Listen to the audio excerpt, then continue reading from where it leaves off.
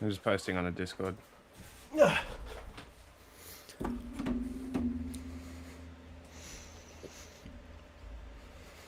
I feel awful. .org, The War and Peace Report. I'm Amy Goodman in Minneapolis. President Trump's insisted the ceasefire with Iran is holding after U.S. forces exchanged drone, missile, and gunfire with Iranian vessels in the Persian Gulf. U.S. Central Command said it's responding to what it called unprovoked attacks, while Iran said it had retaliated after U.S. Navy ships targeted an oil tanker in Iran's territorial waters. A spokesperson. Let me close everything in the background here.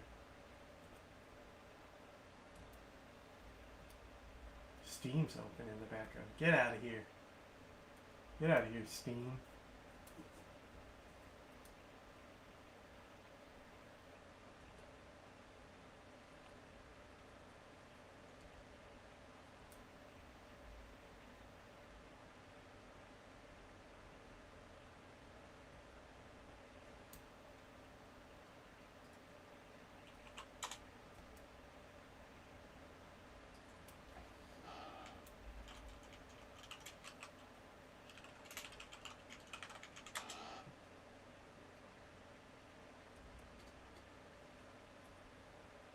Okay.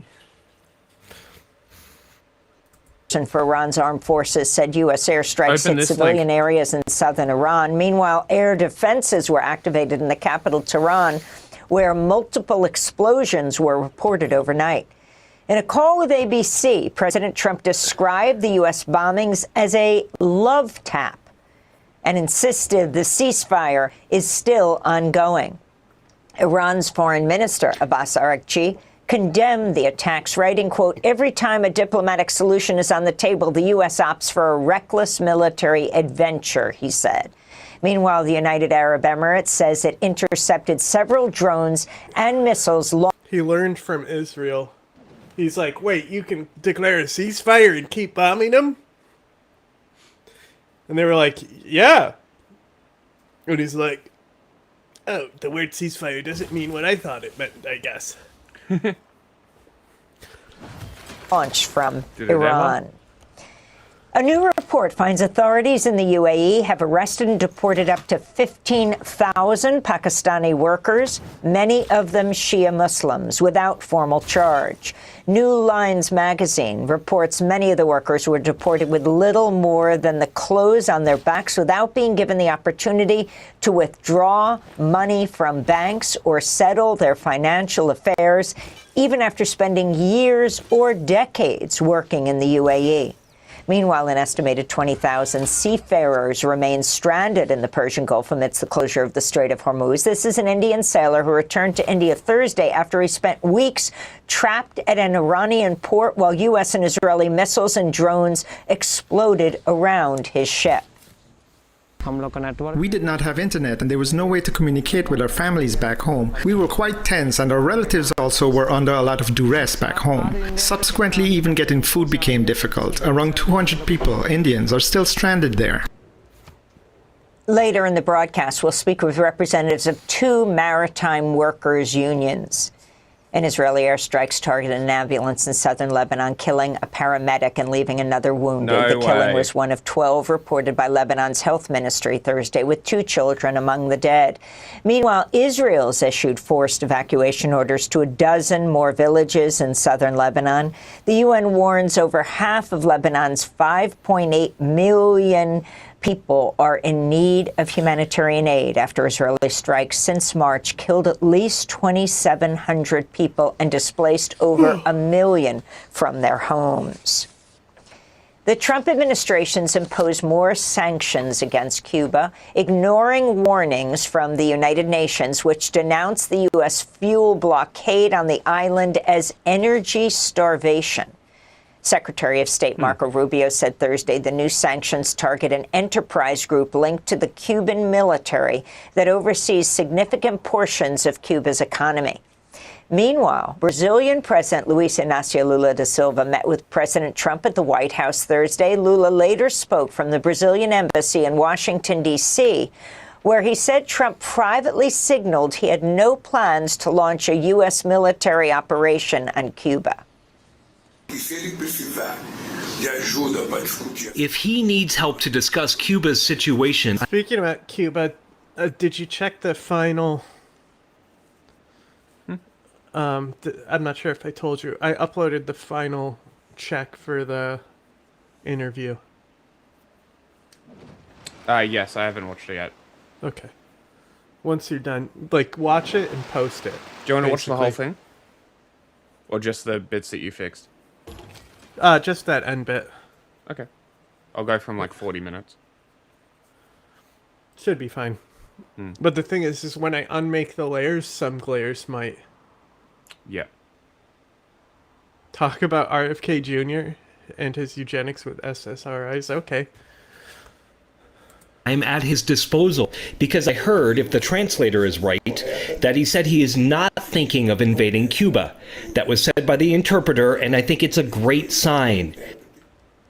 In Mali, at least 30 Marco people were Rubio killed in a crying series right of now. attacks reportedly carried out by al-Qaeda-affiliated fighters. This comes after armed Tuareg separatists last month joined fighters with an al-Qaeda-linked affiliate in a massive coordinated attack on the capital Bamako, as well as 4 other cities across Mali.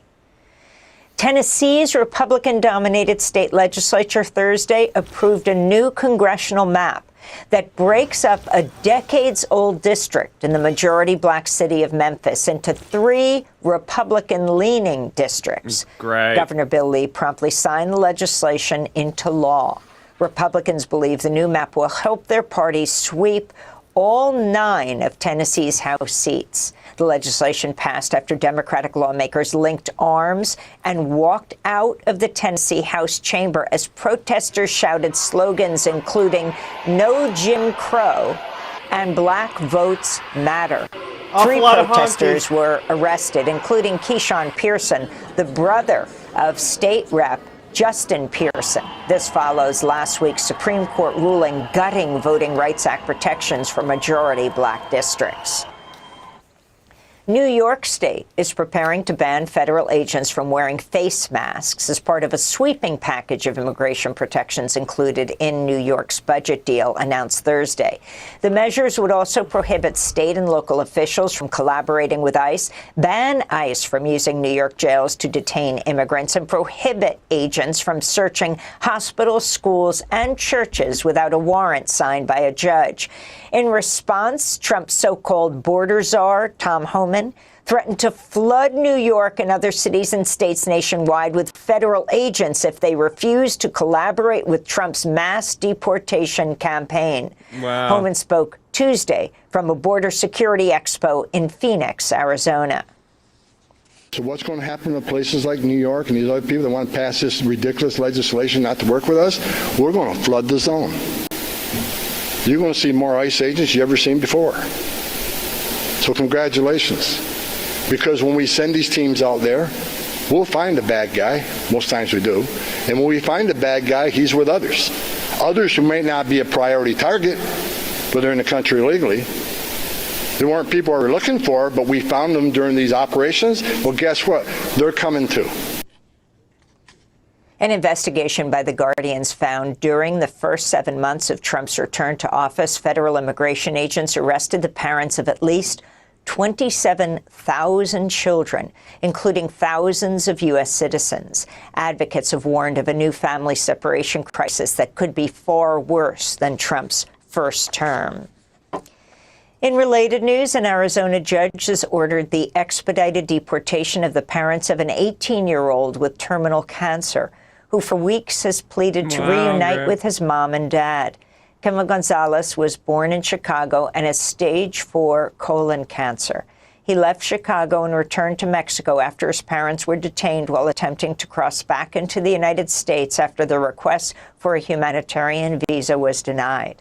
The couple hopes to reunite with their son, who doesn't have much time to live, but have been held in ICE custody since mid-April.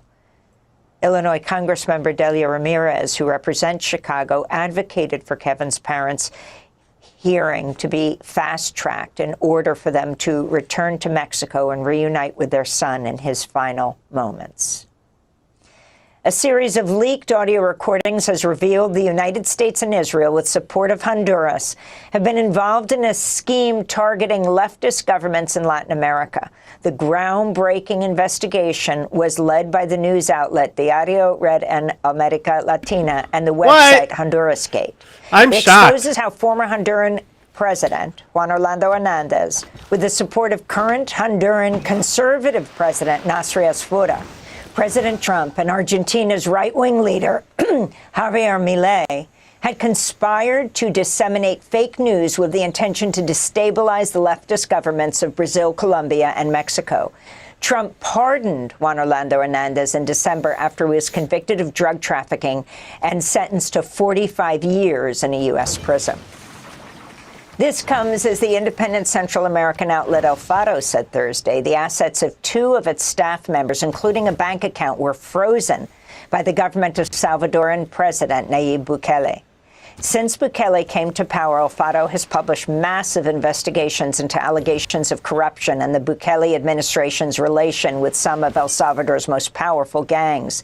Several of El Faro's journalists have been forced into exile due to threats and surveillance from Bukele's government. El Faro director Carlos Dada said, quote, "These are not fiscal measures. They are political measures trying to silence us," unquote. In related news, the U.S. State Department's canceled the tourist visas of several board members of Costa Rica's leading national newspaper, La Nación, over its critical coverage of Costa Rican President Rodrigo Chavez, who's a close ally of President Trump. The newspapers reported on allegations of sexual harassment and illegal campaign financing by Chavez. The UK's Health Security Agency says it's identified another suspected case of hantavirus in a British national who traveled on a luxury cruise ship. End him. I ain't getting killed by no hentai virus. Okay. So, you mean to tell me that Donald Trump is also destroying the freedoms in other countries too? No way. It's By almost limiting like he's a their fascist. journalists and disseminating disinformation? Wow. Who could have seen this coming? I thought he was freedom guy. Damn it. Somebody built Angkor Wat.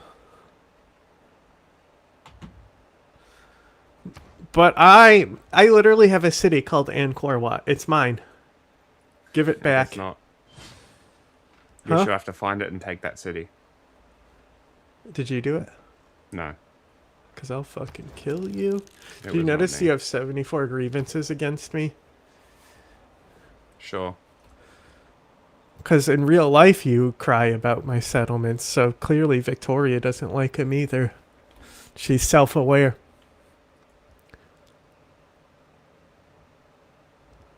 Doesn't tell you what the grievances are. Mm-hmm. I know. It's a shame.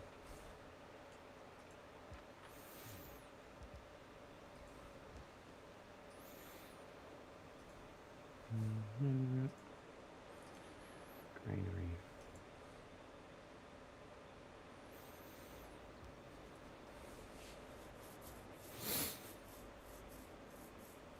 What in the fuck?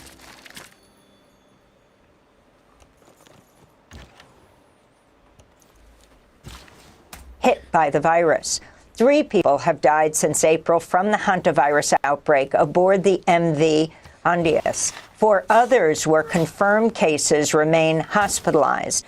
Hantavirus infections are often fatal in humans. The disease is usually spread by rodents, though in rare cases can be transmitted among people. The World Health Organization's director of pandemic preparedness tamped down concerns over a global public health emergency, saying, quote, "This is an outbreak on a ship, and we do not anticipate a large epidemic," unquote. And the Shell Oil Companies reported its highest profits in years after Trump's war of choice against Iran sent global oil prices skyrocketing. On Thursday, Shell reported $6.9 billion in profits during the first quarter, exceeding shareholder expectations. Collectively, the 6 largest European fossil fuel companies reported $22 billion in profits during the first 3 months of this year. This comes as a new report by the office of Massachusetts Senator Ed Markey finds the average U.S. family with 2 cars can expect to pay an extra $1,750 at the pump this year compared to what they were paying before the war. Meanwhile, U.S. auto loan debt has hit a record high of nearly $1.7 trillion. On Wednesday, President Trump's senior economic advisor, Kevin Hassett, boasted to Fox Business U.S. credit card spending is through the roof. In fact, I had the head of one of the big 5 banks in my office yesterday going through the credit card data. And just as Secretary Bessent said, credit card spending is through the roof. They're spending more on gasoline, but they're spending more on everything else, too. And those are some of the headlines. This is Democracy Now!, democracynow.org, The War and Peace Report. I'm Amy Goodman in Minneapolis with Juan Gonzalez in Chicago. Hi, Juan. Hi, Amy, and welcome to all of our listeners and viewers across the country. And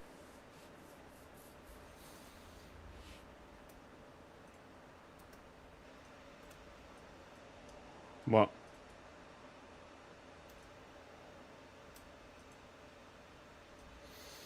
How you doing, Alexander? Hey, hello, hello. Hi. Hey, great to hear from you. Do you hear me? Yes. Do you hear me? Hear you loud and clear. What? Can you hear us? Who's who of fuckheads? Great. Perfect. Excellent. All right. This is 2 hours. I'm very aware, but I just want people to be aware that this exists. I know it exists. Like, oh my god. You cannot make this shit up. I love his giant picture of his daughter. What happened to her?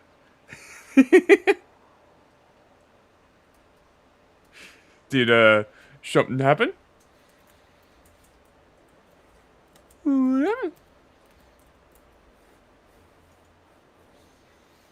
What are little random islands with niter on it?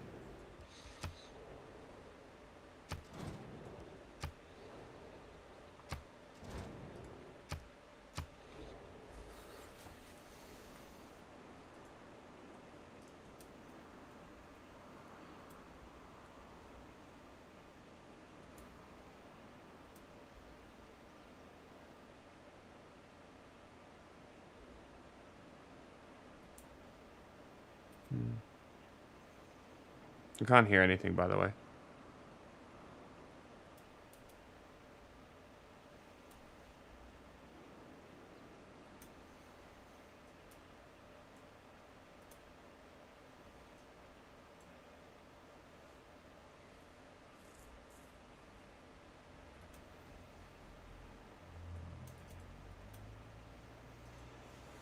And you can't just go to sleep. There's Gidget. There's Peanut. We all know who he is. You can't go back to sleep until you put your toys up, hon. There's Lucinda. Ball. Look at Meatball.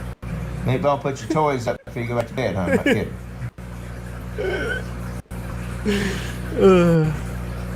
I'll say it one more time. And that's about it. Did you accept my deal? You understand me?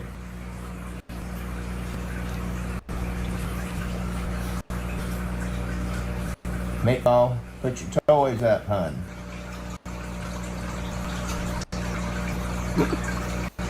Will you put your toys up for Daddy? You think you can get up for Daddy and put your toys up? There was no deal. Well, that's because the turn advanced. Ball. And he's tuckered out. Put your toys up, okay, honey? Alright, I'll do it for you.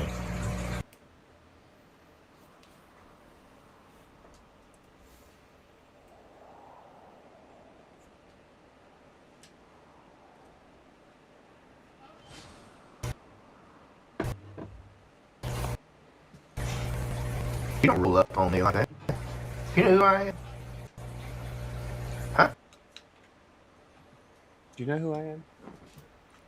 Do you even know who I am? What the fuck is happening? It got deleted.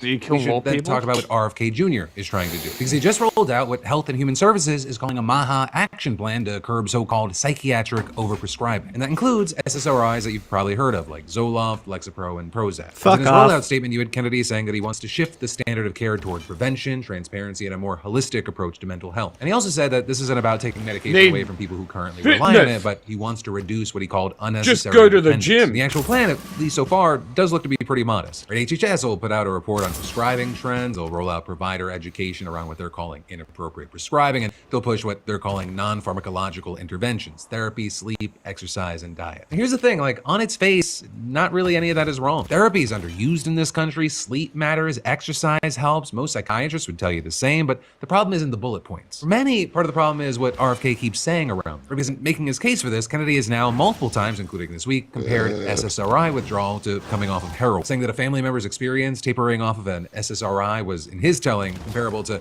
his own well-documented past withdrawal from heroin. Hey, Kennedy, didn't your family fucking lobotomize a girl because Yes, she they had did. depression? They literally did, yes.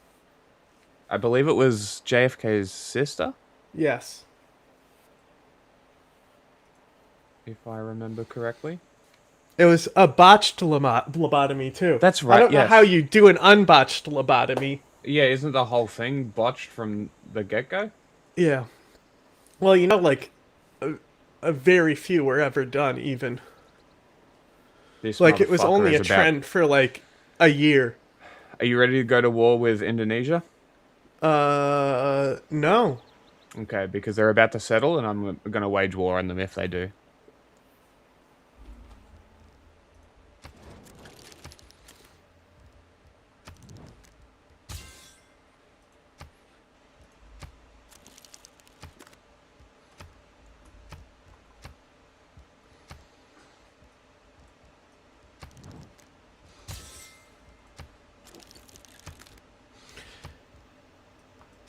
They have a hero.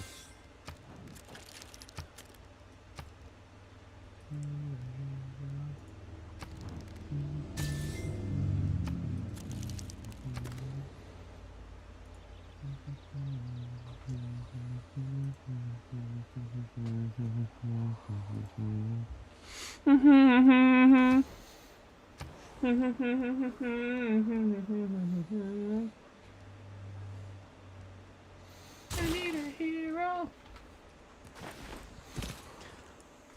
And in the past, he's gone even further and claimed that antidepressants are actually harder to quit than heroin. And so, you know, with this, I want to be thoughtful. Wow, I wanna that's be a fucking careful, stupid because statement. this is a very real thing. SSRI withdrawal is real. People genuinely experience withdrawal symptoms when coming off of antidepressants. For some, it can be very rough. The medical community at times, I think, has underplayed how rough. That is a conversation that is worth having. But also heroin withdrawal, which can land people in the hospital, which carries one of the highest relapse rates of any substance, which is Why are you talking driven about the worst alcohol? overdose crisis in Literally modern can history, kill you. is not in the same universe.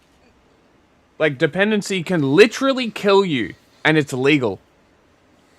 Why don't we talk about that in Okay, but RFK's Healthy America? RFK, we already know, is pro-heroin because he's Didn't done it. he just legalize fruit vapes? But hang on. RFK has done heroin. Who hasn't? So that's the issue, is he's pro-heroin. It sounds to me like he's working for the heroin lobby. He's Big working for heroin's big got him. heroin. Can't escape it.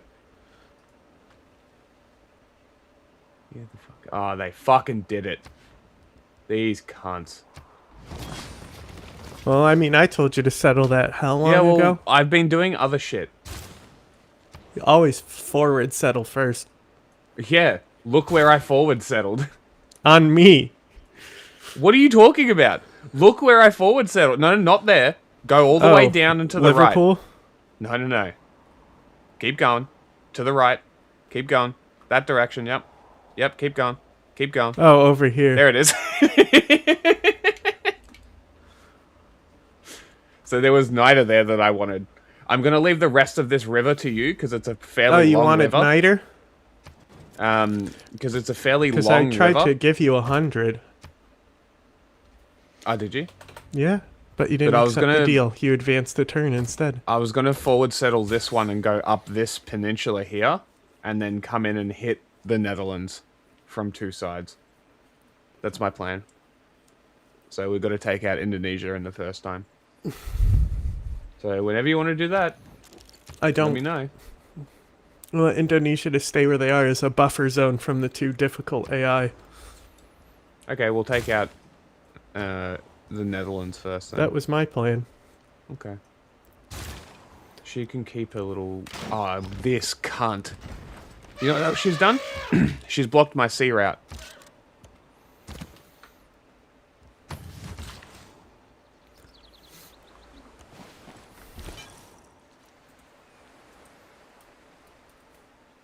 And so you have people, including experts, saying when the person setting U.S. health policy keeps reaching for that comparison anyway, it stops being like a medical argument and it's more of a rhetorical one. Also with this, we should talk about the numbers, right? A recent survey found about 16% of adults are currently taking an antidepressant. Actually, the people behind this plan pointing to that number as evidence of overuse. But there's also numbers missing from the rollout, right? Only 40% of adults and adolescents with diagnosed depression have actually received counseling or therapy at all. And depression rates in this country, according to Gallup's most recent polling, they're sitting at historic highs. So when the people who actually treat mental illness, they look at that same data, they don't see overprescribing as the central problem. They see massive undertreatment as a massive problem. They see millions of people who can't find a therapist, can't afford one, don't live near one, or waited months for an opening and gave up. They see medication. And that brings us to our sponsor, BetterHelp. Americans can actually access. Don't do it, Phil. Phil. Ends up not being that surprising when you have the American Psychiatric Association, while welcoming, a national focus on mental health, directly objecting the framing we're seeing here, saying we strongly object to framing the nation's mental health crisis as primarily a problem of over-medicalization or over-prescribing, saying that characterization oversimplifies a complex crisis and ignores the larger reality. Too many patients cannot access timely, comprehensive care while care remains unevenly distributed across our health system, with them going on to argue that the solution is not stigmatizing psychiatric medication. The solution is making sure that patients have access to the full range of evidence-based treatments, right? And to be guided by the best available science and the patient's actual needs. And so actually, with that, we then have to flag that major medical organizations were notably absent from Kennedy's rollout. That's why you're seeing them respond from the outside. They weren't on stage, they weren't quoted in the press release. And you have some saying that Kennedy has a track record here. He's previously suggested, with no supporting evidence, a link between antidepressants and school shootings. A claim that actually mental health professionals have spent years pushing back on because it stigmatizes He's just like Joe Rogan, for real. Least likely to be violent. But, with this whole situation, you can sort of see how and why some people might get skeptical about how psychiatric medication is prescribed in this country. Where you've got kids sometimes prescribed multiple medications by providers who aren't psychiatrists, long-term SSRI use, it's not always reevaluated, and withdrawal it's not always explained clearly to patients before they start. There are very real conversations that need to be had about how prescribing happens and who's doing it. But that's largely a conversation for clinicians and patients, right? Not a federal action plan built on the framing that an entire class of medication is the problem. Right? Because the larger mental health crisis in this country, the rising depression rates, the loneliness, the suicide numbers, the kids in waiting rooms in towns that don't have a therapist,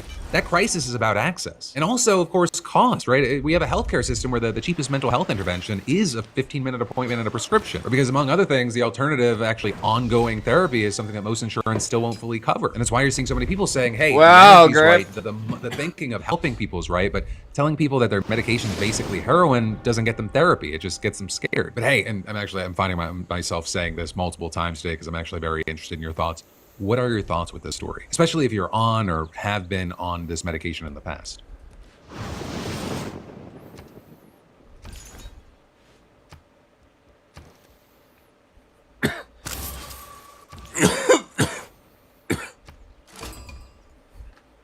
I got a strong ass fucking apostle here. Sam Cedar, Emma Vigeland. Just basically just took out both of my apostles. Epic. Waste of faith. Be harder to come off than heroin. Well, This was the claim that RFK Jr. made during his Senate confirmation hearing last week, and he was ridiculed for this by the mainstream media, who essentially painted him as someone spreading misinformation and being a total quack. And there were a lot of articles about this. For instance, there was this article in NPR which essentially said that his claim completely contradicted research, and that decades of research have essentially shown that SSRI medications are safe and effective, and they're not to be compared with heroin at all. And essentially a bunch of experts dogpiled on him and said that he has no idea what he's talking about. And this wasn't just NPR, this was covered in lots of other news outlets out there. And so the media is essentially trying to paint him as a conspiracy theorist. But what if I told you that for some people, this can be completely true and it can destroy their lives? Well, here's what I'm going to propose to you. This is your red or blue pill moment right now. If you want to trust the science, you can take the blue pill and you can turn this video off now, and you can live in a world where antidepressants are safe and effective. Or you can take the red pill, and I will show you just how right RFK actually is and why you've never heard about this before. So you can make your decision. For those of you who don't know me, I'm Dr. Joseph Witt-Doerring. I'm a board-certified psychiatrist, an expert in psychiatric drug side effects and drug tapering.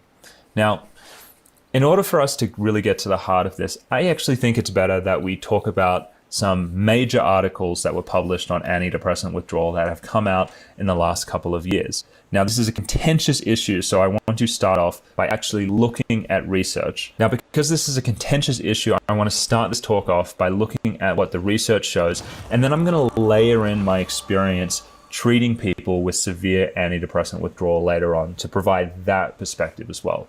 So, the first article that we're going to talk about was one published by Jonathan Hensler, and this was at the end of 2024, so not long ago. It was published in The Lancet, which is a pretty prominent medical journal. And they looked at several different studies, randomized controlled trials, observational studies, and they looked at about 21,000. Okay, I didn't evangelize my beliefs soon enough. Cal, out of what I have left, do I want? I'm thinking Crusade is the best one. Okay. Combat strength. Yes. But then there's religious pressure never drops due to losses in theological combat. I want to grab that if I plan on doing more theological? Would you let me talk to Cal? Would I want to grab that if I want to do more theological combat? Or should I take religious colonization because I'm obviously going to be founding a lot of cities?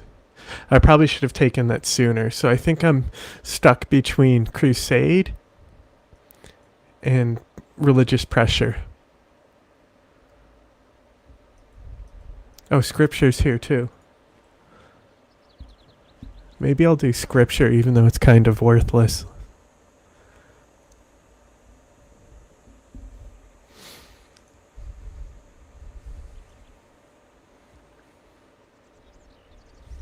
In the meantime, I'm taking mosque.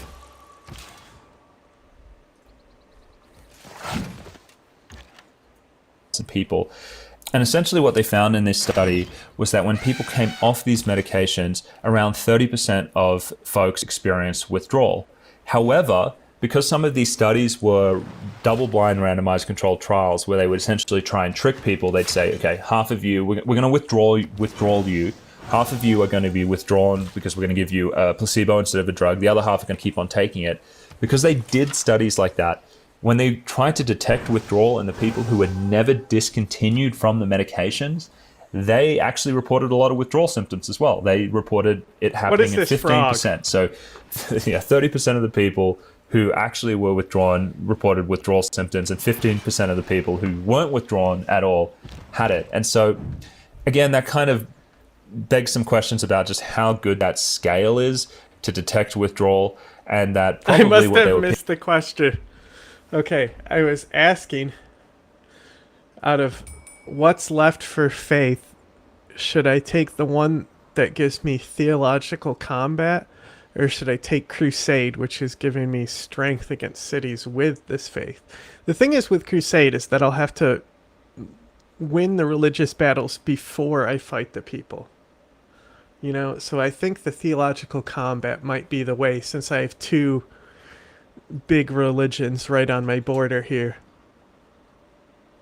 See, here's another fucking apostle. Trying to fuck trying to fuck my shit. I washed one dish.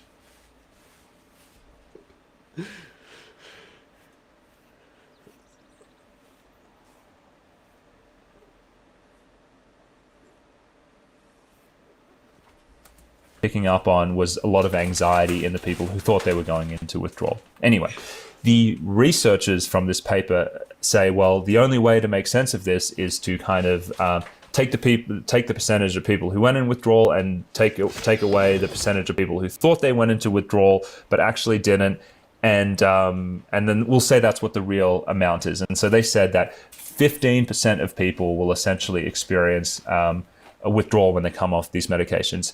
This is completely unbelievable, and it just smells off to any doctor or any psychiatrist who has actually treated patients who've been on these medications for several years and who have tried to come off. I mean, imagine this: after 10 years of being on these drugs, your brain is fully adapted to it. I mean, you're going to feel something coming off, and the fact that these guys only found it happening in quote unquote 15% of people is frankly unbelievable.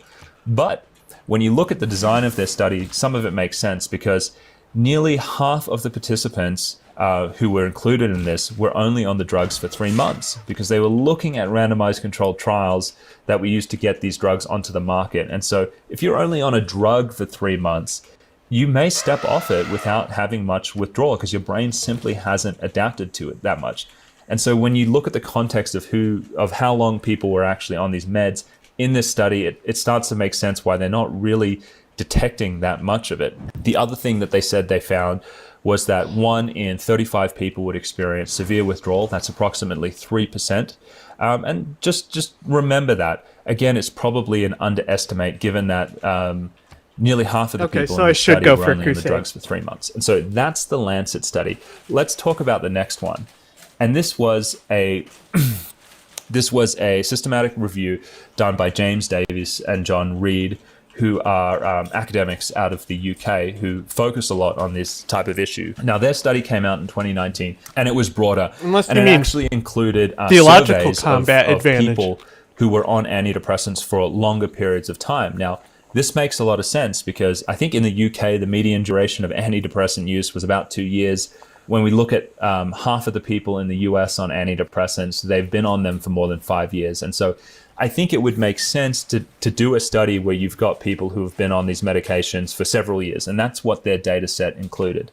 Essentially, what they found was that 56% of people who tried to come off these medications experienced withdrawal. That seems to be a bit more accurate, but it's also skewed. You know, if you're on the drug for a lower amount of time, you're less likely to have it. If you're on one of these people who are on it for a longer time, maybe the risk of withdrawal is even higher. From my experience, I think that's the case. I think people who are on these drugs for like several years and even decades, most of them are going to have withdrawal coming off, the vast majority, in fact. The next thing that they found was that when they asked people, half of them rated the withdrawal experience as being severe, you know, the highest level on the scale of severity. This needs a little bit of nuance to understand, because the severity of withdrawal is contingent on how quickly you are taken off the drug. You can completely avoid a severe withdrawal if you just move slow enough. So really what this study was saying was that around 46% of people were probably being tapered too quickly and were unnecessarily needing to experience severe withdrawal. Now, the next piece of research that I want to talk about is a piece that was looking into how long withdrawal really lasted for. And I'm going to tailor this, you know, not to the people who were on these medications for 3 months, but to the real population of people out there who were likely taking them for several years. Now, the study that looked at this was a survey by the Royal College of Psychiatrists, where they looked at real-world people who were likely taking these medications for several years. And they went out and they asked 512 people. And what they said was that the withdrawal symptoms generally lasted about 6 weeks, but in 25% of them, they went longer than 6 weeks, but they did not specify how long it went for. So if I were to give you my take on this, I would say this generally feels true to me from what I've seen. Now, personally, what I've seen when people have an uncomplicated withdrawal, it usually lasts maybe a bit longer than 6 weeks. I'd say, really bad for about 2 to 3 weeks, and then they have fallout for maybe 2 to 3 months afterwards. So definitely want Crusade. That's what I've seen normal bad withdrawals look like. Before. And I want you to remember that I'm Scientology saying normal Center because I will go on to talk about what abnormal withdrawal looks like. And so, yes, generally, I think most people, maybe around 6 weeks, possibly a bit longer, they'll get through it in that period of time. But what about this 25% of people who are having withdrawal that's going longer than that? That's the part that I think is very poorly understood by people. And I want to show you some data that backs up that there are a lot of people out there who are having withdrawal that's going on much longer. For instance, we have this study published in the International Journal of Risk and Safety in Medicine, where Joanna Moncrieff and her team looked at withdrawal from SSRIs and SNRIs. They found that people reported withdrawal symptoms for 90 weeks, that's nearly 2 years coming off SSRIs, and for 50 weeks, that's nearly a year coming off SNRIs. Now, this was a sample of people who were on online forums that were a dedicated space specifically for people having a hard time coming off these medications. And then the next study was one by Michael Hengartner, who was also looking at these people who were having difficult withdrawal in these online forums. And what he found was that protracted withdrawal, what he found was that withdrawal from antidepressants were lasting anywhere from 5 to 166 months, so several years, and that the average duration of withdrawal was about 3 years or 37 months. And so here's really the crux of this. This is the whole sort of, are antidepressants worse than heroin? It comes down to this question. Why are there some people who come off antidepressants and maybe like 6 weeks, 2 months later, even if they've had severe withdrawal, they bounce back and they're fine? And then why are there hundreds of thousands of people who are kind of represented in these last two studies I shown with you, who are debilitated for years afterwards? Now, if you are someone who's really hands-on and you want to have a look at this, simply go to the Surviving Antidepressants forum, and you can read some of the accounts of people going through this. I also cover them heavily on my YouTube channel. You can also go to Facebook pages like Cymbalta Hurts Worse. There are literally hundreds of thousands of people out there who are struggling from this. And this is what the whole thing comes down to, because if you were going to say, like, if we were going to talk about this RFK claim that antidepressants are harder to come off than heroin, well, okay, sure, people have severe antidepressant withdrawal. They've got brain zaps, their head's spinning, they have high anxiety and high emotionality, but it's over in 6 weeks. And not everyone's really going to get that. It's just susceptible people. I would say probably not. Antidepressants would not seem worse than heroin withdrawal in that respect, because when I've seen heroin withdrawal, it is terrible for 2 to 3 weeks, and then you have like a fallout for several months afterwards. And this happens to most people. This isn't like, half of them. Most people coming off heroin are really sick for that period of time. And so if we were going to look at normal withdrawal, I wouldn't say it's worse. But if we start looking at something called protracted withdrawal, which I'm going to tell you about now, I think RFK is onto something. So let's talk about what protracted antidepressant withdrawal is. And I want to level set from the start here, because this is going to sound crazy, and it may even sound like I'm wearing a tin hat if you've never heard of this before, but protracted antidepressant withdrawal isn't really a withdrawal problem, it's a brain injury problem. So probably the best way to explain this is with a clinical situation, because this is how I see it day to day, and this is how it usually happens. You'll have a person, they've been on antidepressants for usually a year or more, you woke up from and your then their doctor tells them to come off by like halving the drug, waiting 2 weeks, halving it again, and then waiting 2 weeks, and then stopping it. Or they just come off it because they've been told that antidepressant withdrawal is not that bad and it will go away, and they go, I'm just going to white knuckle it and get through it. Usually what happens to these people is that they have severe symptoms for a couple of weeks, and I'm just going to make it through it. And then slowly it gets 100 times worse. Before they know it, they are grasped by paralyzing, obsessive anxiety, which never turns off, catastrophic thoughts that you wouldn't believe. It's coupled with cognitive impairment where you can't even think straight. And a lot of people who develop this say that they feel like they're losing their mind. They can also develop ear ringing, light sensitivity, tingling in their hands, feet, and face, and a whole range of gastrointestinal problems. And when this happens, the person goes, whoa, this is way too much. I am in severe withdrawal. I want to stop this. I'm going to reinstate the drug because I just don't want to do this anymore. The unfortunate thing is that when they try and do this, it does not go away. Some of it goes away, but they're left with a lot of these neurological problems. Now, so that's why this isn't a... This is what happened to me when I lost my health insurance. Really? Mm-hmm. Like, I'm still recovering from the damage that it did.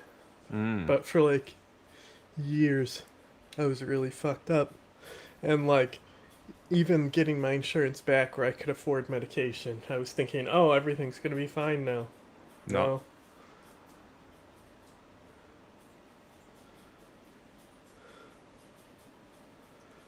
And, I just got quad shot, ear ringing and all.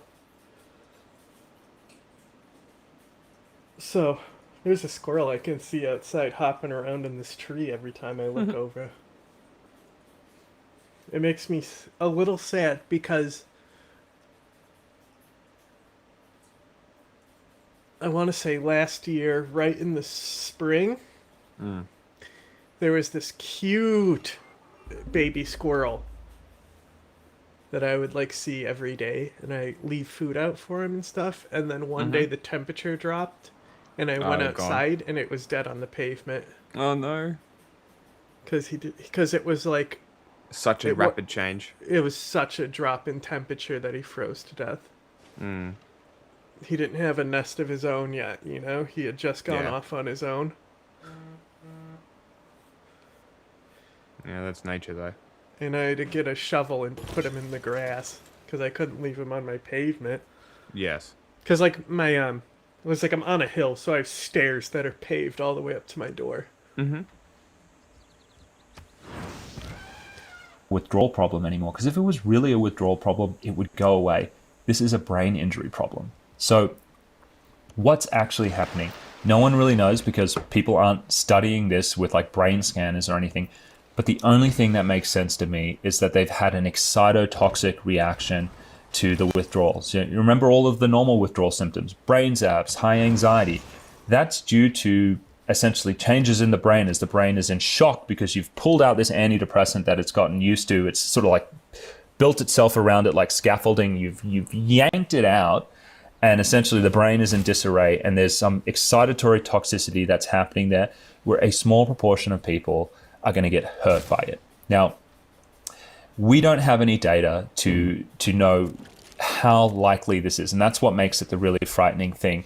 We don't know if you're someone who could, have a severe withdrawal and just sort of cop it on the chin and you're fine in a couple of months, or if you're someone who's going to have one of these severe brain injuries afterwards. But I suspect that this is a lot more common than people think, because otherwise you wouldn't have hundreds of thousands of people online, and it's even turned up in people that we see in daily life. For instance, protracted antidepressant withdrawal is what happened to Luke Montague.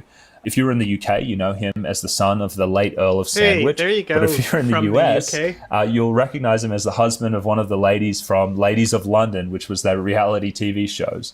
This also happened to Dr. Mark Horowitz, who's an Australian psychiatrist working in the UK, who used his own experience with protracted antidepressant withdrawal to write the most authoritative guideline that exists to this day on tapering, which is the Maudsley Deprescribing Guideline. And this is essentially what happened to Jordan Peterson. I was just about to say, and Jordan Peterson when he got off benzo abuse. But not with antidepressants, but with benzodiazepines. Protracted withdrawal happens with benzos like Xanax and Klonopin and antidepressants. And so he had a very similar thing happen. And we've actually covered his story on our channel as well. We'll put a little link to it here if you want to see it. So this doesn't seem like this is really this rare thing. And so what's the fallout when this happens? And this really goes into why, yes, this is harder to recover from heroin. Well, two things happen which I think are really important. One, you've essentially sustained a brain injury at this point. And I see a lot of these patients. I've seen hundreds of them over the last 5 years. On average, most people are quite unwell for the first 18 months to 2 years before they really start to turn a corner and get better. And so, again, we're talking about potentially symptoms that are disabling, ear ringing, light sensitivity, severe anxiety, cognitive impairment. You can't do anything about it. You cannot reinstate the drug. That does not make it get any better. You just have to sit there and you and your family suffer through it for nearly 2 years. That is worse than heroin withdrawal. Having a brain injury is worse than heroin withdrawal. For these people, that is exactly right. The other thing that can happen is once the brain is like totally sensitized because it's been hurt, if you're on other drugs, it can be really hard to get people off. This is mostly what I do in my practice. I try and withdraw people safely from these medications. And because the brain is so sensitized from this injury, you have to remove the drug at like 5% per month, really cautiously to get them safely off. And so these people often end up feeling trapped on medications as well. By the way, if that's something that you're struggling with and you're in the United States, I may be able to help you. Link below this video will go to my website where you'll see what states I work in. So I'm glad to help if you need help with that. And so my conclusion on this is that RFK is right. For a group of people out there, they have a condition called protracted antidepressant withdrawal. It's a brain injury. It's very poorly recognized, but it is all over the place. And it's been covered more and more recently these days. For instance, there was this big piece in the New York Times that came out in 2018 saying that many people taking antidepressants can't stop. Talking about people with protracted withdrawal who have sensitive nervous systems who can't get off them. Now, while I do want to provide the context that most people, even if they have withdrawal or even severe withdrawal, their brains, they can handle it, they bounce back and they do fine, there is a growing number of people where that is simply not true. Now, this comes to the next point, which is really important. I want everyone to understand. Protracted antidepressant withdrawal is completely avoidable if you do a slow taper. The clinical histories show that people develop this after they go into severe withdrawal. And I've never seen someone develop protracted withdrawal who tapered off the medication slowly. So what this means is that you need to do a gradual patient-led taper. You may need to reduce the medication in 5 to 10% increments every month. You may need to use a compounded liquid medication to do it even more gradually when you get to the bottom. And for people who have been on these medications for several years, this process may even take, a year to 2 years to do gradually. But because we cannot anticipate who is going to have these severe withdrawal problems, it might be 1 in 20 for all we know. But since we don't know who that's going to be, my suggestion is that everyone tapers slowly so they avoid severe withdrawal. Because if this happens to you, it's like Humpty Dumpty falling off a ledge. There's no going back. You don't just get on the drug again and it goes away. You kind of have to ride it out. So that's my take on what RFK said. If you are someone who needs help coming off these medications and you want further guidance, be sure to check out this video over here. It's a beginner's guide to safely coming off psychiatric medications. Thanks so much.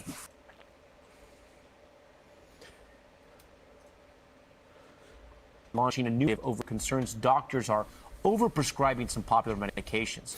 As of 2026, roughly 44 million Americans take those pills. That's about 16.6% of Take the pills, Jeff. The number of people taking those medications surging over time. You can see the steady climb over 15 years right here, where it lands right now. The secretary's push aimed at the most commonly prescribed antidepressants, including Prozac, Zoloft, Lexapro, and Paxil. Here to discuss is the New York Times' Ellen Berry, who focuses on mental health and is reporting Vietnam on just said I'm new initiative. Ellen, thanks evil for joining Top Story tonight. in society. So we want to ask you, can you what the walk our fuck viewers is through your exactly problem? what RFK It's is the proposing and secret why? society. Oh. Sure. He announced a number of initiatives yesterday, all of them focused on helping people to get off psychiatric meds. The first one is a mechanism that would allow providers to be reimbursed for helping patients stop taking medications or reduce them.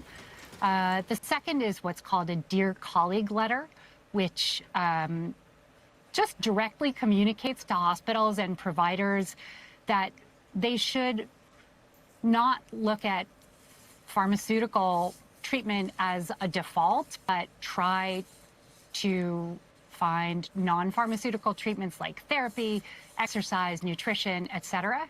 And then the third thing that he did is started in motion an expert panel that will begin to formulate guidelines for deprescribing and tapering off SSRIs. Yeah, you know, that second point you mentioned there, RFK Jr. saying doctors should encourage alternative methods before prescribing these medications.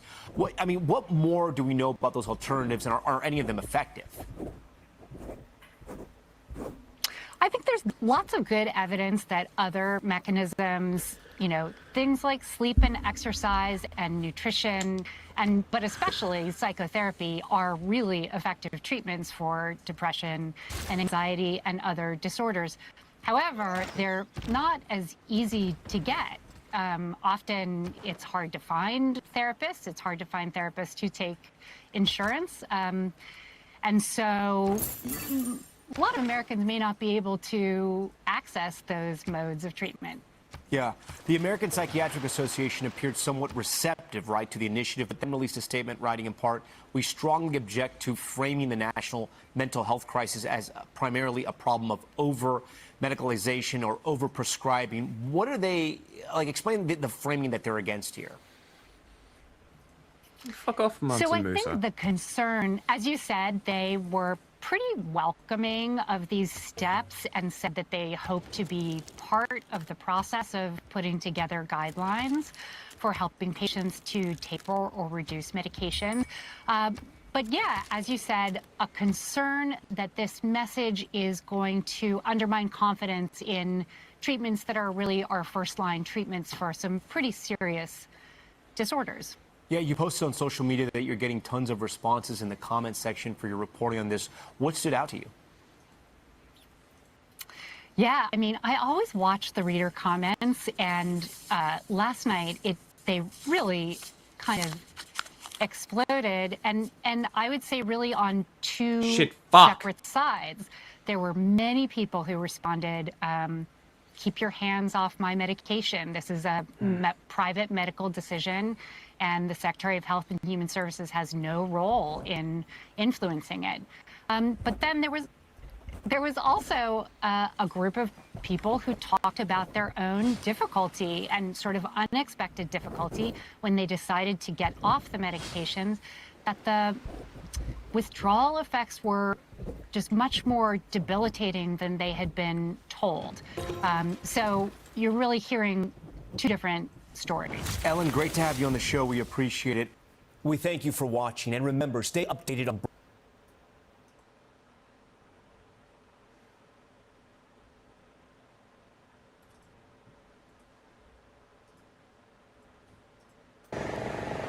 What are you doing?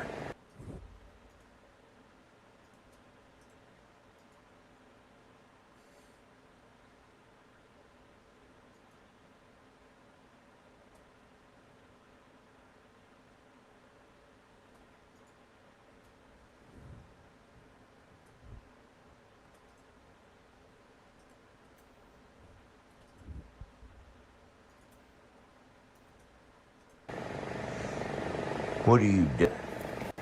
All right. Let me tell you something, Gitchy. You're my lover girl. Your mama's gonna make it.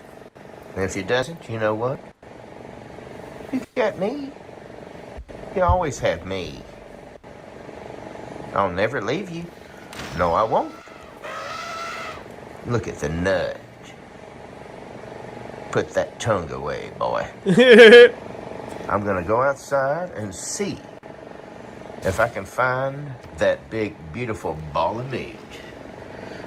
I'm gonna bring him inside to you and to the nut.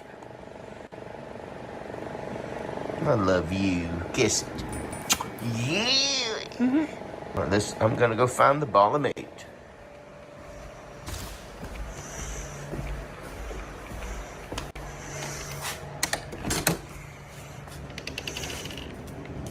There he is. Oh.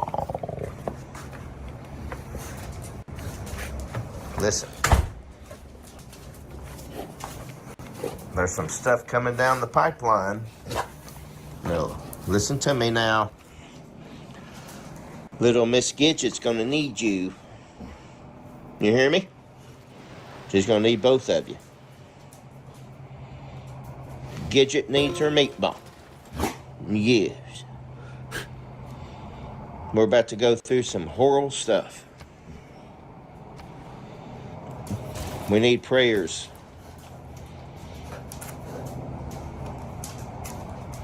I'm going to tell you something, though. You know what? Tina's mom has been through a lot. And she's a tough woman. You know why? She's a tough woman. She keeps winning at rummy. And I love that woman. She's my mother, too. And Gidget needs y'all's help.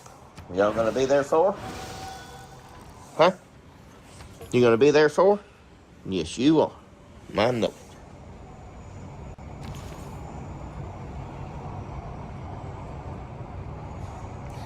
You guys have been such a blessing to me. You have no idea. I love y'all, man. I really do. Wholesome. To go through life without an animal that has unconditional love, then you haven't gone through life at all, man. You just... I love y'all. You guys really and truly have been there when a lot of people haven't been.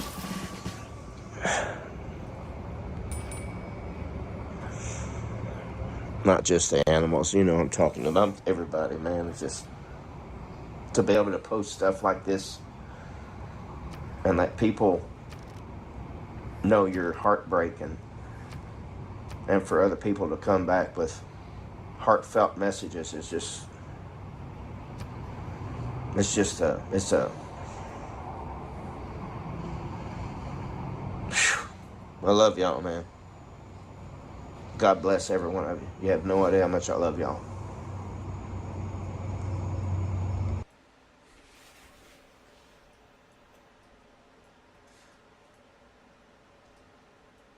Okay, this is... You like Doom, the video game? Yeah. Do you know about there's a secret monster in Doom? I'm sure there is. Do you know about the specific secret monster? No.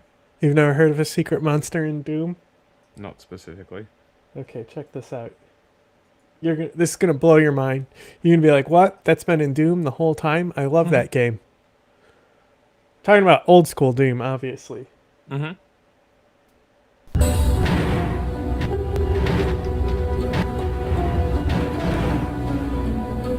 Omega lore. That's how you know, Doom lore.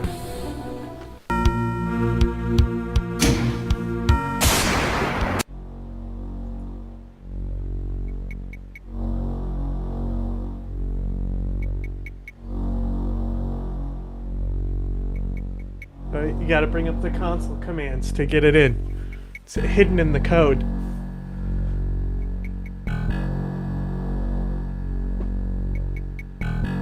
Oh no!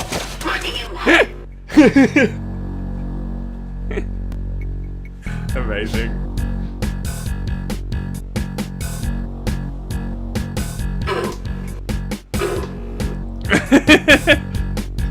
What do you want? What do you want? What do you want? What do you want?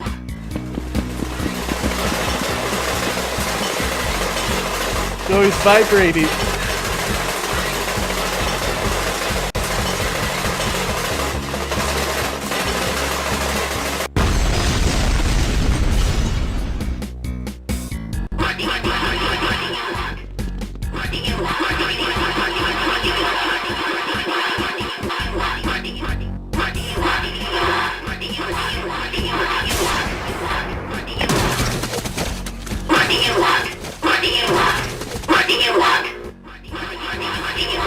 Okay, that's enough of that. The latest details on the ongoing war. Iran was supposed to respond to the latest peace proposals yesterday, but so far there's no word from the regime. Meanwhile, hostilities remain high in the Strait of Hormuz, with the U.S. and Iran continuing to exchange fire. Wendy Gillette has the report. We'll see what happens. Yeah. President Trump took a wait-and-see attitude while discussing Iran Friday evening before leaving the White House for a quick trip to Virginia. The regime is weighing a new deal to end the war between Iran and the U.S. We want to get the whole thing ended. A month-long ceasefire is still in effect, but Thursday night, U.S. and Iranian forces exchanged fire in the Strait of Hormuz, and the U.S. disabled 2 Iranian tankers. U.S. Central Command says American forces have redirected 57 commercial vessels and disabled 4 as they enforce a blockade of Iranian ships. There are reports Iran is attempting to establish an agency to control traffic in the waterway. Iran now claims that they have a right to control an international waterway. They claim that they have a right to control it. Who are what they, is the America? world going to do about that? Secretary of State Marco Rubio says the dispute is also blocking much-needed help designated for the region. You have a bunch of humanitarian aid that's trapped inside the Persian Gulf and needs to be released and has not been able to move. The Strait of Hormuz remains at the heart of difficulty cementing a peace deal. The only viable solution in the Strait of Hormuz is a permanent end to the war, the lifting of maritime blockade, and the restoration of normal passage. And the war is now in its 3rd month, with talks planned next week in Washington between representatives of Lebanon and... Okay, cut her off. I see how it is. Happen now? Well, as of just 10 hours ago, I mean, you can see it right here. If you've been paying attention, you'd see it at the Associated Press. The Virginia Supreme Court, which the Democrats so negligently failed to pack, has struck down Virginia's redistricting. So we have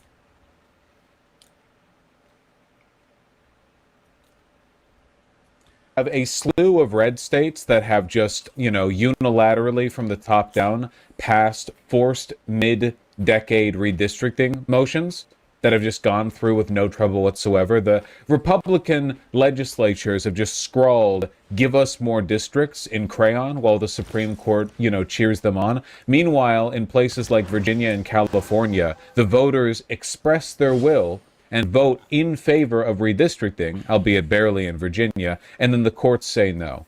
This is actually a huge deal. It really is. I'm trying to think of the best way to put this. It might actually be over. The Supreme Court has not only gutted the Voting Rights Act, they fast-tracked the Louisiana abolition of one of their black districts. Tennessee, in a day, got rid of their one black district. A day. It took them no time at all. We'll talk more about that. Maybe we won't talk more about it in the future. Maybe we'll talk more about it right now. 99% white Tennessee House Republicans pass racist 9-0 map stripping majority black Memphis of congressional representation. Tennessee is now 9-0 congressionally.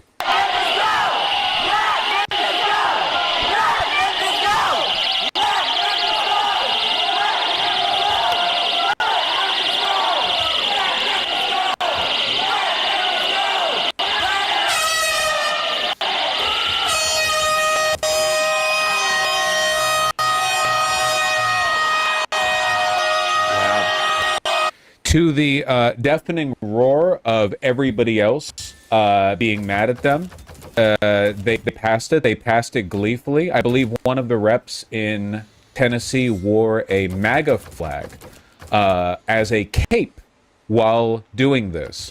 And yeah, it took them 1 day. It took them no time at all for 100% Republican federal representation from Tennessee. Might as well be not a single black person in the whole state. It was the person who put it forward. Well, I'm glad he's having fun. Meanwhile, in Alabama, right now, they're pushing forward a bill to advance a redistricting effort so hastily that they did it during a tornado siren. Call us back in. They'll say, now we didn't came. Now they didn't call us still coming back and trying to go. He didn't made the motion to pass the bill when we supposed to be going into recess.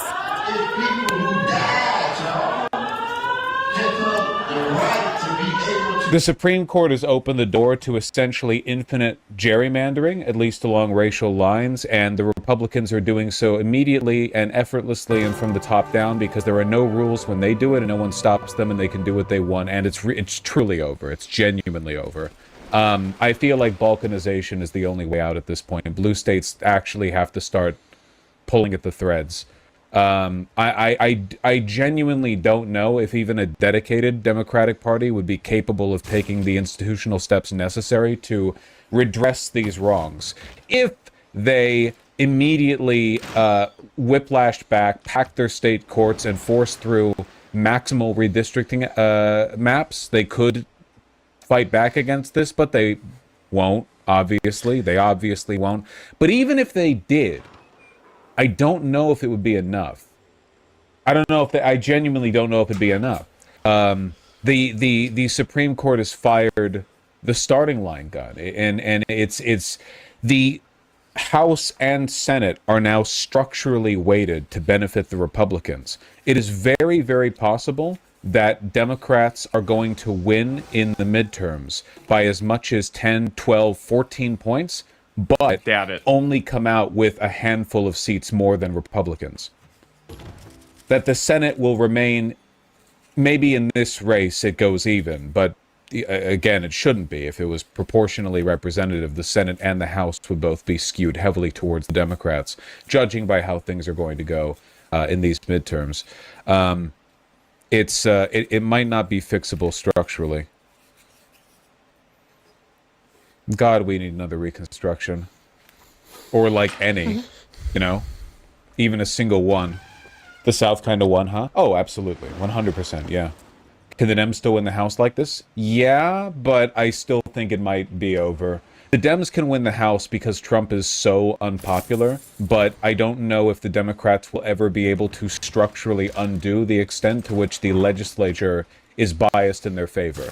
That is to say, the Democrats might temporarily hold the House while we wait for the next Democrat president to kick people into, incumbency bias in the other direction. And then it'll be like the House might just always be 30 seats more Republican than it should be forever. It'll forever 10 more Senate seats and 30 to 40 more House seats for Republicans than they should have based on proportional representation, polling.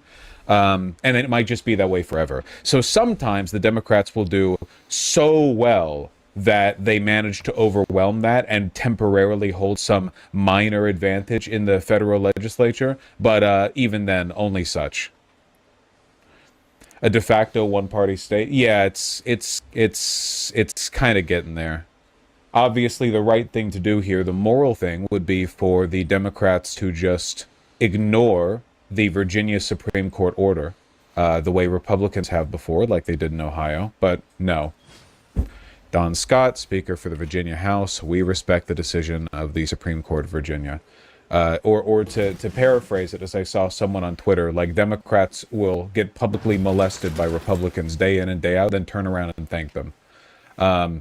It's crazy. Can you imagine how Republicans would respond if something like this happened? If a Dem-packed state Supreme Court just undid a 4-seat advantage they won through a fucking referendum, a hard-fought referendum?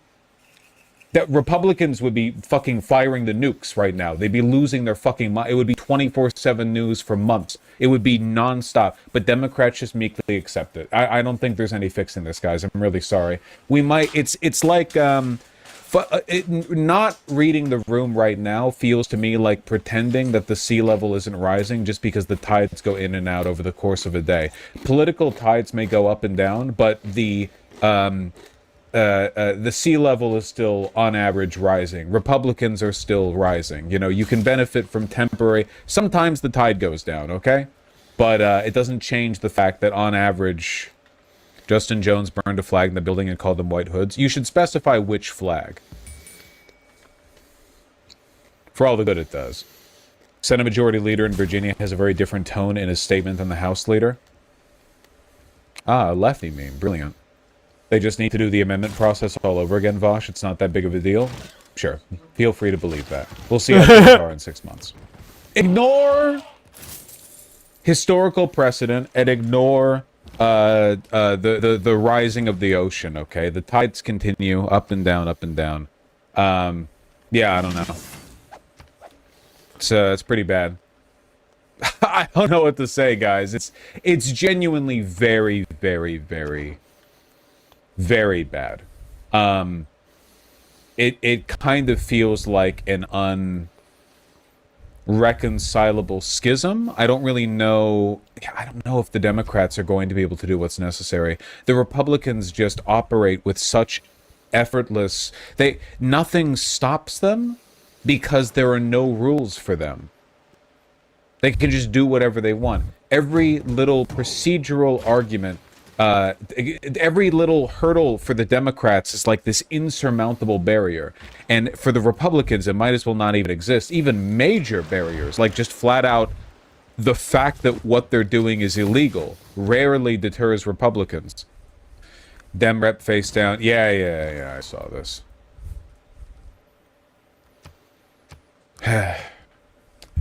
Give me a real reconstruction. I feel like in the short term, this might blow up in Republicans' faces. It might compound a pre-existing unpopularity, but I don't think Democrats are going to rewrite the rules in the way that they would need to. Like, what you're saying is that as a consequence of the rising sea level, the tide might whiplash more frantically back and forth. Like, we might temporarily, for a time, get a lower low tide due to, an exaggeration of tidal forces. But it still, to me, doesn't feel like it addresses the sea level rising. I disagree because Republicans at peak unpopularity are more powerful than they've ever been. Yeah, that's a really good way of summing it up, isn't it? The Republican Party right now, through Donald Trump, who is the face of the party, is as unpopular as any president has ever been. Congress is more unpopular now than it ever has been, and the president right now is more unpopular than he ever has been. And in spite of this, the Republican Party is unstoppable. They can do whatever they want. They have gutted the government. They openly commit fraud and steal billions from the stock market every single day. Trump just pardons everyone who asks for it, as long as they're right-wing and a crook of some kind. They have infinite power. No one stops them. And the Democrats are barely more popular than them. The only reason Joe Exotic hasn't gotten a pardon is because he ran for president against Donald Trump, I bet. Not much, and also not at all. Because he ran as a libertarian. Do you think the establishment Dems could be overtaken by more left progressive types? I mean, sure, in the long run. I don't think it's going to happen quickly enough to make a difference here.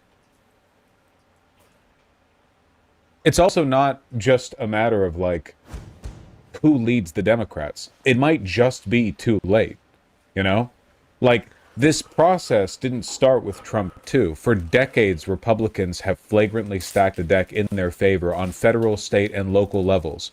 They're doing everything in their power to skew things in their favor.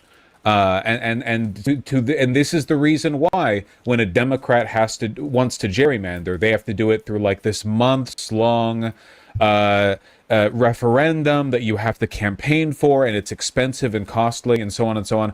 Whereas when a Republican wants to do it, they're just like, "Hey, state legislatures, we're all in favor," and then every single one of them goes, "Yep," and then it just happens. So is this the death knell of the Democratic Party? No. I think it's the death knell of like the Republic, basically.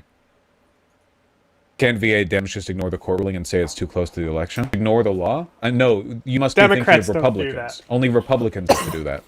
Justin's speech before they took away his district.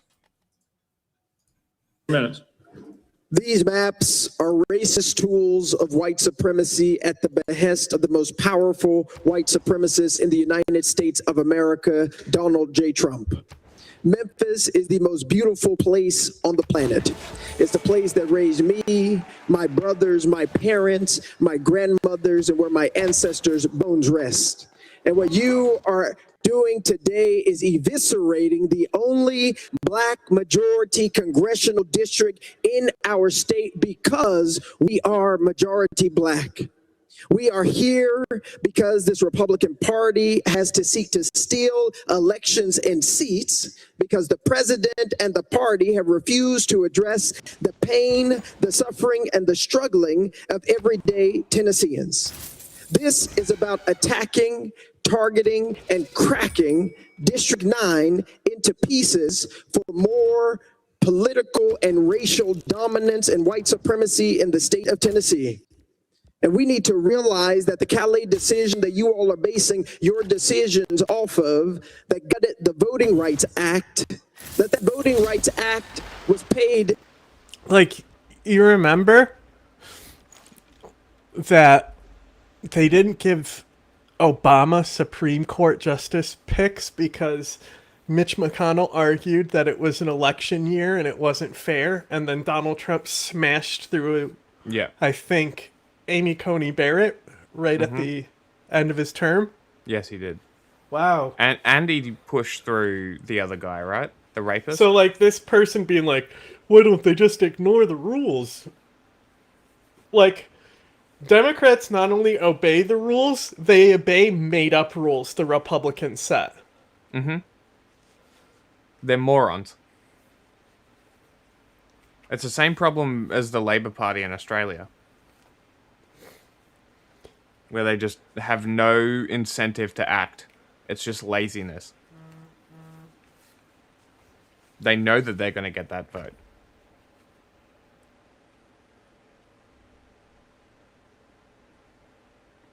.ru, huh?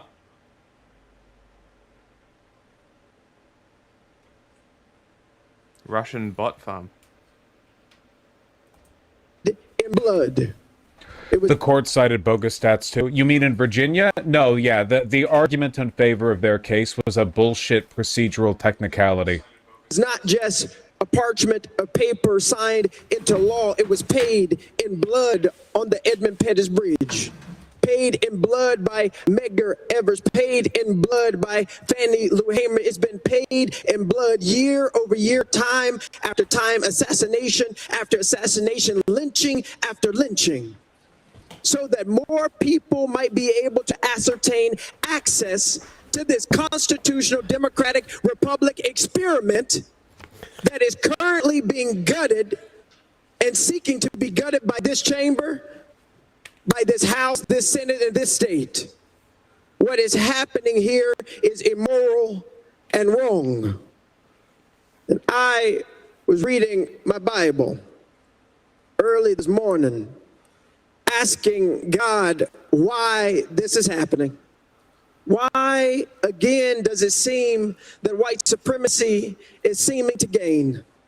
Why, again, does it seem like the pillars of pain that we have felt and experienced for over 400 years in this country continue to rise again? It just goes to show, and it again, you know, pardon me for using this as an excuse to once more lambast liberals, but they will take everything you let them take, you know? The Republican Party got a little bit of momentum, even though they're historically unpopular, and the Supreme Court gutted the Voting Rights Act, and now immediately every red state in the South is looking to gut their black majority district or districts. They're just openly talking about it. Like it's not even, they're just like straightforwardly just hit the ground running. Zoom. Weird how you just said Russian mafia term, and then the next comment is a bot trying to post a Russian website. No, that's why I said it. You know, isn't that weird? Oh, you're talking to Gal. I see. That is pretty interesting.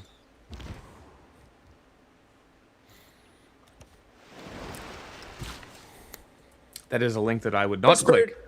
In the words of this Bible and in the words of those ancestors that have gone before us, is just these simple words: we're still here. We are still here. This nation, this state has legislated and legalized the worst things in humanity, including our enslavement, and we are still here.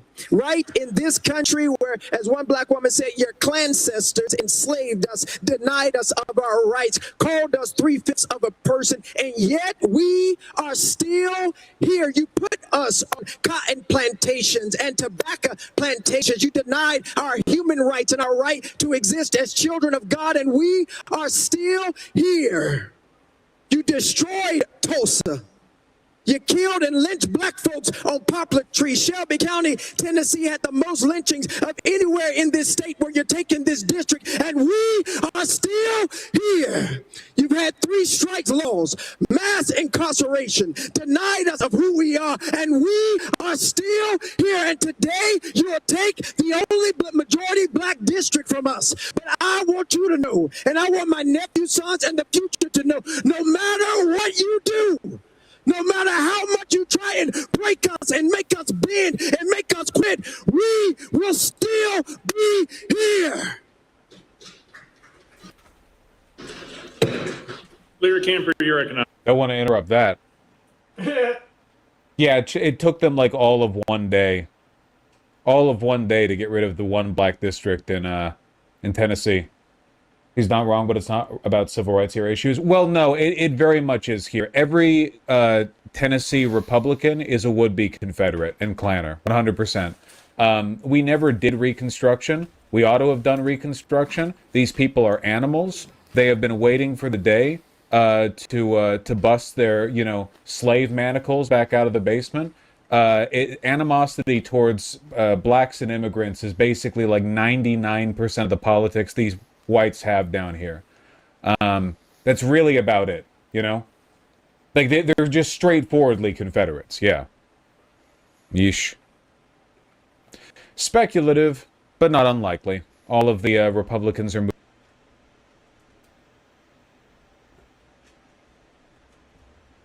moving to do this as quickly as possible. They've already done it in Tennessee. Looking to do it in Alabama and Florida. I'm reminded of this, which I retweeted to remind myself, that in response to Utah getting one blue district to represent Salt Lake City, which is a very blue area, the Utah GOP sued federally to block the map, packed their own state Supreme Court and created 2 brand new justices, and then created a, quote, constitutional court panel to hear challenges to state law, which they could use to avoid the Supreme Court altogether.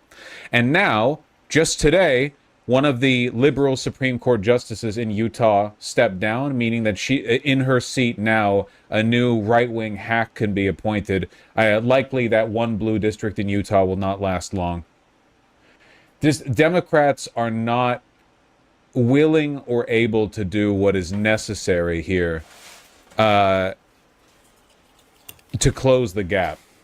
They already signed the Florida map. Remember when Florida voted and got an overwhelming majority of people to vote in favor of banning redistricting, and then the Florida GOP just ignored it? Remember that? Bro wants to give me art. Like, just straightforwardly, like something like it was like 59%. Christina, you can fuck off. Floridians 1 gold for 22 voted for gold. it, and they just straight up ignored it. That was for allowing felons to vote back in 2018. No, it's happened more than once. This map could end up being a dummy mander. Yeah, but it can only be a dummy mander when there's a blue wave. That's the point. You guys are relishing the potential for a big win in it is 2026 for the upcoming midterms. But like, what happens when Trump isn't at fucking -20 popularity, or sorry, whatever the fuck he's at right now? What happens when a Dem's in office? We're basically guaranteeing Republicans control the legislature like 90% of the time. What happens when every farmer dies? Well, then we'll be free. To be fair, Vosh, in either direction, the speculation is either false hope or needlessly doomering. It's a little bit limited, don't you think? If you predict good things, that's false hope, and if you predict bad things, it's needlessly doomering. What if you look at available evidence and try to make sound judgments about what's likely to happen? Aren't California and New York going to gerrymander out all the Republicans? I think we're picking up like fucking less than 10 seats there. Nothing compared to what the Republicans are getting in their combined like post-Supreme Court Voting Rights Act gutting redistricting. This is what our party's focused on, dog. Yeah, I saw that. You might wonder what Democratic leadership is up to on a day where, just rolling it through, right-wingers in the Virginia Supreme Court strike down a referendum-voted redistricting. Tennessee gets rid of their one black majority district. Alabama, Republican representatives do the same, so on and so forth, right? Bad day for democracy. What's Schumer up to? Praising Trump's pledge to disclose UFO information. He finally found a populist bone in his body. This is what he's concerned with. Louisiana suspended their primaries after early voting had begun. Yeah. Sorry, let's not forget, and I know we talked about this a little bit ago, let's not forget that the Supreme Court is so complicit in this nationwide gerrymandering project for the Republicans that the Supreme Court fast-tracked Louisiana's ability to redistrict and get rid of a black majority district after gutting the Voting Rights Act, even though the elections had already begun. They tossed out the existing map when tens of thousands of votes had already been cast. Basically unprecedented. Can somebody tell me when the last time that was happened? The Supreme Court authorizing the tossing out of a map while votes are already being counted? It's just never happened before. Because my understanding is that it's literally never happened, at least not since after the Civil War. They're also supposed to wait 30 days before acting in SCOTUS rulings. Yes, but SCOTUS went ahead and directly fast-tracked this and said, nah, don't worry about it. No 30-day wait. Election already happening. Doesn't matter. Yeah, go for it. We gutted the Voting Rights Act specifically so you could go ahead and get rid of that second black majority district in Louisiana.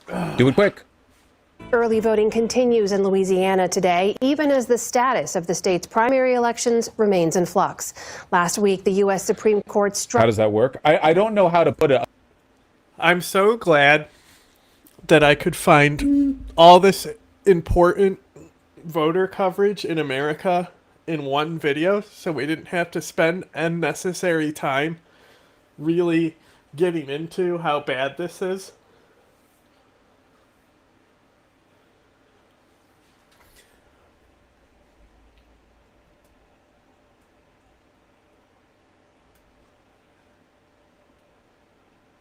Just saving some time. Other than boiling it down to a sentence, but it's for the first time ever, the Supreme Court issued an additional unprecedented ruling to cancel existing elections in a state so that the state could more rapidly implement a map that takes away a black majority district. Like, I swear to God, the level of anti-democracy here is greater than the fucking pre-Civil Rights Act days. I genuinely think right now the Republicans are acting with more reckless, racist abandon than they could have gotten away with back in the 1950s. Because in the 1950s, they wouldn't have been rushing to get it all out the gate in the next 2 years. Whereas right now, they're like, sorry, libs. Fucking racing out the door as quickly as possible. It's insane what they're getting away with right now. Struck down Louisiana's congressional map, and the state's Republican governor suspended primary elections for the U.S. House so new districts could be set. But voting for the U.S. Senate race is proceeding. Liz Landers is in Baton Rouge tonight and joins us now with more. So Liz, just remind us, how did we get here in the first place? And what is the latest with those efforts to redraw Louisiana's congressional map? Do you think Dems will or can even do anything to reverse this? No, I don't think they will or can. I mean, they could if they were as strong as the Republicans are. But, no, they won't. Maps. Now, the Supreme Court struck down the existing map here in Louisiana, calling it an illegal racial gerrymander. Louisiana has 6 congressional districts. 2 of them are majority-minority districts represented by 2 black congressmen, Troy Carter and also Cleo Fields. 30-something% of Louisianans are black residents. And Governor Jeff Landry announced last week that he was going to redraw the congressional maps here. And he has suspended for now those House primaries, which were set for May 16th. Tomorrow, the Louisiana State House is a few steps away from where we are here in Baton Rouge is going to start that of redrawing the maps. The Senate and Governmental Affairs Committee is going to meet at 9 a.m. They're going to have public testimony as So what do we do after the peaceful way, which was supposed to be voting, gets ignored? I feel like this just promotes more political violence. I mean, in the words of JFK, for which Hassan is getting lambasted for posting it, those who make peaceful revolution impossible make violent revolution inevitable.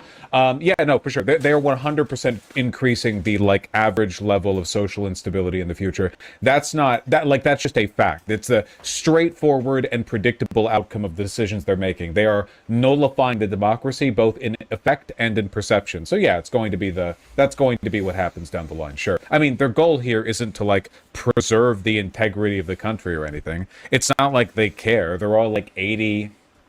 You know, they don't give a shit. Part of that. And the chairman of that committee told...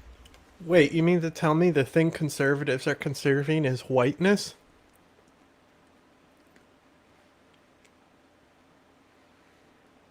And they're using victim narratives? Huh? And they're using victim narratives to justify this? Romanticizing history? Man. Normal people. No, it's like, for real though, like...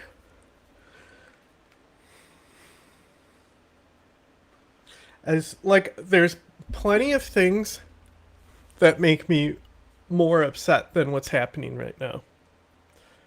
You know, so when I say there's some words in this sentence that matter very much to the context of what I'm going to say. This is the most upset I've been about the democratic system in this country. Mm-hmm. It's not the most upset I've been about anything. Yeah. But in context to political operations of the country. You know how people are always like, when Donald Trump got elected, people were like talking about how they wanted to leave the country and stuff. Mm-hmm. Like, even then I was like, whatever. Like, it took me like 4 years of my life to even like recover from mental illness in any respect. You know, like, 4 years doesn't feel like anything to me. No. But like, this it's not that it's happening, it's that, you know, this is only the beginning. Yeah.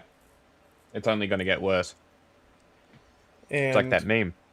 Now, for the first time, I'm actually being one of those people that's saying it's time to leave the country. Yeah. I think if it's within your means and you're not willing to stay and fight, I think it's a genuine option now. Like,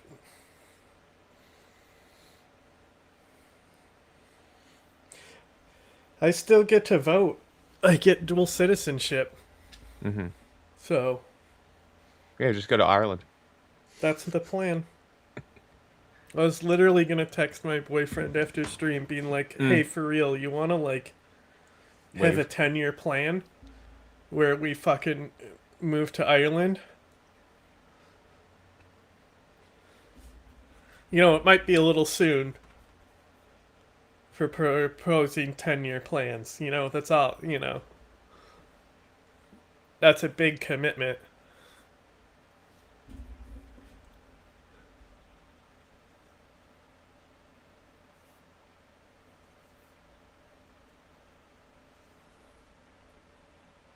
Told the Louisiana Illuminator that he is considering a map that will have only one majority black district instead of the current two, and that will likely preserve the district of Congressman Fields.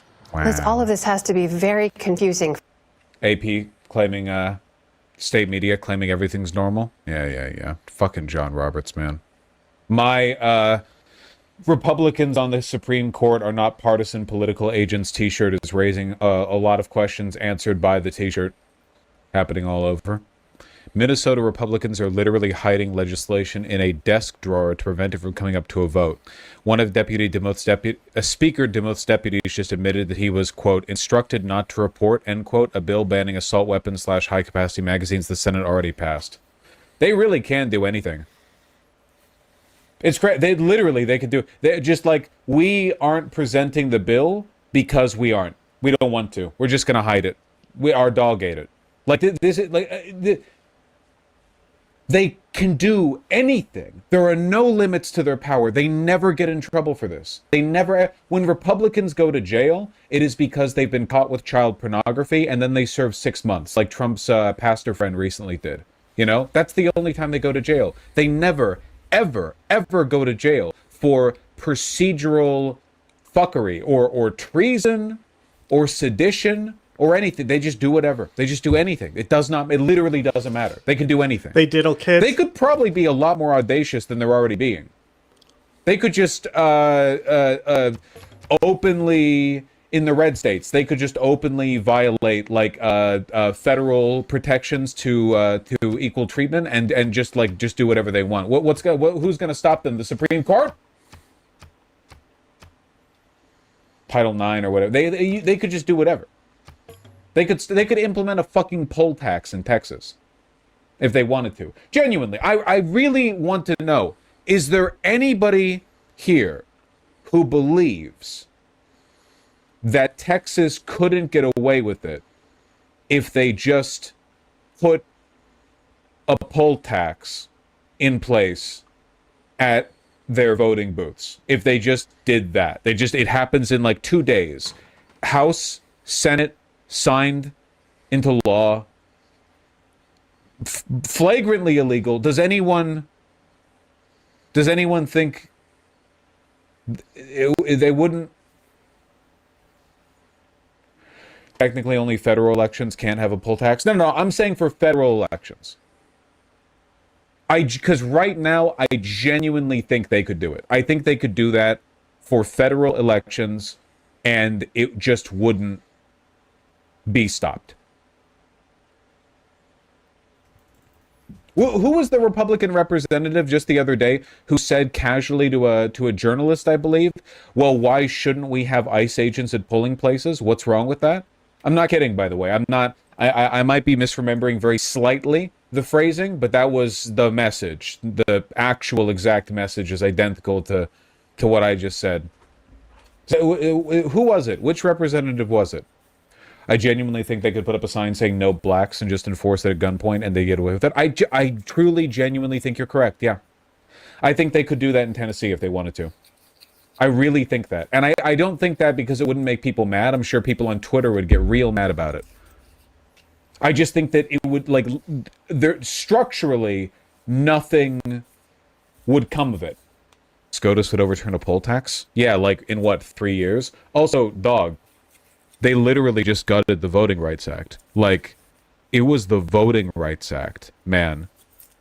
Jesus, at least Roe v. Wade was, like, on shaky procedural grounds. That was the fucking Voting Rights Act. I don't think a lot of non-Americans, or maybe younger people in chat, aren't aware of how, like, fundamental that was. Have you progressed your turn? Like, that was passed alongside the civil rights. Like, imagine just you wake up one day and they've just nulled the Civil Rights Act. That's what they did. They just did a different part of it. Legitimately, the degree to which institutions have shattered in just the past 10 years is insane. Like, when I was learning about the Supreme Court, they still had to put tons of effort into finding actual law to justify shit. Yeah, like, not to say the Supreme Court was always ruling on the side of good 10 years ago, but the standard of on the next turn for like 10 judicial minutes. pretense, right? I guess I should say, like, legal pretense the Republican judiciary had to go through back like 10, 20 years ago was incomparably greater to what they have to do today. Now their argument for overturning the fucking Voting Rights Act was just dog shit, bro. Not even like believable from their perspective. Can you hear what do the you suggest ding? we do then? Like, as a single citizen, stay in school. When I press it? What's supposed to be the check on SCOTUS? There's no check on the SCOTUS. It just says they don't have a waiting on check. you. By the way, Ruth Bader Ginsburg choosing not to retire when Obama was president is a huge reason for this. No idea. Yeah, but this is still kind of part of what I mean. I can't because click anything. If the Republican Party made a series of mistakes that allowed the Democrats to appoint too many of their own people to the Supreme Court, this wouldn't happen in the other direction. Like, we're dealing with a situation where every slip-up, every loss of power from the Democrats means permanent gains from the Republicans. They grab territory and they never let it go. When our side makes mistakes or is weak for a time, they gobble everything up. But you know what? I was around back when Obama had a bicameral majority. Motherfucker had a strong majority in the Senate and was mega popular. He fucking blitzed McCain. And Democrats had far more power back then institutionally. Yeah, he had 60 fucking seats plus, you know, the independents. Far more institutional power than Republicans did. And then it just Went away. It just went away. He could have rewritten the fucking country. He could have passed anything. Anything. But it just... Meanwhile, the Republicans in lockstep with fucking like 2 seats majority in the House and the near split Senate, they just everything they want. The Supreme Court, everything they want. Mitch McConnell basically destroyed this country. No, you're not fucking listening to me, okay? It was always going to come down to this. One side of the aisle plays for keeps, and the other one doesn't.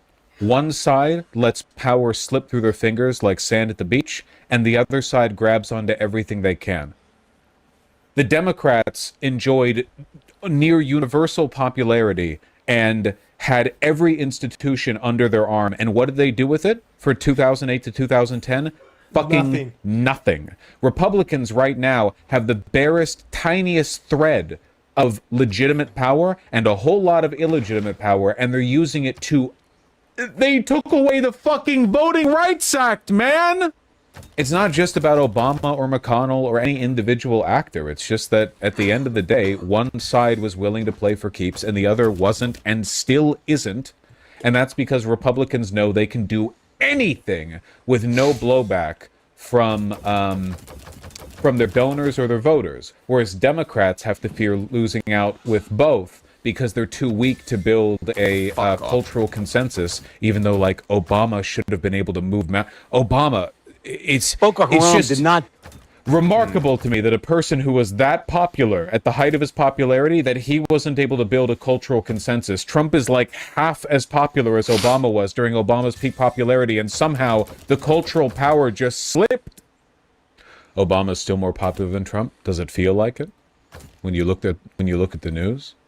We can spend a lot of time and energy engaging in blame attribution, but we already kind of got it. Now what? We took the freedom of speech away. Oh man, rice and beans. What do you want from me? I've answered this a million times. I think the collapse is inevitable. Our odds are best if the greatest possible number of sympathetic, non-Hitlerite politicians are in office, and also work out, delete Facebook, go to the gym, etc., etc. I mean, I've said all... I mean, it's not very novel, but it's what I believe. Just rejoin. I just think it's important people understand the gravity of the crime that's been committed here and the extent of the malicious incompetence demonstrated by the Democrats. Why bother with progressive victory then? Remember when I said we're better off the greatest number of non-Hitlerite politicians are in power? You gotta listen. It was a key... It was a little Easter egg I pitched in there, you know? To give you a secret key into my motivations. Sorry, I'm being a little testy. But in fairness, the country that I live in is dying super rapidly. So, like, I'm a little bit peeved about that, I guess. Are there other ideas besides placing all hopes in a broken vending machine? Listening to you, Uves, obviously. We're waiting on our wisdom from you. It's leaning towards balkanization, TBH. Yeah, it kind of is. And I think that if the Democratic Party was unified and competent, I think that the best thing they could reasonably hope for would be to lean in on the balkanization and starve out the red states. After a successful midterm venture, they should deprive the red states of federal funding and subsidies. Be as partisan with it as Trump has been towards blue states, and then multiply it by 10. Just really turn the screws on them. Go after people, start sanctioning them, turn the FBI on everyone in the Republican Party and everyone who's aided them, and that's a long list of people. I mean, really, really just institutionally fuck them. Because they're a terrorist group. They're evil. And it's the only way for the Republic to survive. These things could be done, by the way. Like, to do these things as the Democrats would not be any more audacious than what Republicans have been getting away with while they steal from the stock market and fuck children over in the Oval Office. The Democrats could hypothetically do this without stealing from the stock market or fucking children, which in my opinion would be significantly more moral. So we're talking about, at the very least, equal levels of audacity and greater levels of morality. You rejoin? Just off those, just very basic math. bar napkin math here, you know? They could do it, but they won't. Can the red states survive in their own genuine question? No, not really, not most of them. Most of them are third world backwaters that are sustained by the only blue areas in their borders, the cities. But action could be taken, you know? California cut off from the federal government would still be a borderline superpower. So would New York. Alabama cut off from the federal government it'd be like Lord of the Flies over there. Please don't cut us off. Dog, are you in Alabama? I'm being so fucking for real with you. You need to pack your shit in a bindle and get the fuck out of there. Okay? It's getting so bad so quickly. It's getting bad everywhere, but the red states are going to sink first and fastest, okay? I know you've got friends or family or whatever. I'm not saying like be homeless in a blue state. I'm just saying like, you know, run. Like really. Well, I just don't want you guys to be feeling like the Jews back in 1933 who were like, this will sort itself out. You know what I mean? Jewish guy being like, dang, should have skedaddled out of town a little bit earlier, you know? I still have a year left of college, and then as soon as I'm done with that, I'm leaving West Virginia. West Virginia? All right, well, good news. West Virginia is actually so dead that it might null your state government's ability to fuck you over in the meantime. Like, you're not like Texas or Florida, where you have an active, militantly evil state government. Like, your state government seems mostly concerned with directing as much of your state's GDP of $10 towards the coal industry as possible, which is, while not benign, at least less, like, active than what Texas is doing right now, you know? What if we push for proportional representation at the state level, start a wave that's hard to argue with? It has nothing to do with arguing. Republicans aren't in power right now because they win arguments. They just take everything. Republicans are pro-pedophilia. They're not winning that argument. The being correct isn't enough. This is the problem liberals have always, not just liberals, but like liberally minded people, which is, I mean, the simple version of saying this is, you know, you can't reason a person out of a position they didn't reason themselves into. But like, the Republicans are objectively wrong, morally and factually, on every single thing they do and believe in. It's shocking how consistent they are. Not even by accident do they stumble into correct positions. If they believe a thing normatively, it is evil. If they believe a thing descriptively, it is incorrect. Everything they do and are and believe in is wrong. The arguments aren't really... That's not the playing field right now, you know what I mean?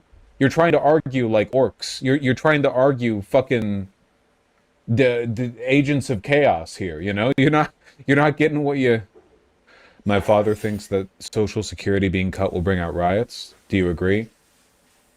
Nah. Because the average young person's going to be like, oh, I wasn't going to live long enough to see that. And the average old person's going to be like, oof, ouch, my hip. Or they're going to be like, I'm sure Trump is a good reason for it. Oof, dies. Yeah. What would even bring about riots? Does anyone care about anything? Oh, well, also, riots don't really do anything anymore, because it used to be, and I'm not making any, like, recommendations here. I'm not making statements to lead you in a particular direction. But the reason riots historically were dangerous and feared by the ruling class is because the rioters would do something. Nowadays, when a riot breaks out, it's like people start looting the fucking shoe store, you know, downtown or whatever. Like, no one... like, the rioting is just everyone's mad or whatever.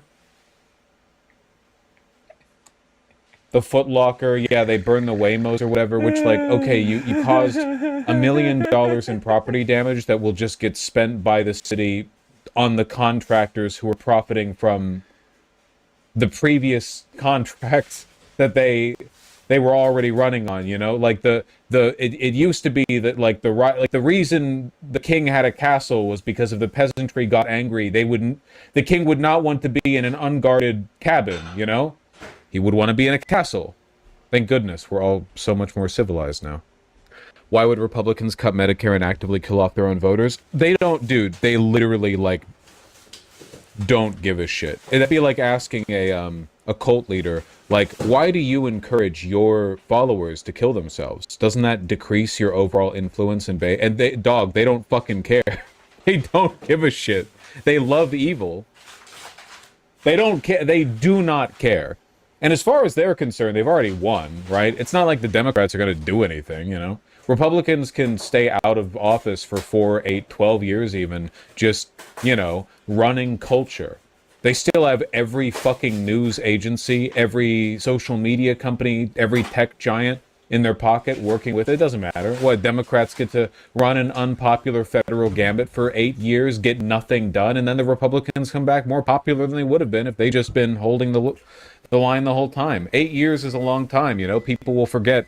I never really got the Republicans until I realized this, you know? There were so many choices they made that just didn't make sense to me, and I was trying to rationalize, but I realized I was doing more work on their behalf than they ever did.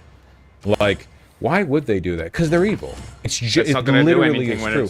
It's a straightforward descriptor that is right 100% of the time with zero exceptions. Every time they advocate for something, it's because it increases the amount of suffering in the world. That's it. It's the only consistent... They are more consistently in favor of people suffering than they are in favor of literally... They're more pro-evil than they are pro-white. They're more pro-evil than they are pro-wealthy. Like, Trump's tariff bullshit was not broadly pro-wealthy. It didn't really enrich the corporatists, you know? A lot of what Trump has done has actually been pretty inconvenient for the moneyed class. But it does increase the amount of suffering in the world, so of course they go for it. Yeah, it's more... Like, the wealthy are contented with the knowledge that being pro-evil will usually also mean being pro-bourgeoisie. Not always, but most of the time. So the Republicans just, you know, happen to stumble into pro-business policies, you know, like 95% of the time. But the other 5%, hey, that's just how it is. You think if Reconstruction actually continued, we wouldn't be in this position? I think that an aggressive and continuous reconstructive effort following the Civil War would have prevented us from being in this position. Yeah, for sure. As long as it was followed through. You know, don't give up on it after 1 or 2 or 10 or 50 years. Isn't this because of capitalism and not because of the Confederacy? Yeah, but the Confederacy and the racial animus from the South gave a language and a cultural through line to the culture war distractions that the Republicans in power use to get away with their agenda. Like, capitalism might be the real motivating force, but they would not be able to get away with what they're doing right now if it wasn't for the fact that their entire base is motivated almost entirely by the fear of being racially cuckolded. That really does drive. Like, if the Republicans had to make raw capitalist arguments, they would not have won in 2016 or 2024. You know, Trump going up there and he's like, "I'm not going to change anything. I'm pro the business class or whatever." Like, you know, it doesn't sell. The racial animus does the heavy lifting here, even if it's not really the point. How does that make sense? Aren't most of the things we see today a capitalist reaction to FDR policies? You know how FDR's policies got torn apart? Racism. He was only able to get away with it because people were so desperate following the Great Depression, but basically every single good thing he built has been destroyed by Republicans arguing that it unfavorably benefits black people, when it should just be going to the whites. So better it not exist at all than go to the blacks. That's like everyone, like every single, like everything that he built, genuinely all of it. From the infrastructural investments to the social welfare to the jobs programs, like literally all of it. It was the same argument every time. So not doing Reconstruction properly gave the capitalist class the voice and the arguments that they needed. They could get away with just raw racial animus as a motivator, and then Reagan happened, making everyone, including the white working class, worse off. I don't think some chatters understand how bad it is down here in the South. These people have not changed at all mentally from the Civil War. They still want slaves and feel that animus. For sure, 100%. Absolutely. I didn't agree with your cattle take until I realized these isolated rural communities only exist to act as a Republican voter base. This is why when woke people say that America is fundamentally a white supremacist country, I really don't think people understand the extent to which it doesn't mean other countries aren't racist. In fact, there are countries that are more racist than America, despite not being at their root a white supremacist country, if that makes any sense. Like India. I think that on average, a country like France is more racist than a country, or like Poland, sure, is more racist than America, even though those countries weren't founded on white supremacy. But it's important to understand that in America, a significant amount, if not all of the social and political fabric of this country is built on keeping whites racist and disproportionately powerful so Republicans can get away with doing whatever they want. Like American rural culture, the deference to farmers, the way the continued existence, despite it being unnecessary and non-existent anywhere else in the world, of the Electoral College, the existence of the Senate. Like, there are so many things that we have preserved entirely because it can be used to take advantage of a racial bias from the white majority in this country.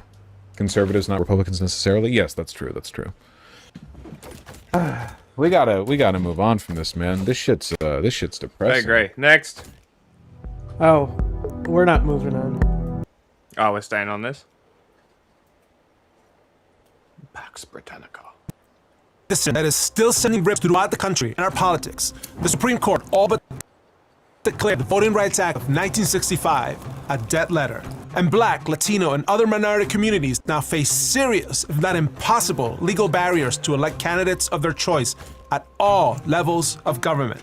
And ground zero for this brave new world, Louisiana, a state where 1/3 of the population is Black, yet 5 of the state's 6 congressional districts were once majority white. That was until years of hard-fought litigation gave the state, for the first time in its history, its second Black majority congressional district. So, if you're following the math, that gives 1/3 of the population 1/3 of its political power. Seems pretty democratic, right? But the Supreme Court struck down this new congressional district as an unconstitutional racial gerrymander, restoring the 5-6 distribution of majority white districts. And now, Republican-led states are scrambling to redraw all of their maps before the midterm elections this fall. Mere hours after the ruling came down, Florida had a new Republican-friendly map ready to go. Louisiana straight up canceled its congressional primaries. Alabama is fighting to free itself from a Supreme Court ruling from 2023, that's just a few years ago, that required 2 of its 7 congressional districts to be Black majority. And Tennessee also announced an emergency session to draw new maps. In other words, if the race to the bottom in redistricting was bad before, now the bottom has completely fallen out. With this single case, Louisiana v. Calais, the court repeated an unmistakable and familiar message. White majority rule always rules, not just for congressional elections, but for scores of seats at the state, county, and local level. These are places where the Voting Rights Act has made it possible for people long marginalized from political power to have a seat at the table. But with the key provisions of the Voting Rights Act no longer in play, Calais all but ensures a slow but steady death spiral for Black, Latino, and other minority representation.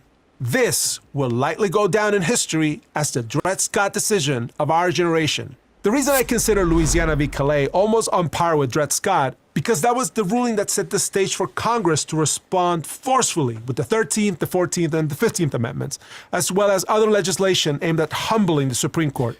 Do you know what Dred Scott was? I'm not really He's the familiar. guy who was a former slave, and the Supreme Court basically put him back into slavery. Yes, okay, yes. We've spoken about this before. Mm-hmm.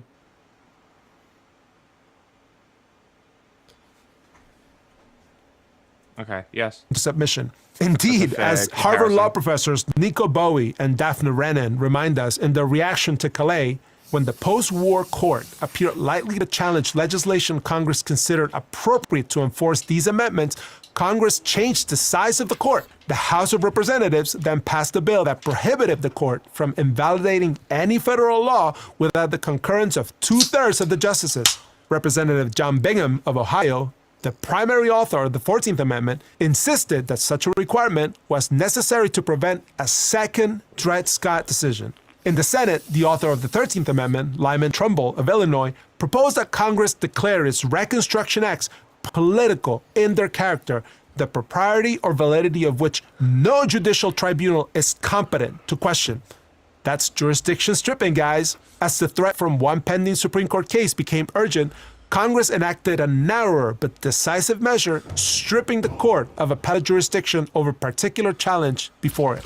As they write, that strategy worked. Disciplined by Congress, the court declined to interfere with its abolition or Reconstruction Acts.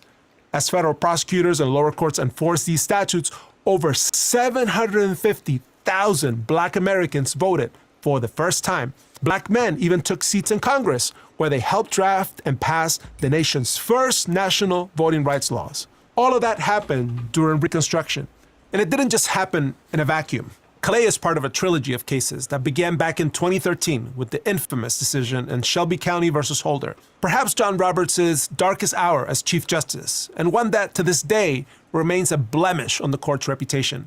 In that case, a 5-4 majority, led by Roberts, eviscerated a pillar of the Voting Rights Act that required states with a history of voting discrimination to get pre-clearance from the federal government before implementing new voting rules. Now, this pre-clearance formula found in Section 5 of the Act had real teeth. So, no surprises here, when the court did a root canal on the Voting Rights Act, Texas announced that same day that it would immediately start enforcing a voter ID requirement. And then across the country, a flood of other voter suppression measures and discriminatory maps followed. Perhaps one of the most ridiculed lines in Shelby County, which Justice Samuel Alito parrots in this Calais ruling, is that, quote, things have changed dramatically in the South since the passage of the original Voting Rights Act. So the court is reasoning basically that because the law successfully prevented states from enacting egregious acts of voter suppression like literacy tests, and those don't exist anymore, then we don't need a law to prevent states from enacting other egregious acts of voter suppression. Like Justice Ruth Bader Ginsburg said in dissent, you don't just throw away an umbrella just because you're not getting wet. Like, who does that? By letting states run wild and free on voting restrictions, John Roberts declared that all states have this inherent equal sovereignty, and that it's unconstitutional to require some of them to federal government oversight, but not others.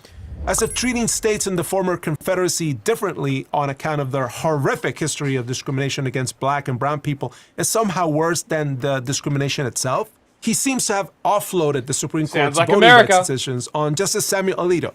Alito took the lead in the second case in this trilogy against the Voting Rights Act. It makes me think when Asmongold literally said, them getting more feels like I'm getting less, so I'm against it. Like, he literally said he said that the out quiet loud. part out loud. That's hilarious.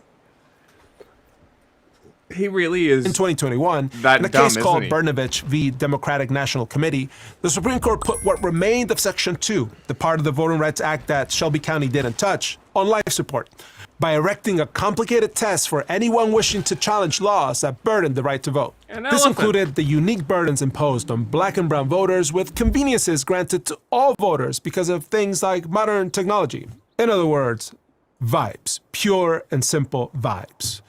Needless to say, it was a mess, and virtually zero Section 2 claims of vote denial have succeeded in court since.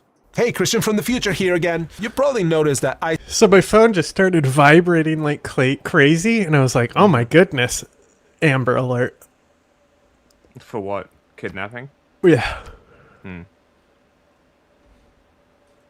ICE's brutal campaign against immigrants is still carried out. I see like emergency alert, I'm like, oh no, a tornado.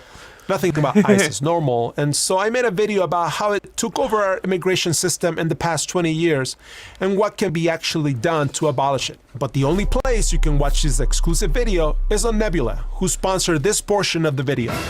Nebula is a streaming service where you can watch tons of exclusive content from us and hundreds of your favorite creators ad-free and early. In fact, every video we make contains additional legal analysis on Nebula that you can't find anywhere else. Also, make sure to check out the countless Nebula originals, like Lindsay Ellis's documentary, The Macabre World of Police Body Cam YouTube. It's a fascinating expose on how this wildly popular genre of true crime content is altering social attitudes about law enforcement and who they ultimately serve. And if you use my link or code, you can get 50% off. And see, currently what I'm thinking is to let Molly spend their faith on these apostles that they're really cranking out right now, because they're not trying to convert me, they're trying to convert you. And it doesn't take, and I can just fix that with missionaries that are cheap as hell. And they're going to drive the cost of their apostles up. So when the Holy War really starts, they won't be able to afford to fight it. That's a good strategy. Instead of trying to compete with them now. An annual subscription. So that's a year's worth of the best content for only $30. Or you can get 40% off a lifetime of Nebula. Pay once for $300 and never again. It truly is the best deal of all. Either way, click or scan now to continue watching Legal on Nebula, or I'll see you in court. Now, notice how I said that Section 2 remained on life support. And that's because after Shelby County and Brnovich, Section 2 remained a viable tool for bringing what are known as vote dilution cases, challenges to redistricting maps that effectively prevented black people and other minorities from electing their candidates of choice. That comes from the text of Section 2 itself, where Congress, in so many words, determined that members of every racial group have an equal opportunity to elect representatives of their choice. Thus, these vote dilution claims aren't new. Vote dilution is exactly what it sounds like. Crack a bunch of people into separate districts to diminish their political power. The Voting Rights Act comprehended this unique problem and so made possible opportunity districts, also known as majority-minority districts. There are more than 100 of these districts throughout the U.S. The vast majority that will just are in make the their South, shit more but they expensive. also exist in New Jersey, New York, Pennsylvania, and Illinois. Over time, the effect of the Voting Rights Act on black political representation is simply astonishing. I'm going to do pro-cultural. At the time of its passage, only 6 black people served in the House, No. none of them from the South. By 1969, there were 9. By Maritime? 1972, the Deep South elected the its blue one? first black I'm doing representative maritime. Fuck since it. Reconstruction. The number soared in the 90s, and the current Congress started 2025 as the most racially diverse ever, with almost a quarter of representatives being from a minority group, including a record maritime. 66 black members. The reason for stop this putting huge shit in success in Hormuz, multiracial by the way. representation is the I'm Voting gonna Rights take Act. it. And one big driver of this Where's increase Hormuz? is the amendments to the Act on the Congress right enacted side in of, 1982. Turns out that Holland. Congress enacted the VRA You've in got part 6 to in there, I respond think. to a terrible Supreme Court ruling. In And 1980, Hamza as in a well. case called City of Mobile versus Bolden, putting the any in Supreme there, Court don't. ruled that in order to prove a vote dilution case, plaintiffs needed to show that the plans for electing representatives were enacted with the intent to discriminate against minority voters. But proving intentional discrimination by probing the minds of the decision makers is awfully hard. Politicians can be sophisticated, and they don't always say the quiet part out loud when making decisions. Justice Thurgood Marshall, the first and only black member of the court at the time, and a towering civil rights figure in his own right, issued a furious dissent. He called the Supreme Court an accessory to the perpetuation of racial discrimination. He ended his opinion by adding, it historically "If this has court been. refuses to honor our long-recognized principle that the Constitution nullifies sophisticated as well as simple-minded modes of discrimination, it cannot expect the victims of discrimination to respect political channels of seeking redress." Congress responded swiftly to Bolden, and in a twist that's too crazy to be believed, a young lawyer in the Reagan administration became the leading opponent to efforts to update the Voting Rights Act. I'll let election expert Rick Hasson tell the rest of the story. In the Reagan administration at the time was a 27-year-old lawyer named John Roberts. As special assistant to Attorney General William French Smith, Roberts was a major force behind the administration's efforts to oppose the new Section 2. He drafted op-ed articles, questions and answers for senators, and documents aimed at defeating the new Section 2. In a series of White House and other administration memos, Roberts wrote that the new Section 2 would establish a quota system and provide a basis for the most intrusive interference imaginable by federal courts into state and local processes. He added that it would be difficult to conceive of a more drastic alteration of local government affairs. Young John Roberts, I'm happy to say, failed. And that's because the new Section 2 made plain that Congress wanted to increase minority representation and made it easier for voters to win these cases by eliminating the intent requirement. In other words, you don't need a smoking gun to show racism against a particular group. The new Section 2 was a huge success, leading to the election of scores of minority-preferred candidates in Congress and on the state and local level. I kind of had a feeling that the Supreme Court was up to no good in Calais. The case has been kicking around the court's docket for quite some time. Last June, in early summer, the Supreme Court issued a rather cryptic order in this very case, saying that the cases are restored to the calendar for re-argument. which usually means that the justices don't know what the hell they're doing. Then in the middle of the summer, on August 1st, the Supreme Court issued this doozy of an order. You need to read it. It says, the parties are directed to file supplemental briefs addressing the following question: whether the state's creation of a second majority-minority congressional district violates the 14th or 15th Amendments to the U.S. Constitution. Now, that's one hell of a thing to suddenly be concerned about. Whether Louisiana's compliance with the Voting Rights Act by creating an additional black majority district to reflect the state's black population is itself constitutional. The whole thing gave me reverse discrimination vibes. Indeed, the real hero of this achievement for Louisiana is Press Robinson, a trailblazing officeholder in Baton Rouge who, in the 1970s, filed a lawsuit to clear the way for him to be the very first black person elected to the city's school board. He was among the crop of hundreds of black officeholders who were made possible in the formerly segregated South after the passage of the Voting Rights Act, which, beyond protecting them from schemes that denied black people the right to vote, also became a key tool of black political empowerment in places where they could be easily shut out of power by white majorities. In Louisiana proper, not a single black person has been elected to a statewide office since Reconstruction. And so Press Robinson, who knows from personal experience that Voting Rights Act exists to challenge vote dilution, became the lead plaintiff in a case. Resist their aggression. You want me to join an alliance with somebody I'm setting up to invade? No, absolutely not. I hope they capture Amsterdam. Good for them. I think they already have. Yeah, they have. That's great. Yeah, good. Y'all should fight over it. Maybe I'll take Hunza now. I'm moving a bunch of my units down so I can start clearing this side out. I'm gonna buy another settler soon. Damn, Hunza's bonus is really fucking good. What is it? Your trade routes generate 1 gold for every 5 tiles they travel. Damn, that's great. I have no envoys, so I'm gonna have to take it by force. Hormuzes suck. It's just cities without a harbor district cannot be put under siege. Or cities with a harbor district can't be put under siege. Which is funny because they're currently trying to siege Hormuz. Oh, that's very funny. Which it's a great bonus for Hormuz. It's good for me. No.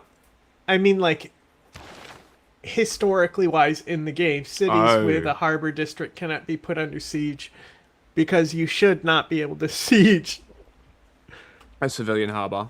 No, you shouldn't be able to, like, blockade and siege Hormuz. It's just funny that that's what the bonus is. Yeah. Because sieging and blockading Hormuz affects everyone, which is why it can't be done.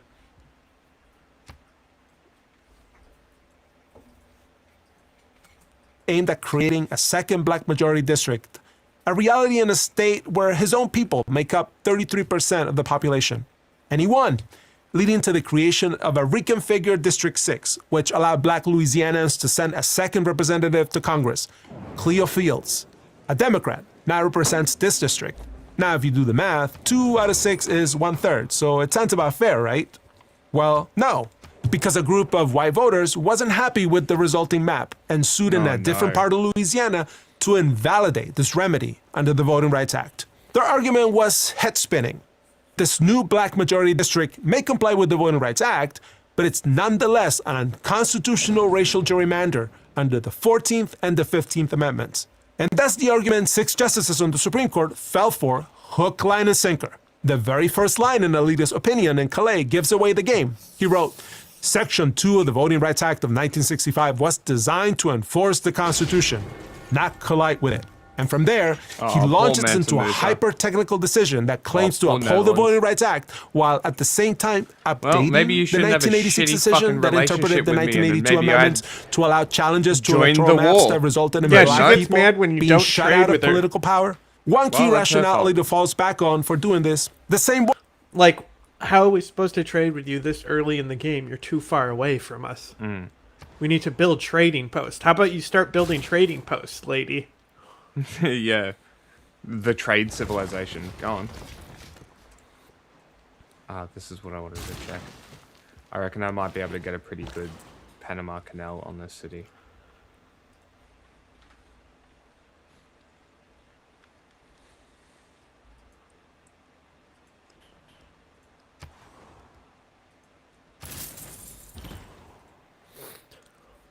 One that John Roberts used when deciding Shelby County.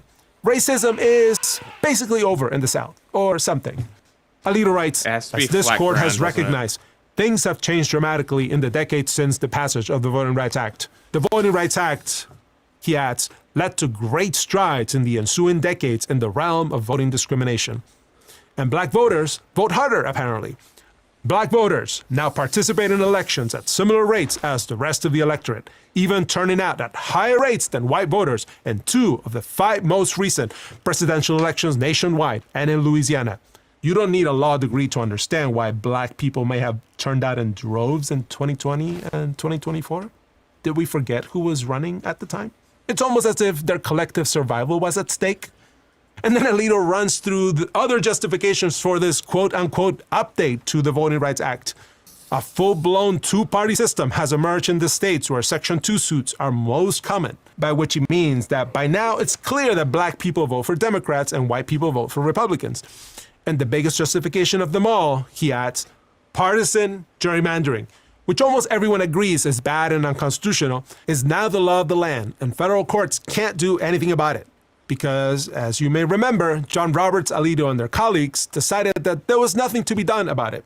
That is the Rucho case. This is all happening so fast that I made a video about recent changes to gerrymandering laws at the same time as this one. So if that video is out, you can watch it right here. Else, stay tuned. Lastly, Alito said that this rejiggering was necessary because now we have computers and algorithms, and computers and algorithms are good at creating thousands, if not millions, of illustrative maps that may allow states to create maps that don't violate the law. Mind you, none of this stuff comes from the Constitution or the text of Section 2. But Alito creates this new complex framework, as he calls it, to assess Section 2 claims in federal court anyway. And applying that new framework, he found that District 6 violated it. Alito wrote, no compelling interest justify SB 8. That's the law that created District 6. Section 2 does not provide a compelling interest because the state did not need to create a new majority-minority district to comply with the act. In constitutional law, saying that no compelling interest justified a government action means that that government action is unconstitutional. And here, Alito found that the use of this map, which aims to give more representation to black people, instead violates white voters' constitutional rights. Perhaps the most galling part of Justice Alito's opinion is its cramped view of the 15th Amendment, under which the Voting Rights Act was passed and which prohibits racial discrimination in voting. Is your head spinning yet? Justice Elena Kagan's certainly was. So much so that she took the bench when Calais was decided and issued a version of her dissenting opinion from the bench.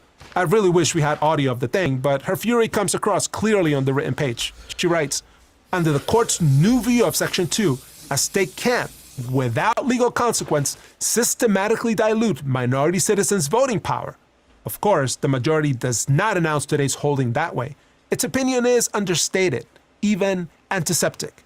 The majority claims only to be updating our Section 2 law, as though through a few technical tweaks. But in fact, those updates eviscerate the law so that it will not remedy even the classic example of vote dilution given above. Without a basis in Section 2's text or the Constitution, the majority formulates new proof requirements for plaintiffs alleging vote dilution. Those demands, meant to disentangle race from politics, leverage 2 features of modern political life. That racial identity and party preference are often linked, and that politicians have free rein to adopt partisan gerrymanders. Whew. Kagan then makes a big deal of what I said earlier, that in the end, Calais should really be seen as a political project, spearheaded by the Supreme Court to undermine the Voting Rights Act, and to add temporal limits on a law that Congress, and only Congress, has authority to revise.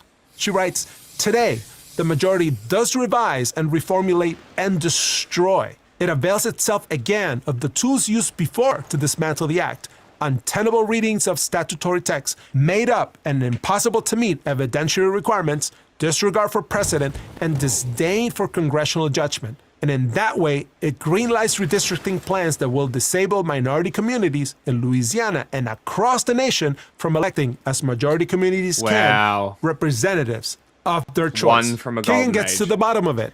It is as if Congress had never amended Section 2 with the Calais requirements, Kagan adds. The majority has thus nullified Congress's decision to provide a remedy without proof of intent for state action that results in a minority group's lesser opportunity to elect representatives. And voila!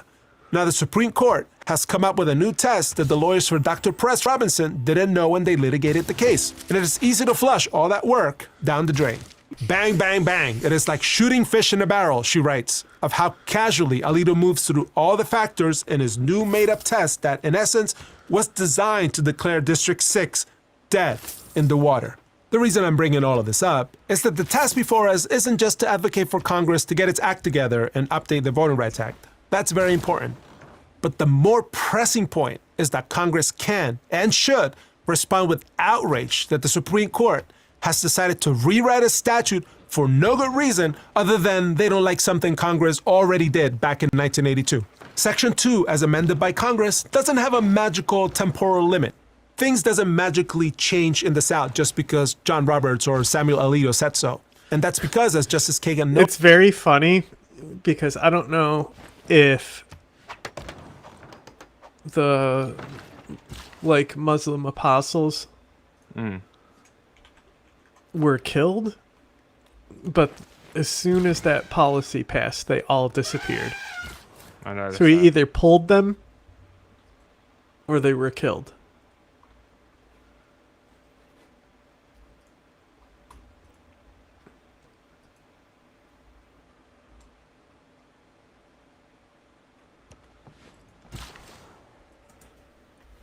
Noted, the statute responds to present conditions. What's going on now, when Black and Latinos cannot elect candidates that will represent their distinct interests because the white majority has other ideas, that's not a representative democracy. It is up to us to determine if we want to let the Supreme Court destroy all of that. Again, here's Professors Bowie and Brennan. David Bowie? The founding generation of Republicans understood, the Constitution explicitly empowers Congress to regulate the court. By contrast, the document says nothing about the court's claim authority to regulate Congress. Instead, the court's alleged authority to defy and second-guess acts of Congress has been sustained only because the American public has so far been willing to tolerate this judicial rule. Rule by judges is untenable, and the only way to respond is for Congress to remind them that the people have the ultimate legal authority to set the rules of our democracy. Now, all this highlights why it's so important to get a great lawyer when you're dealing with your own case. Now,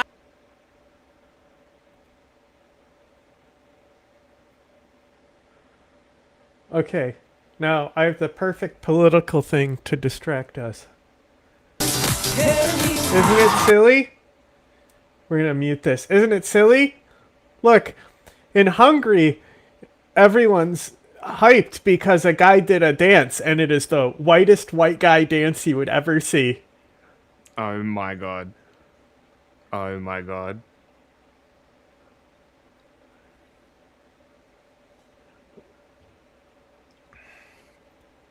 Wow.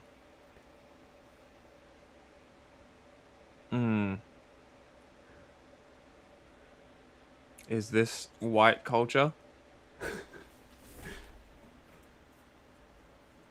Can you imagine if American politicians started doing... I mean, Trump already has a signature dance, to be clear, but they all got up there and started dancing? That's awful.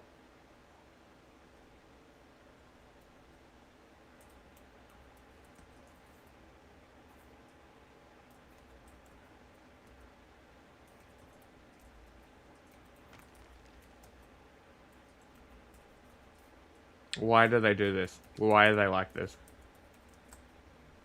Why are the whites like this? There has to be a reason.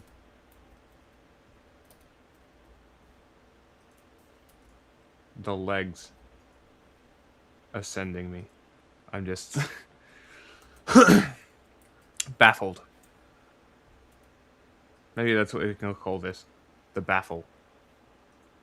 Why? Because it fucking baffles anyone who sees it. Wow, they're ecstatic. What a crowd.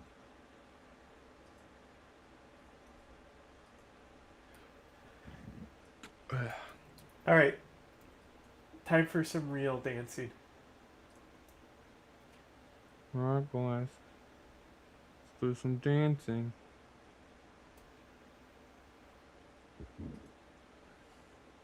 Okay, today I'm going to be dancing the Charleston to a song from 1923 called Yes, We Have No Bananas. I'll be playing the song on a record on this machine from 1918. Let's get started. Here's the record. It matches my outfit. Okay, let's put the record on and we shall begin. Thank God. Is he winding it up? Yeah, I actually have one of these record players that winds up at my mom's That's house. awesome. Okay, here we go. Oh, and I'm probably going to move the table so that I have a space to do the Charleston in. Oh, okay, yes, let doing me the go ahead Charleston. and angle Thank the God. table. There's just a hole in that chair. That's like the Chuck Schumer chair. Perfect. And now I have plenty of room to dance the Charleston. Let's start the record player and begin. Okay, so I'll start the record player and then move the tripod to where y'all can see me start doing the Charleston. Oh, hang on. Can we look at his posture as he walks over to the record player real quick? Tripod to where y'all can see me start doing the Charleston. With the arms?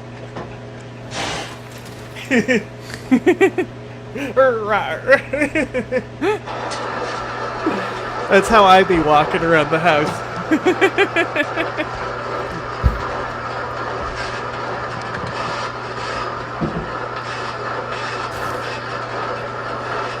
So hopefully I don't hit anything around me. But here we go. And music.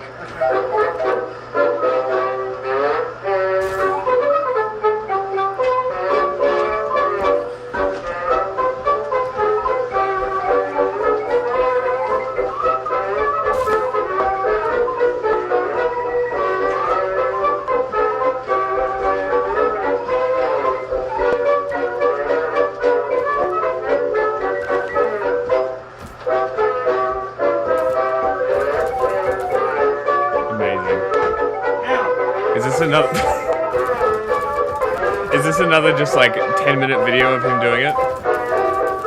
And nothing else? No! Unedited?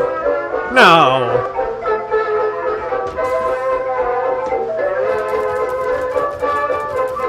Of course not. He wouldn't do that again.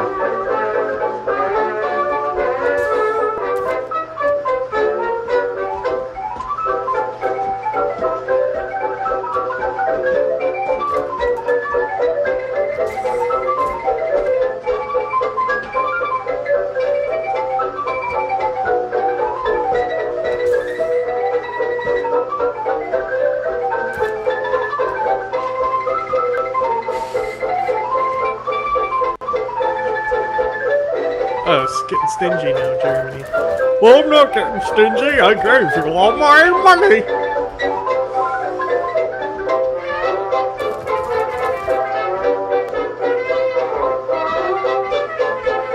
Y'all are so poor. Can't even buy my Diplo favor anymore. What do I have you around for?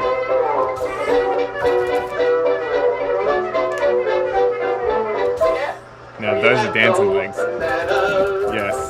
We have no bananas today. With green beans and onions, a bargain and scallions, and all kinds of fruit and play.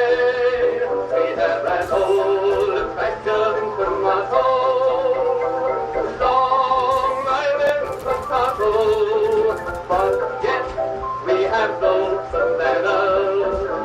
We have no bananas today.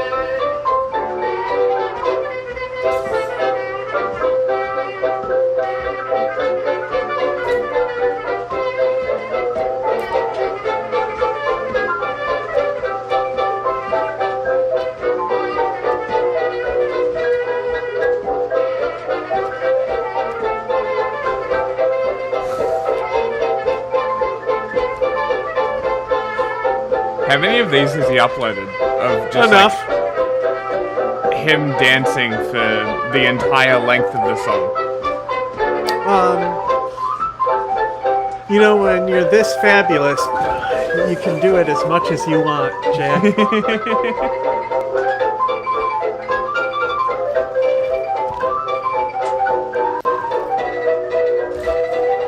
The record player sounds great.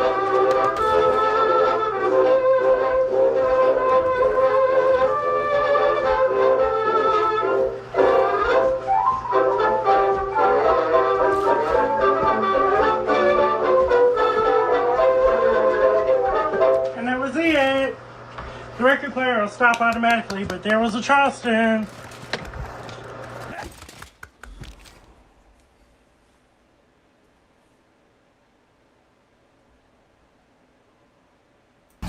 Okay, today I'm going to head to my grandma's by the lake, and I'm actually going to be dancing the Charleston to If You Knew Susie Like I Know Susie. I'm going to be heading there in my... DemocracyNow.org, The War and Peace Report. I'm Amy Goodman. Reporters Without Borders is warning press freedom has fallen to its lowest level since the group began publishing its annual World Press Freedom Index 25 years ago. According to the group, more than half the world's countries fall into the difficult or very serious categories for press freedom, as journalism is increasingly criminalized across the world. Over the past 25 years, the index charted how press freedoms have deteriorated here in the United States. In 2002, the U.S. was ranked 17th in the world. In the latest index, the U.S. is down to 64th, falling 7 places since last year. Reporters Without Borders, RSF, says, quote, U.S. President Donald Trump has turned his repeated attacks on the press and journalists into a systematic policy, unquote. Reporters Without Borders says the state of press... This is the average score worldwide. What happened in 2011? Arab Spring? Probably. Those countries probably cracked down because of the Arab Spring, but it hopped right back up. Yeah, that sounds about right. What happened in 2022? 22. Israel. Sorry. No. Russia. Ukraine.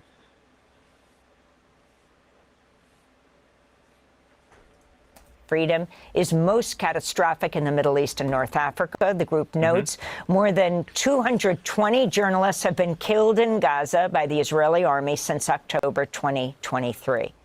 We're joined now by Clayton Weimers, the North America director for RSF, for Reporters Without Borders. Thanks so much for being with us. You're in Washington, D.C. Other side of MSF. You are one of the journalists. The only charity that I say to donate to. Washington. Give them money. Washington, the White House they press need money. corps Sometimes they get bombed by the U.S. We're going to talk about that in a minute. But first, this report. Clayton, talk about your findings.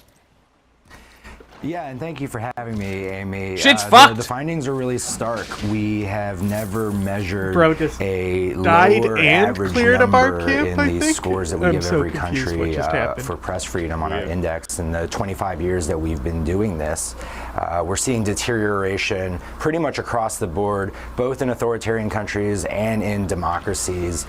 And one of the really startling findings is that the legal indicator, one of the sub-scores that we look at, has deteriorated the most, and what we're seeing is the erosion of the legal protections can you send all your naval units journalism and to everyone's access outside to Harlem? information. But we're also seeing the weaponization of other types of laws, especially national security laws against journalism. These are the laws that are supposed to keep us safe. Let me know how many turns it will are take. being used to stifle Netherlands journalism and free speech. Amsterdam. So, talk about the United States. Oh, they're right there. 64th in the world. Where do you think the name Harlem comes from? New York City. Come on. Where else would it be? It's clearly named after the Netherlands. New York City's all Dutch. 4 turns for Musi Dog. And then I should have another one coming. What about this ship of the line? That one's Way out dealing with here. some shit. I'll send her down later. That's what we I gotta need. kill these things and safely escort my skirmisher to this tribal village. What's your production per turn? My what? Production? Production per turn. 398. Oh, nice. I just got Gobekli Tepe over there, right? And its production was pretty low, so I built my first coal power plant. And then I forgot that it has a volcano issue. Yeah, you should have left it as a city-state. No, because I specifically took it after it got hit by a volcano. I just shouldn't have done the production of coal there. I should have done it elsewhere, but that's okay. Where's your industrial? Press freedom. When freedom of the press is enshrined in the U.S. Constitution. Talk about what the parameters are and how it's gone from 17th to 64th. It's been a long backslide for the United States on the index. And look, it's tempting to lay all of this at the feet of President Donald Trump. And to be clear, he is the single biggest threat to American press freedom today. But the mere fact that we fell from 57th last year tells us that this isn't just a Trump problem. We have structural deficiencies that are imperiling the future of press freedom in this country.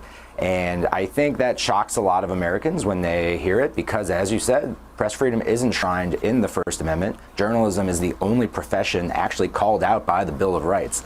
But when you dig into it, it becomes a little bit less surprising. You think about the economics of the news industry right now. Thousands of jobs lost over recent years, an average of 2 local newspapers closing every week in this country, and tens of millions of Americans living in news deserts. Meanwhile, there's a great deal of consolidation of the media with fewer and fewer people owning the airwaves and owning the conduits of digital information. There should be more Americans who are trust trying in the to news do media. something. The esteem that the public holds And get journalism in has never been capitalism lower. out of We our have media. politicians regularly emboldened to attack individual journalists and media outlets. And, you know, we have a safety problem in this country. There is a startlingly high incidence of violence against journalists, and what we've especially seen in 2025 is violence committed by law enforcement agents, particularly masked, anonymous law enforcement agents who are policing protests, particularly the No Kings protests or anti-ICE protests, and journalists getting caught up in that. Dozens and dozens of very violent incidents against journalists, sending them to the hospital, causing journalists to be blinded. One lost a finger, concussions, visits to the ER. These are very serious conditions. In fact, it's caused us to introduce a new program that provides independent and freelance journalists with protective gear. That's the kind of program we've been running for years in places like Ukraine and Lebanon, the Democratic Republic of Congo. And it really is a sad state of affairs that we now feel compelled to do the same thing in the United States. I want to ask you about Lebanon, about Israeli attacks on journalists there. Last month, Israeli forces killed the prominent Lebanese journalist Amal Khalil, a correspondent for the daily newspaper Al Akhbar. In 2024, Amal told local media she'd received an Israeli death threat warning her to leave southern Lebanon or risk decapitation. This is what she said. I received direct targeting on my phone from the Israeli Mossad. They threatened to kill me. They literally said, "We will separate your head from your shoulders if you don't leave from the south." They advised me to leave the south.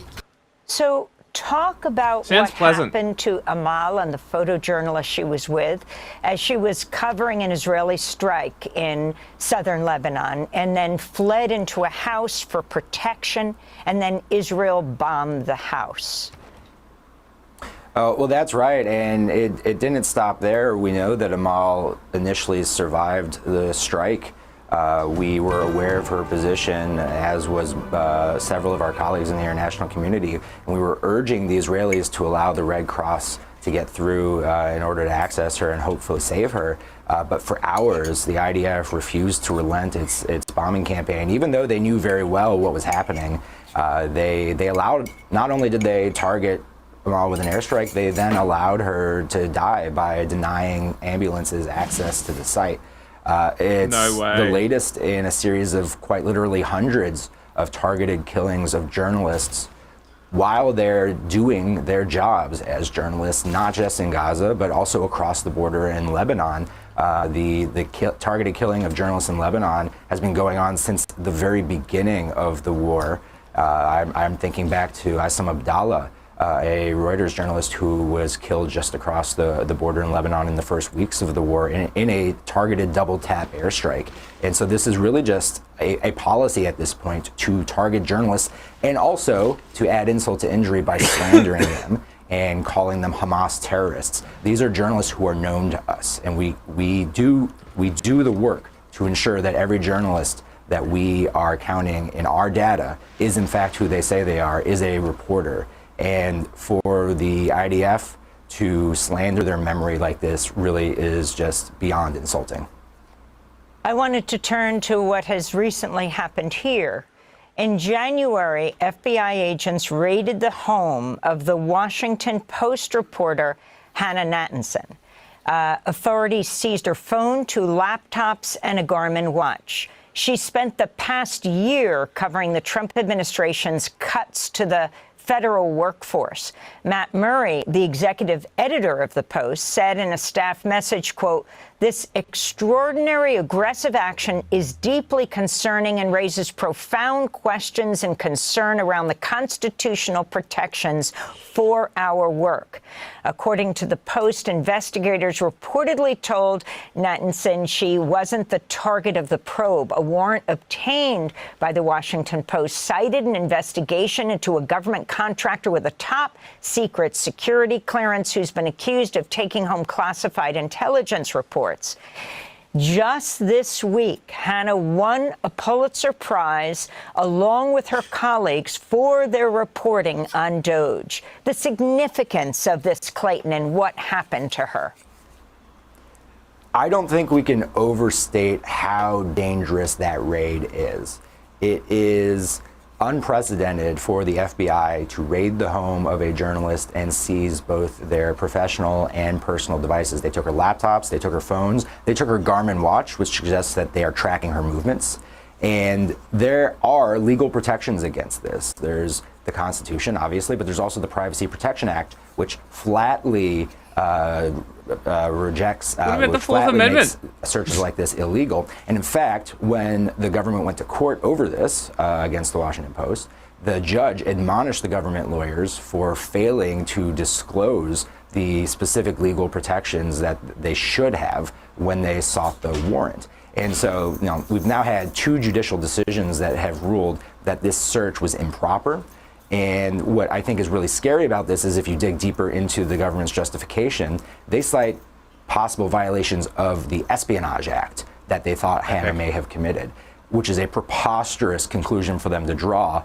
But unfortunately, not totally unexpected. The Espionage Act is an overly broad piece of legislation from World War I that makes no distinction between an act of journalism and an act of espionage. And at RSF, we've long warned that there is this sort of back door that the federal government could use in order to target journalists, and we've been urging reform of the Espionage Act going back a long time. And viewers of this program may remember the Espionage Act is also what was used to prosecute Julian Assange. And our argument at that time was, whether or not you think Julian Assange is a journalist is kind of beside the point. What Julian Assange did was publish secret government documents, and fundamentally that is no different from what other journalists are doing, like Hannah, when she obtains leaked information from whistleblowers in the government. And I also want to point out that Hannah is a really talented reporter who has communications with hundreds, if not over 1,000 sources in the government who are all trying to blow the whistle on wrongdoing and corruption. I don't think it's any coincidence that she's the one who was targeted, because that has a profound chilling effect on anyone else being willing to come forward and blow the whistle when they see something wrong. Clayton Weimers, I wanted to also ask you about your experience at the White House Correspondents Association dinner. You were at the dinner when a gunman rushed a security checkpoint. The suspect now faces a number of charges, including attempted assassination of President Trump. Can you describe what happened? You were at dinner at a table with Georgia Fort, is that right? A journalist who was arrested recently in Minneapolis. 14 that's right. And Georgia's case also line. really exemplifies the weaponization of the Department of Justice against journalism. She was arrested and charged for her reporting in Minnesota along with Don Lemon, and it's really outrageous that those charges are moving forward. And I know it was an act of courage for her to go to that dinner and be in the same room as the president and the officials who are actively pursuing her and trying to put her in jail. And, you know, we were sitting together. Praised her. Before you talk about the experience at the dinner, just because you've told her story, who was arrested along with former CNN anchor Don Lemon, let's go to Georgia Fort when she came on Democracy Now! And talked about her arrest at the city's church in St. Paul, where protesters confronted a top ICE official who served as pastor there. My home was surrounded by about 24 federal agents, including agents from DEA and HSI. I asked to see the warrant. My mother was here. My mother asked to see the warrant. They did show us an arrest warrant, which was then sent to my attorney, who verified its legitimacy. Since it was an arrest warrant, we decided that it would be safest for me to exit through the garage so that we could lock the door to our home behind me. And so I surrendered. I walked out of my garage with my hands up, and I asked the agents who were there to arrest me if they knew that I was a member of the press. They said they did know that I was a member of the press. I informed them that this was a violation of my constitutional right, the First Amendment. And they told me, you know, we're just here to do our job. And I said, I was just doing my job. And now I'm being arrested for it. So that is Georgia Fort describing her arrest in February. And you know what? She makes a good point. We should arrest police for doing their job. That was her point, right? Dinner. So you both went under the table? Yeah, well, you know, 1 minute I was actually telling Georgia and one other person sitting with us about this new protective gear program that RSF introduced in the United States. And the next minute we're all taking cover under the table because there was a loud bang and Secret Service agents rushed in, guns drawn. And frankly, we didn't know what was going on.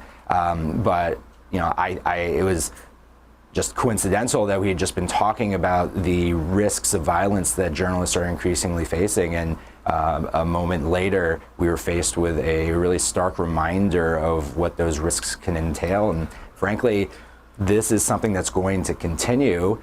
But journalism is a really unique profession because you have an obligation to go towards the story, to go towards the chaos. And I saw so many journalists around the room, you know, eagerly trying to document what was going on because that's their job. And, you know, that's a reminder of why this job can be risky, but also why it's so essential. We just can't understand what's going on in our world without journalism. And finally, the president is using the attack on the White House Correspondents' Dinner to justify the what looks like now billion-dollar ballroom that he wants to build at the White House. He said no taxpayer money would be used for it, and now apparently it's looking like they're putting it into the ICE budget. And I'm wondering, you know, in that justification, even that night, saying it's because of events like these that we would need to have the full military protection of such a ballroom. Your thoughts, Clayton Weimers? I think of Eugene Daniels, the former head of the White House Correspondents Association, saying we would not want to have it at the White House. Look, billion-dollar ballrooms are a little bit outside my area of expertise, but I agree with Eugene. It would be inappropriate for the White House Correspondents' Dinner to take place at the White House. The one I just literally said, oops, I lost a night on that barb camp. Dinner. The president is an invited guest, and the idea that it would move into the White House, I think really violates the spirit of an event that is intended to celebrate the First Amendment and the excellent journalism being done by the White House press corps. And so, yeah, I agree with Eugene there. Thanks for watching Democracy Now! On YouTube.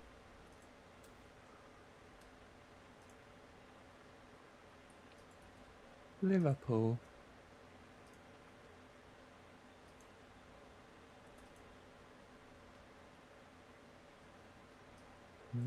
Production pillars. This is a classic video.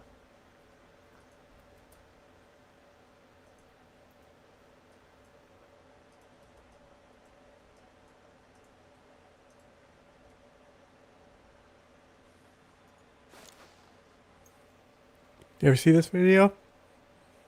No. You're never gonna guess what happens. He probably pours the boiling shit on himself. That's more than boiling shit. Well, the molten metal. Yeah.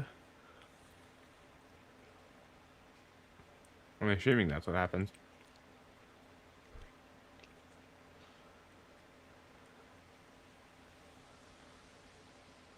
Oh, that's already looking bad.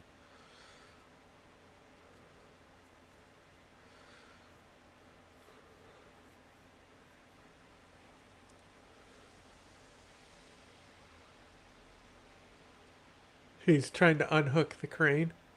Uh-oh! Uh-oh! That's not good.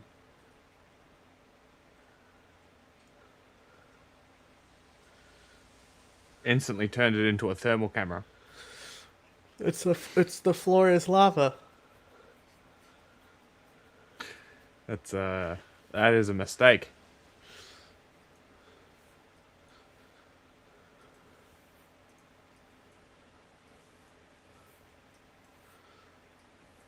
Hey, the color is coming back. It's readjusting.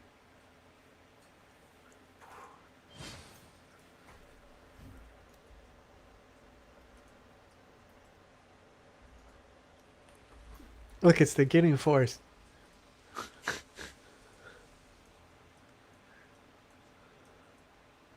What are they doing?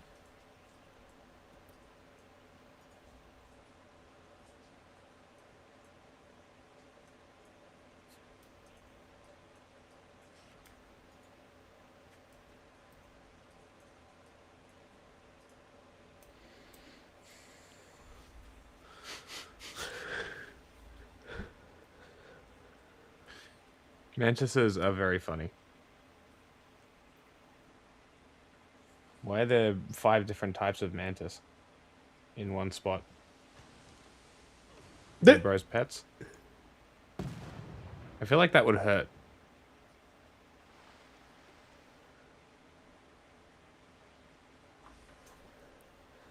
Hey, why not?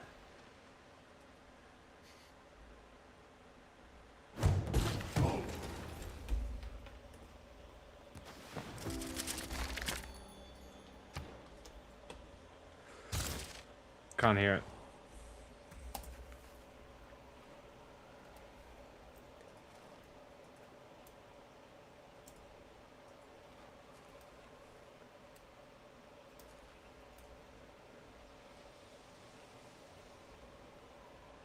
Through a forest. You're looking. Well, hi there. Hi. Imagine, if you will, that you're walking through a forest. You're looking where you're going, paying attention, and then suddenly you're grabbed by huge raptorial arms, snatched in close to the body of whatever it is that has snagged you, and then slowly but surely eaten to death, bite by bite. Okay. I am here today with what would be, if we were smaller, possibly the most terrifying animal in the world. And that is the praying mantis.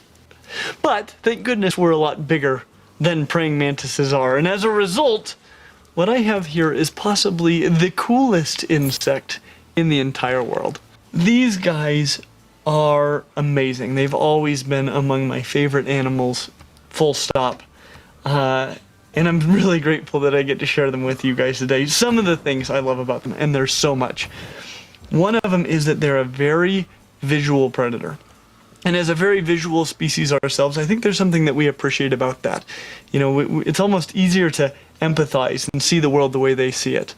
You know, when I see my dog sniffing around, I know that his sense of smell is so powerful that, you know, he's experiencing a completely different world than I am.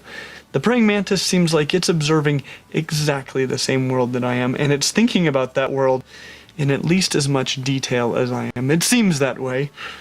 They might be aliens. I can't be sure, but they definitely have that appearance to them. Very, very thoughtful, very, very alert, and if you're small, very, very terrifying. They've got these awesome raptorial arms, so in addition to having a head that moves around and makes it look like they are taking everything in, they also grab things, very much like we do. They've got 4 legs for walking, and those front 2 legs are for grasping mostly, though they will use them to walk around a little bit as well. They're mostly for grasping their prey. And once they grasp their prey, they have the most heinous way of dispatching their prey, I think, of any animal there is. There are a lot of animals that will suffocate their prey or stop the blood from moving or inject venoms, something to dispatch the prey. Oh no, that is not the case with the praying mantis. The praying mantis, much like Dr. Grant hypothesized the velociraptors would do in Jurassic Park, you're still alive when they begin to eat you. In fact, you're still alive when they're about halfway done eating you. It's the worst.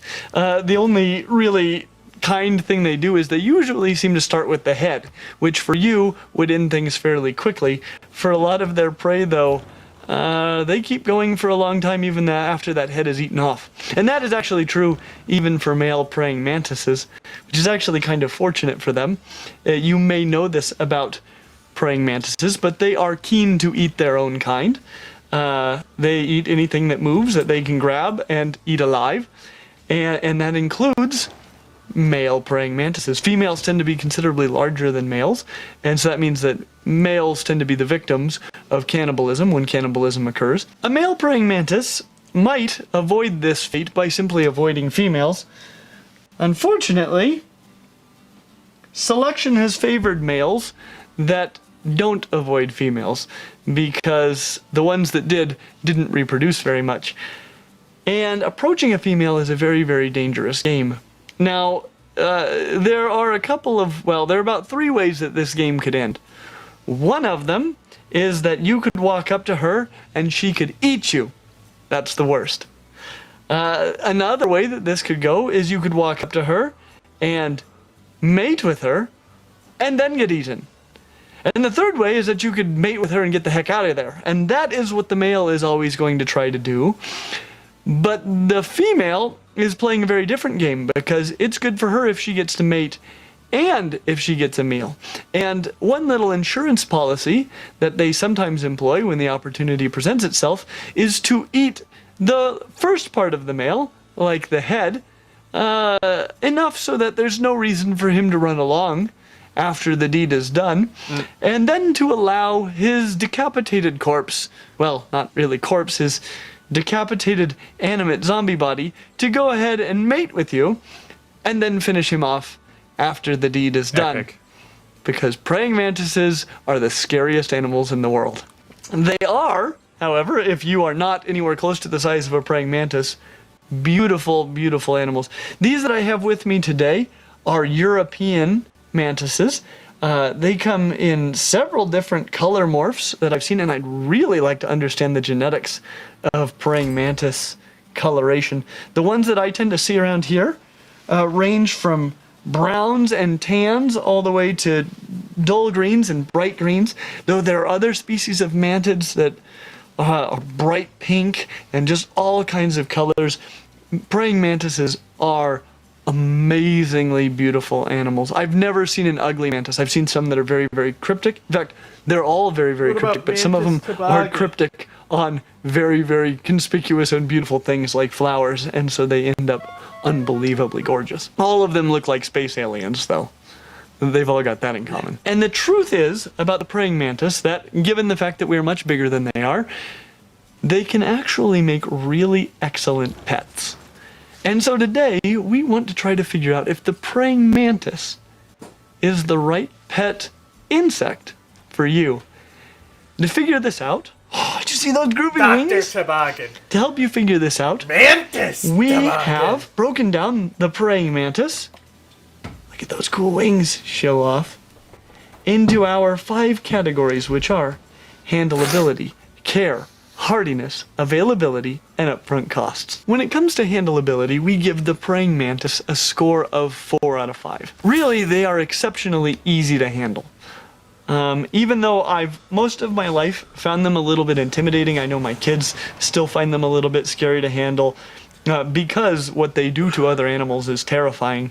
They're very, very uninclined to try to bite you or anything like that. Really, there are only 2 problems with handling praying mantises. One of them is just that they're small and relatively fragile. It means you can let them walk on you, but don't try to grab them, and definitely be very, very careful with what you're doing so that you don't accidentally crush them to death, because that is a real possibility when handling something this small and fragile. I mean, it's still just a little insect. The other problem is, and they'll demonstrate this a little bit, they can fly. They're not great flyers, and they can only fly as adults because only the adults have wings.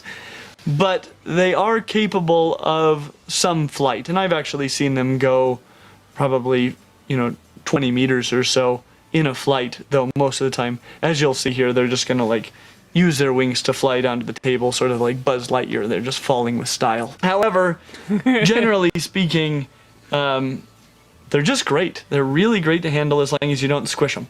And like I said, only the adults have wings.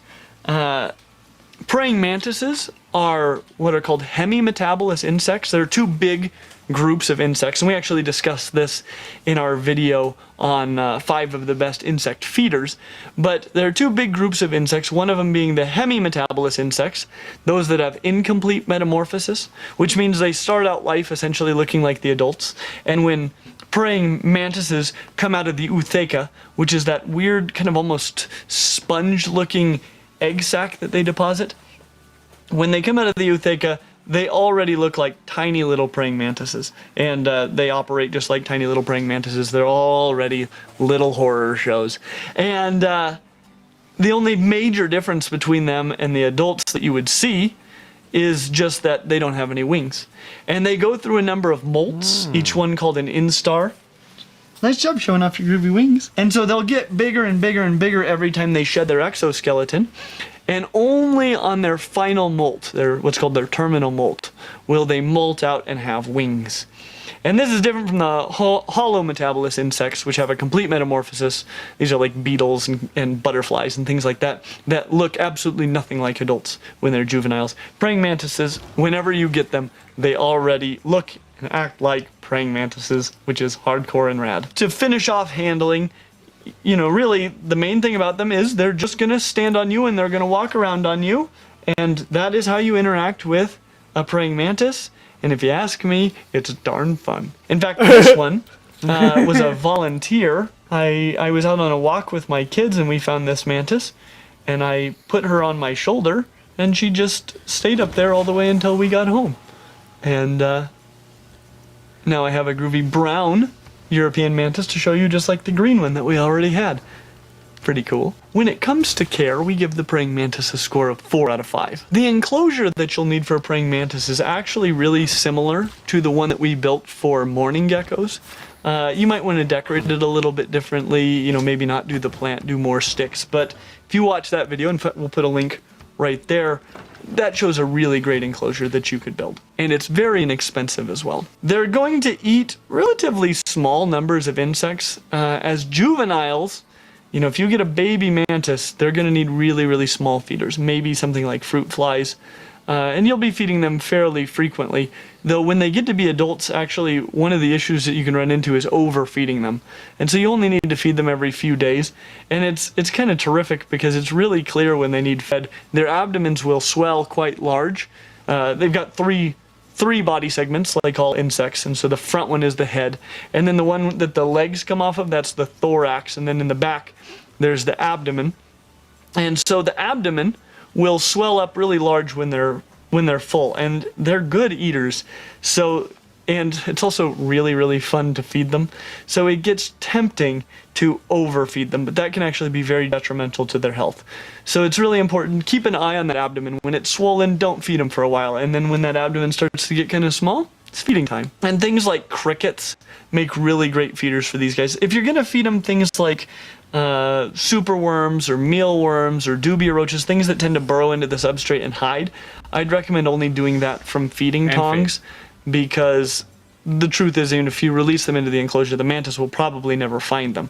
Crickets, one of the great things about crickets is they tend to like to explore, and oftentimes as a feeder, that backfires on you just terribly. They will require some misting, especially if you notice that they're getting ready to molt or shed their exoskeleton. This is something that you're only going to see with the subadults. And they'll start to hang upside down, and they won't be feeding for a couple of days, and that'll indicate to you they're about to molt. And that's actually one of the times when it's easiest to lose a mantis. So you're going to need to make sure that you keep the humidity up so they can get out of their molt really well and they're well hydrated. But generally speaking, misting and the occasional feeding are really the only care that a mantis needs. Also clean up after them a little bit, but they're not a very messy animal. They also don't need any special heat or lighting, that is, unless you keep your house very cold. Generally speaking, right around the temperature where you feel comfortable, they feel comfortable as well. Their care is actually really similar to a lot of the geckos that you can keep at room temperature. Just a few insects every now and then, a little bit of misting, and that's pretty much it. Like we did mention though, they do need some special care around molting. Mostly you just need to make sure they've got good perches from which they can hang, and that humidity's up a little bit. Another thing about the care for these guys is, even if you get one as a juvenile, their whole life cycle lasts about a year.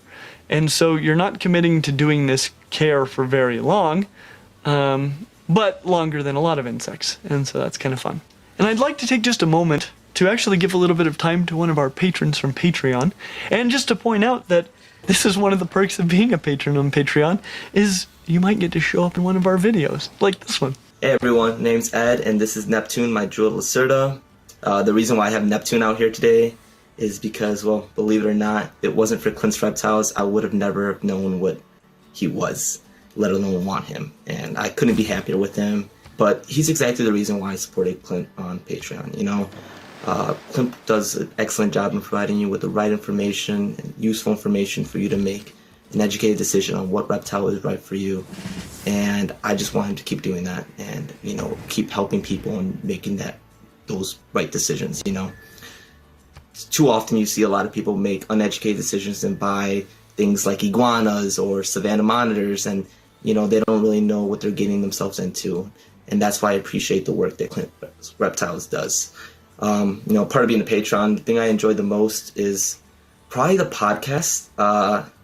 Some of the discussions and conversations they have on that podcast are quite interesting to deal with. As you can see, he is a handful once he's out of his enclosure for too long. But like I said, being a patron, I couldn't be happier with the content he puts out. Even the early access is great. And that's why I suggest, a lot of people should become patrons, because his channel will continue to grow and he'll continue to put out some great content out there. And I'm excited to see what else he can do. All right, well, peace out. Goodbye, Neptune.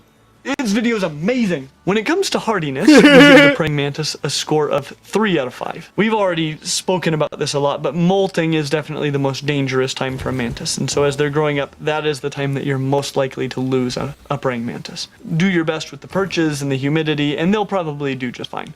Avoid things like overfeeding them or feeding them dangerous prey. Sometimes people like to have like little gladiator battles with a praying mantis against something comparably terrifying, and your praying mantis won't last very long if you do that. Sometimes you don't even realize how dangerous an animal is, but things like crickets and beetles especially, they can be very, very dangerous. So definitely give them feeders that they're going to defeat.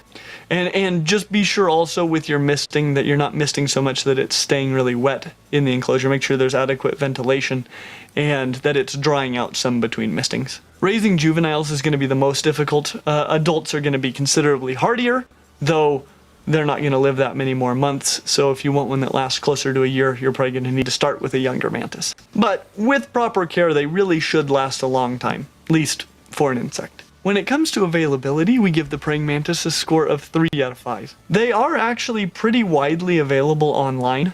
Sometimes you'll see them at things like reptile expos. Very rarely in pet stores, but I have seen them in pet stores before. But in a lot of cases, they're actually prohibited. Here where I live, in fact, you're only allowed to have 2 different species, and those are the 2 species that are already well established in the state, being the Chinese mantis and the European mantis, which they're both introduced, but they're trying to prevent more being introduced into the state, and so they're highly restricted. Some states are like that, others are not. Usually it just depends on if you live in a state where praying mantises could become established. In a lot of cases, you know, even if you're not allowed to buy one, they are out in your yard, right? I didn't have to wander very far from home to come across these 2 praying mantises. It was a nice couple of strolls with my kids, and we had some mantises to show you, and kids have actually been having a really great time with them and learning a lot of responsibility in kind of a low stakes way, and that's awesome. When it comes to upfront costs, we give the praying mantis a score of 5 out of 5. Even the most expensive of the mantises are relatively affordable. I mean, not year for year, because a lot of the most expensive mantises will live less than a year and they cost over $100, but a lot of mantises are free or very nearly free even if you buy one captive bred. That's awesome. The enclosures, as we've already described, are not expensive to build. You know, we recommend it be at least probably 3 times as tall and as wide as the mantis is long. And once again, we've got a good tutorial on how to do that in our morning gecko video, so I strongly recommend you check it out. We'll have a link to that down in the description, along with all the things that you would need to keep a mantis. I mean, except for the jumping spider, which, I mean, that is basically an animal that you can keep for free. This is about as cheap as it's really going to get. Even the long-term costs of, you know, feeding them and whatnot aren't going to be that major because they don't actually even live that long. So this is about as minor of a commitment as you can get, other than getting a jumping spider, which are totally rad. I strongly recommend it. And for these reasons, we give the praying mantis an overall score of 3.8 out of 5. And that's a darn good score for an insect.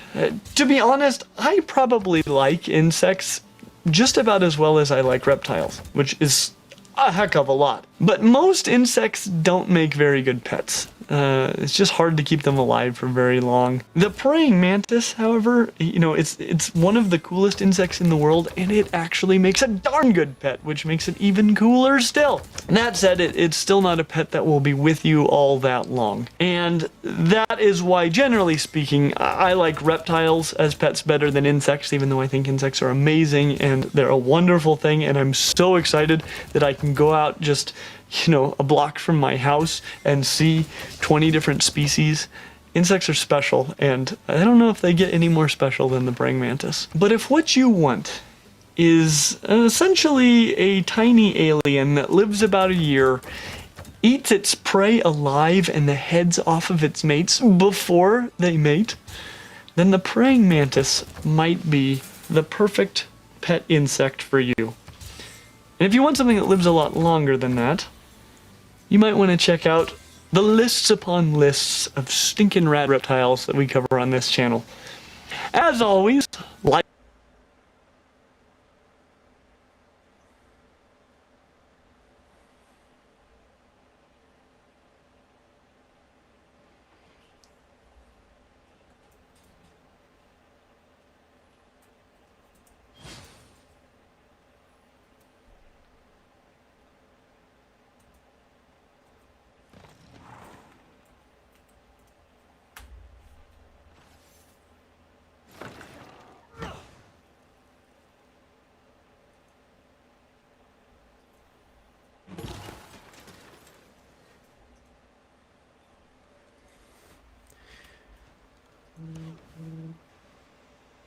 This episode is sponsored by Brilliant. When they first emerge from the nursery that their mother built, mantids don't look like much. Sort of a booger but ribbed for pleasure vibe. Not all that intimidating at this point, are they? Now, the first order of business is to wriggle out of a tight cocktail dress sort of membrane that surrounds them. And as they do, you can start to see their legs and their antennae. You know, getting those antennae out, that's a real bitch. That membrane she was in is attached to the inside of the egg case by a silken thread that her mummy made. Some foresight there, because this little baby can use it to climb down. Of course, she's not alone. She's got some siblings up in there. And pretty soon there's a whole mess of them hanging by their butts like anatomically correct Spider-Men. And women, when they finally get down from the ropes course, the world is a bit stacked against them. I mean, they're barely a thing at this point. You can see right through them. The outside bits probably don't even have that much of a crunch. And to make matters worse, there isn't that much of a sibling bond going on. Around the same time that you and I were swaddled up and sucking on a tit, these ones are surrounded by cannibals. Look at this one. He's pulling on his own leg to get away from that ass biter. Now, if they survive that gauntlet, they have to get themselves to some food and shelter. But at this stage, they don't have their wings. They can, however, jump. And they're damn good at it, too. Look at this one mugging for the camera. Shameless. It's not about you. They can even push off smooth surfaces like glass because they have these little toe pads for extra grippage. Because they're pushing off with their back legs, their bodies rotate in the air. But they can stabilize this with their Really, Jerry? Yes, I want you to change it. All right. They can modify their posture mid-air to line up with the target. These mantid nymphs will have to go through a series of molts before they reach adulthood. And it's in that final molt. God, that's a terrible word. Molt. Anyway, it's in the final one that they get their wings, as well as functioning naughty bits. It's a pretty exciting day. I'm sure it beats finding your first pubic hair. And that was pretty exciting. Now, they don't all come out the oven looking like this. You know, this one's a bit vanilla, or mint, I guess. But mantids come in all sorts of shapes and sizes. And you'll notice that most of them go for a sort of camouflage situation. Now, this hidey-hidey business is important. Not only because there's birds out there with bad intentions, but also because mantids are ambush hunters. Now, I don't know how much ambushing you've done, but it works a lot better if they can't see you. If they can, it gets awkward. How come you're crouching behind the water cooler sort of deal? Zip. Now, depending on where they live, they've evolved to blend into all sorts of things. Jerry, there's not one in this shot. No, it doesn't underscore the point. Anyway, they've evolved to blend into a bunch of things. See, now my rhythm's off. Sure, you got some slackers that didn't put much effort into it. I mean, being long and green is sort of straight out of Hiding in Nature 101. But you can see that selection has a way of pushing you towards some of the details. This one picked up some of that reddish fringe. So demanding. The back end on this one, you'll see some stripes that are just around the right distance. And here you got, what is that, a leopard print? You could blend into brunch at the yacht club. A number of others went for stick. It's a bit Captain Obvious, if you ask me. I mean, they're not obvious. That's the whole point, but you know what I'm saying. But for my money, it's the ones that went for leaf that you want to take the lessons from. Especially the dead ones. It's a lot of edging. You got to get your crimping iron out. But if you want the Oscar, it's all about method acting. And they lean into it, literally. Get their sway on. What's that, Mommy? Is it dangerous? Oh no, that's just a leaf dangling in the wind. Can I touch it? You know, and then you're giving away size small clothing at the yard sale. All right, that's dark. A lot of this sort of camouflage is about blending into the clutter. Ragged edges and mottled coloration. You don't have to be perfect, you just have to be kind of messy in the right way. There are, however, mantids that have evolved to look like things that are fairly specific, like some mantid nymphs that seem to mimic a specific species of ant. It's the attitude that gives them away, though. This one's ready to fight the whole f***ing world. For a long time, it was assumed that orchid mantises were mimicking specific species of orchids. Makes sense, right? Look just like a flower, hide amongst them, and then eat things that come to pollinate them. Of course, the science hippies had to come in and say it was more complicated. It's a bummer that bullshit's so much easier to understand. So anyways, here's the deal. The orchid mantis gets into the whole deception thing fairly young. When they're babies, they're tiny, so tiny that ants prey on them. See that little red thing under the leaf? That's one getting chased right there. The red and black bodysuit is assumed to mimic an assassin bug. You can probably trick a couple ants that way, the dumb ones. After the first molt, sounds like you're trying to deep throat a cue ball. Molt? Anyway, they change color and start getting that flower vibe. They also start to develop these petal-shaped lobes on the back two pair of legs, sort of like fake glutes. The thought was that this was to trick pollinators into thinking they were an orchid which they would hide amongst. Now, to our eyes, that seems plausible, but insects see the world different, and to a bee, the orchid mantis doesn't necessarily read orchid, but it does look like a flower to die for. Sorry. The pigment that gives the mantis its color absorbs UV light, just like many flowers do. And to pollinators, this makes it pop out from the background. The mantis also seems to emit some chemical cues, and all of this works so well that many pollinators prefer the mantis over real flowers. So instead of mimicking a specific flower, they seem to have hacked their prey's sensory systems to become a thing that just sort of exudes flowerness. But what about those flower petals they have on their legs? I mean, that seems fairly specific. There's a reason I've been going on about brilliant for years now. It's because we've got physics of light, how gears work. Oh, right. So if orchid mantises don't really look like orchids to their prey, then why bother with the fancy petal-shaped leg lobes? Well, the science hippies looked into that too. Built a model mantis out of clay that the pollinators were just as attracted to. I mean, at this point, you gotta start wondering about these pollinators. But this allowed them to move those leg lobes around or remove them altogether. And it turns out they don't really matter that much, at least not the pollinators. But they do seem to have another function. The juvenile mantises may not have wings, but they can use those lobes to glide. In fact, they're the best-known gliding arthropod, sort of a niche awards category. And it seems like those leg lobes may have evolved for that function first. Now, some other mantises evolved lobes on their front legs, not for gliding, but so they can do these karate chop dance moves. And they do these when they're about to get their ass kicked. Now, to a predator, this sort of thing is probably just straight up confusing. But if they do get attacked, these lobes can act as decoys. You can see that other mantis goes for the lobe, not the body. And you'd rather get a scratch on your arm than your head bit. And that's the thing, under pressure, a lot of mantises don't just tuck tail and run. They get big, stand their ground. And on the other side of that camo, some of them have some fancy shit going on. You know how like some rich people have those red-soled shoes to warn you they might be toxic? These startle displays are used to confuse a predator, make them pause for a second and wonder just who it is they're f***ing with. Now, you're probably wondering how well it works, and I'll let you know how this scene plays out in a minute. But you'll notice that this one's sort of swaying back and forth. It's not just to look cray-cray, it also has to do with how mantises perceive depth. Just by moving their head, even with a single eye, they can use something called parallax.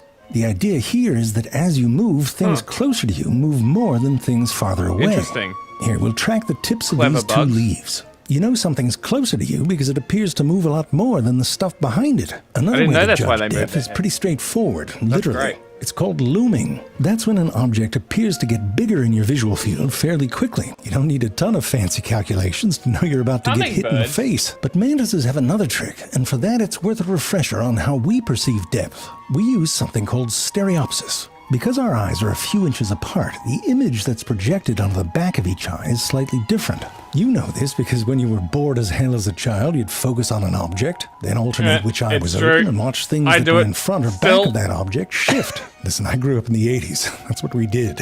What our big fancy brain does is take these two different images and essentially move them over each other to find areas of matching brightness.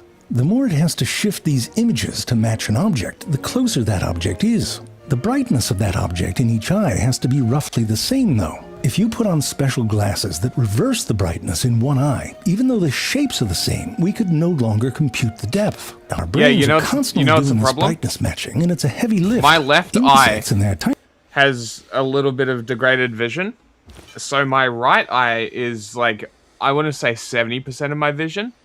Most of what I see is from my right eye. Because anytime that I close my right eye, some shit comes up that it's super interesting, but because it's like, I don't know what the fuck the problem with my eye is, but my left eye... You haven't gotten corrective lenses issued by an eye doctor? They wouldn't help. Whatever it was, it wouldn't help it. I tried. I'm sure that they have something now, and maybe if I can be bothered going down to an optometrist, I could go and get something checked, but I can't be fucked. Because, like, honestly, if there was, you know, a surgery that I could do to fix my eyesight, I would fucking do it. Probably is. I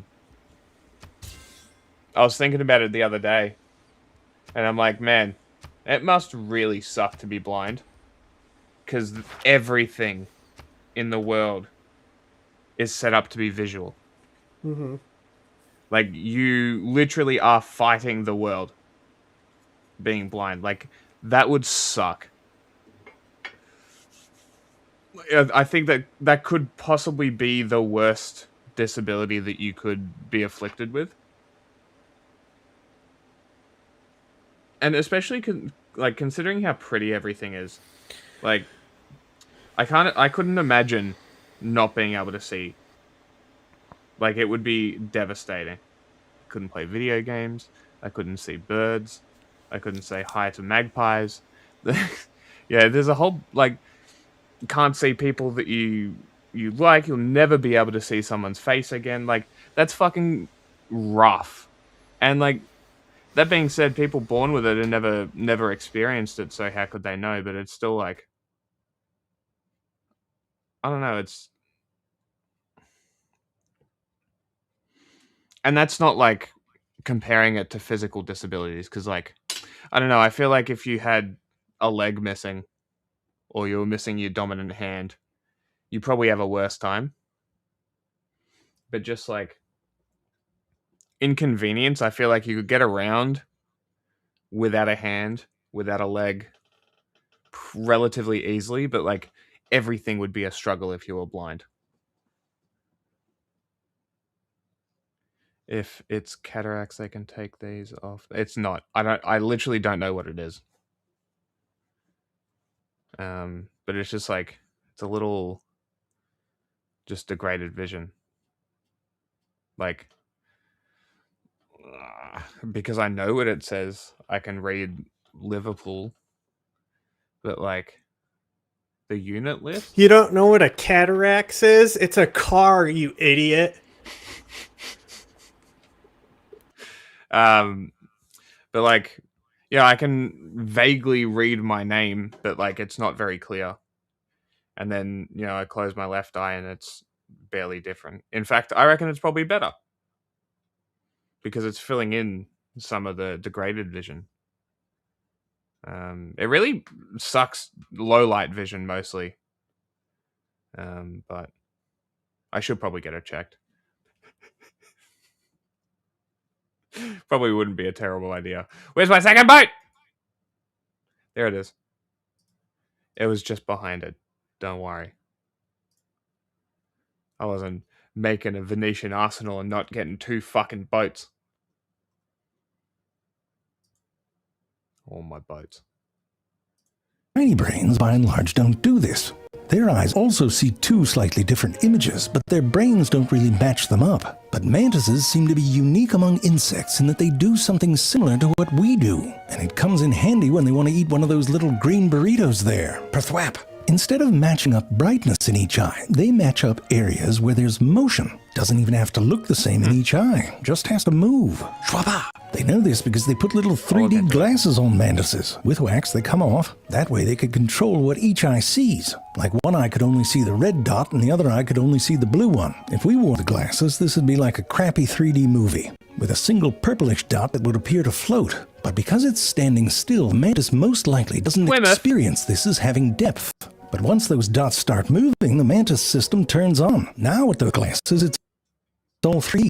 And when it appears to be in the sweet spot, about 2.5 centimeters away, they strike. So those little mantis brains don't have to calculate all the time, only when it counts. Now in terms of mantis strikes, I told you that we'd follow up on this scenario. Oh, alright. Well, that didn't play out like I thought it would. But listen, you should know lizards have beef, and it starts in childhood. It's actually a fair fight, but by the time that the man...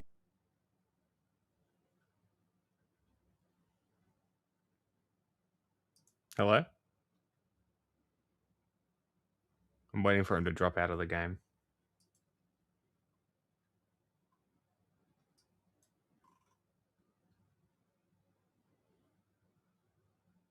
Hello?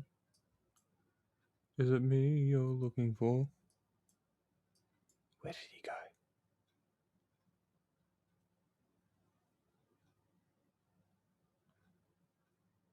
I'm just getting loading wheels. Is he back?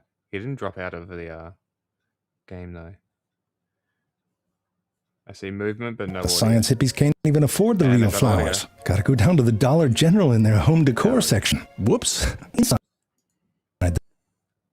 those things, they're all pie. For these bulky muscles. Cocked pose, they build up a little.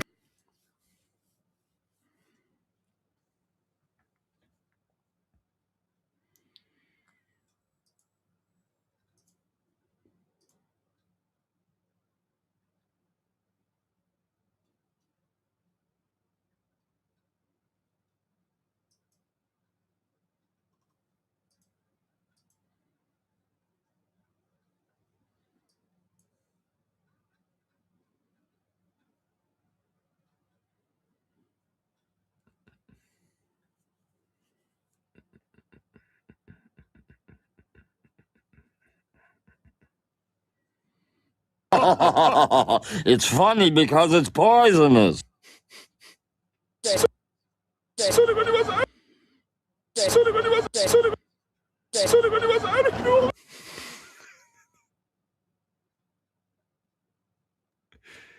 What else we got? Is this America, me? we're the Mujahideen. Hello. Is this me? Yeah. You are garbage, okay? You're garbage. Whoa, Anna. Relax. We will continue to be your single source of truth. Dismiss anything else.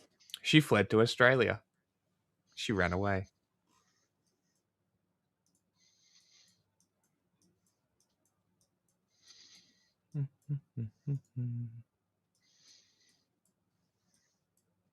That's you. That's fine. Who the Netherlands at war with? Mansa Musa.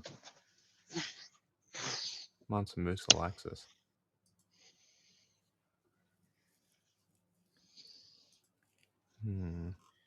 Okay, did you say that the audio stopped working? No, it was just a bit glitchy. It came back. Okay.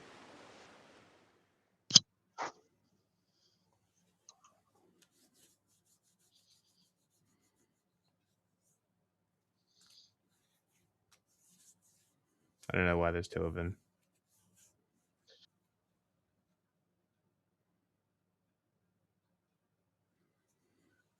That one goes there.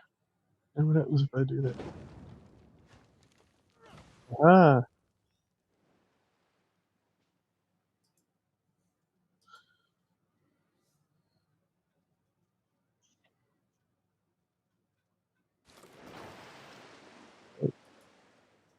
Tell me if the audio fucks up. Little tension, and then if something gets in their strike zone, the whole thing goes off in 2 stages. Oh geez, Jerry, can you get one that's not an idiot? In the first stage, they kick the whole thing out, sending the front part of the legs just beyond the prey. Then the flexors kick in, putting the brakes on that movement, and snapping the tibia back towards the femur, trapping the prey between those 2 rows of spines. Because these movements are controlled by muscles and not a spring, for example, the movements are quite precise and can be adjusted for the size of the prey and its speed. They're not perfect. I mean, you try kicking out and catching something behind your knee, but they've got a don't quit attitude and they'll do it again until they get it right. Now, there is this one newly discovered species in Peru that seems to do it a bit different. The front of their leg is evolved into a sort of fork, a combat fork with serrated tines, and they use this to directly stab insects instead of grabbing them. Look at how proud of herself this one looks. Now, if you mix all this weaponry with that built-in mantis aggression, you could imagine that making babies can get a bit intense. In most cases, the female is larger, so you definitely want to wait till she's ready. And luckily, she makes that pretty clear. She's got a gland in her abdomen that releases some let's get busy stank. Now, in many species, you can't see it, but you can see this sort of drop that ass pose that she assumes. I mean, she's upside down, so it's more of a lifting butt. More of a lifting. But the female stenophylla lobovertex has a very prominent gland. Pops right out and wafts its beguiling pheromones. Now, the male's antennae are packed with these little sensory hairs that can pick up on those cues. When he does do, it's usually best to approach with a bit of caution. You've seen what happens when things appear in their strike zone. Now, there are exceptions. The male springbok mantis is a bit short on patience. He goes right in and makes a wrestling match out of it. It's a bit of a questionable tactic. About half the males are dead before they even get a chance to mate. And the female often gets injured, the whole thing's a mess. In most species, the males have more chill. You know, play it cool until you're close enough and on the right side of those grabbers. Then you make your move. I got From some here, grabbers it's a bit for of you. a make sure you bring the manual sort of sex, because the female has a genital plate that needs to be pried I got open. a genital Typical plate for man, you. he's got a whole bunch of tools for the job. There's a hook for the prying, and then another doodad to hold it open. The males typically approach from the right and dress to the left, as the tailors say. And as you can imagine, the whole thing often takes some doing. Once it's all in place, the transfer of his sperm to her spermatheca can take between 20 minutes and 6 hours, depending on, well, What you know side how it does your goes. dick hang Might be on, thinking about chat? work, or the cat jumps on the bed. Now, most of the time, for most species, the male walks away just fine. Sure, once in a while, she's hungry. I mean, we've all been there, and DoorDash takes forever. Mummy, do you remember Daddy? Sure, he was delicious, great looking. Now, the female sort of pockets that sperm and can use it a few times. I mean, you can't blame her. Who wants to go Gross. through all that every time you want to make a baby? But when she's ready, she lays down a frothy substance, a bit like spray foam insulation, which later hardens into an ootheca, a casing in which she'll lay all her future little badasses. And that, my lovies, is how the mantis do.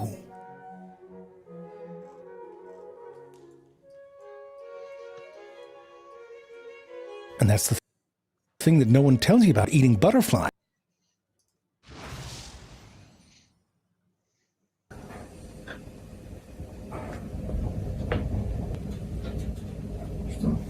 Будешь обижаться дальше? Oh.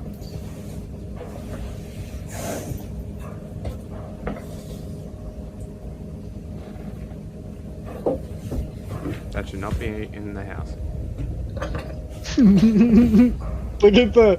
Oh, you know what? It's just the design. So I was looking behind him, and I thought the curtains were all ripped up because of the cat, but it's just like that's kind of the design. Oh, that's funny.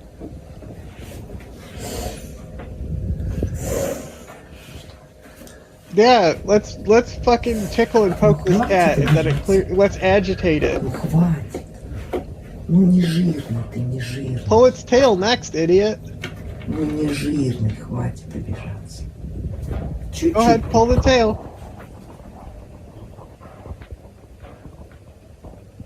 Ну хватит. Ну иди поцелуй. I can't get through anymore. Да иди поцелуй. Huh? I can't get through anymore. I need to take out Hansa. So I'm gonna prepare to do that. That's his poop zone you're kissing, lady. Gross. Худенький. Тощий. Gross. She's calling him a douche. Ну хватит. Fuck, Wad. Ну не обижайся. Все, не будешь I hope this обижаться? cat kills these people for the good of Ukraine. Будешь обижаться?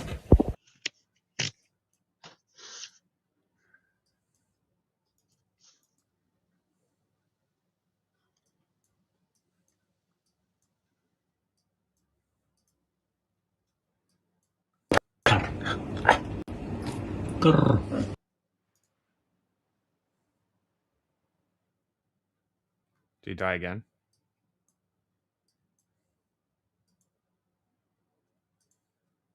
He died again. Why do a crash? Just changing turns in the game crashes it? I guess so. Voice concerns. They're all wrong. These criticisms. If you spend any time on political YouTube, you've likely come across countless lazy, oversimplified videos portraying the Chinese government as an oppressive regime that brutally censors the internet to keep its population in the dark. It does. Western media constantly pushes the narrative that Chinese internet restrictions are inherently bad, claiming that Chinese people live in an information bubble, have no knowledge of the outside world, and lack the ability to voice concerns. They're all wrong. These criticisms don't come from a place of genuine concern for the Chinese people. Instead, they stem You're gonna from give a us deeply sources ingrained for your sense of information this Western time? superiority. The idea that the free Western internet is the golden standard. Bro, it's just like, yeah, you're all wrong. Source made it the fuck up. And that Western democracy is the only legitimate form of governance. However, with Nobody's every present day, arguing this that. claim becomes more impossible to defend. The illusion Setting up a straw man already. The West is rapidly bubbling as social media platforms openly manipulate their owners and as Westerns increasingly suppress dissenting voices, especially when it comes to correctly critiquing them for supporting a side. All the way to the extent that you will lose your job, diploma, or even be deported for being mean to a country the US really likes. The reality is that China's internet firewall exists for a reason. Not about controlling the people with some devious repressive intentions in mind, but about protecting social stability, national security, and economic independence. In today's video, we're going to debunk the two biggest misconceptions about China's internet firewall. The first being, it limits Chinese citizens' access to the outside world, keeps them heavily propagandized, at least he and prevents them acknowledges from it understanding exists, other political right? and economic systems. And number two, I guess so, that Chinese people have no ability to voice concerns, critique the government, or push for change. Not only will I explain why both of these claims are completely false, but I'll also break down three major benefits of keeping the US-dominated internet infrastructure out of China without restriction. The West's real-time case study of what unfiltered anything-goes digital environment can lead to: mass polarization, disinformation, social fragmentation, and widespread mental health issues. To fully grasp why China is cautious about unregulated foreign influence, we need to look at its historical context. China's modern resurgence follows a century of national humiliation that lasted from 1839 to 1949. This period was marked by foreign invasions, land seizures, and economic exploitation at the hands of Western powers in Japan.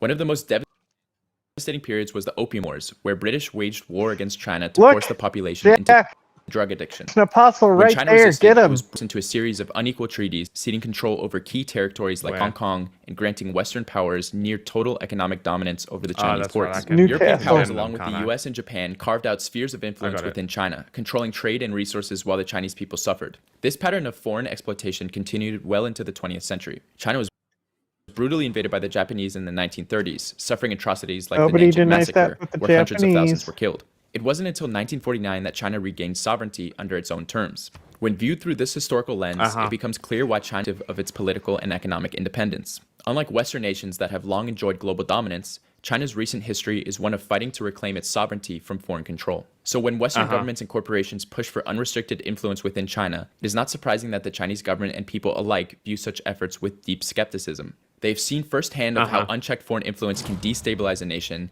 and they have no intention of letting history repeat itself. Also, you might be surprised to know that it wasn't China who kicked out American big tech corporations like Meta and Google. American companies voluntarily left the market when they wouldn't follow Chinese terms of service.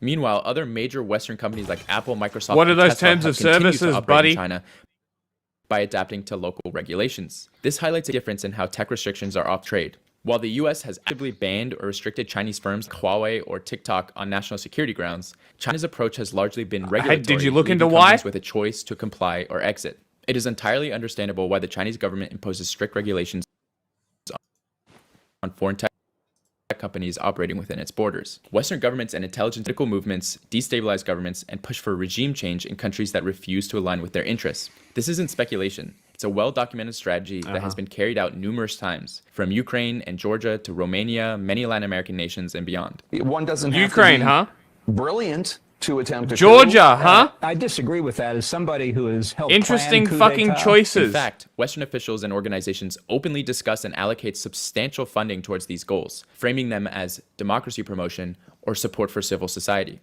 First, we thought that Hang on, I getting want to see Guaido that to declare fucking himself president would be enough to top. evil mustache man he put in there. What that guy just said.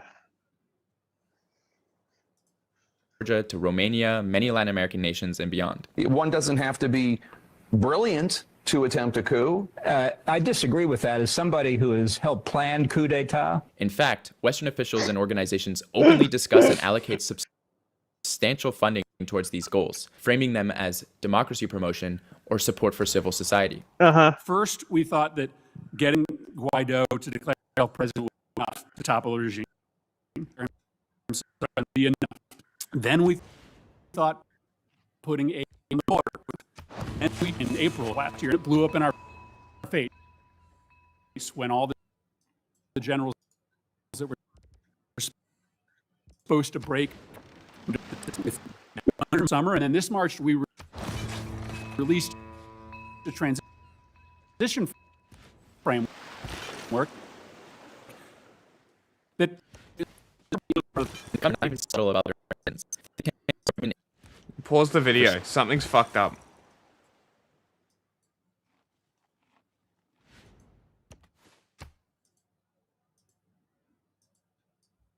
It sounds and looks like shit.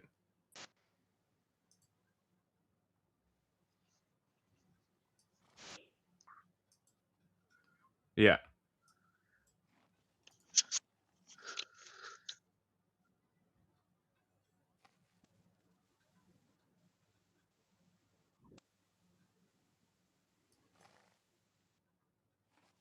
Because right when it started doing that, like my headphones even fucked up. Yeah, well, I can see you talking and it takes like 5 seconds to register. Yeah, so that's what happens when I'm saying that there's lag most of the time. Maybe only I can see that lag when it happens. Maybe.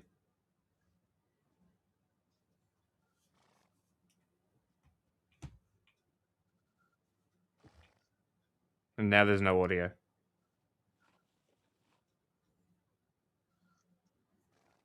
Now there's no audio. Well, you audio. I was just about to go make some food. Too bad.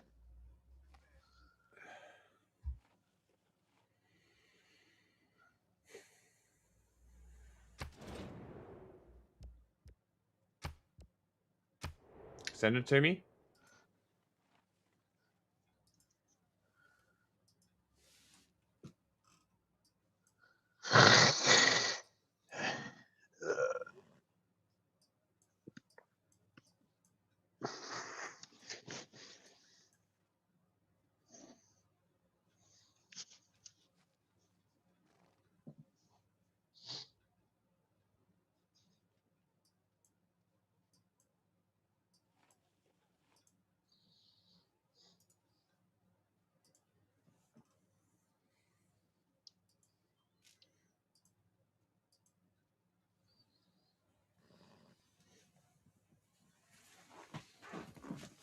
Let me know when you send it. I already did.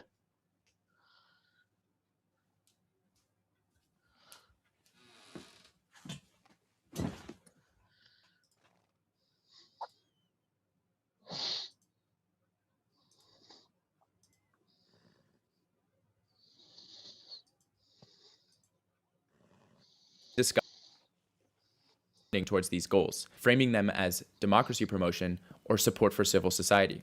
First, we thought that getting Guaido to declare himself president would be enough to topple the regime. Then we thought putting aid on the border would be enough. Then we tried to sort of construct a kind of coup in April of last year, and it blew up in our face when all the generals that were supposed to break with Maduro decided to stick with him in the end.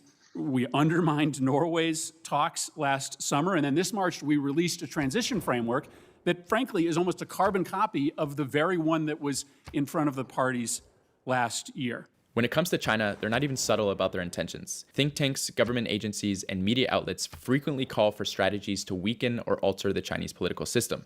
Given this context, it's hardly surprising that China enforces strict digital sovereignty policies, ensuring that foreign tech companies operating within its borders cannot be used as tools for external political interference. Just last year, the House passed $1.6 billion to deliver anti-China propaganda overseas. Knowing all this, how can you look at that and be like, yep, better let all that shit in without any restrictions? You really can't blame the government for looking out for its own national interest.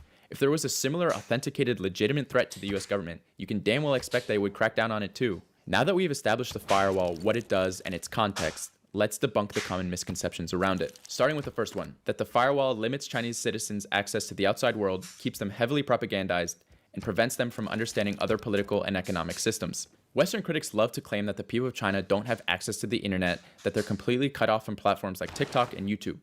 The way they describe it, you'd think that the Chinese are living in the Stone Age. This is complete nonsense. China has built their own internet ecosystem that mirrors every function of the Western internet.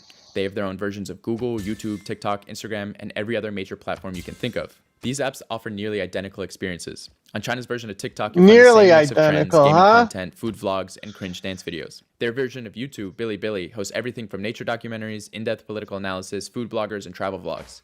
What's especially interesting is the political content. A lot of Westerners might assume that Chinese platforms are filled with anti-American rhetoric, but that's not the case. In fact, political content is relatively balanced, and if anything, there's even a slightly positive view of America. The harshest takes you'll find tend to be lighthearted or comedic, poking fun at the absurdity of certain American politicians. Surprisingly, Trump is actually quite popular, with Chinese users often finding him funny or entertaining. You'll see edits of him at speeches and clips where he's treated more like a meme than a villain. Okay, absolutely. Melania said this was okay. I just got a nice co-star. Ask them their opinion of Xi Jinping?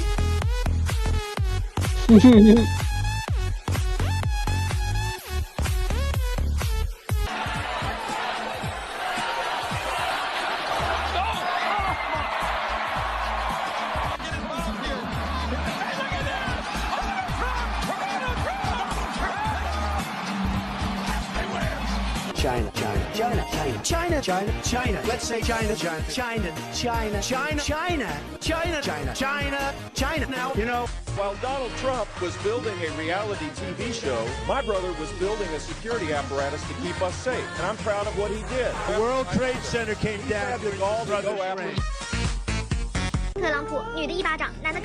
Joe Biden became mentally impaired. Kamala was born that way.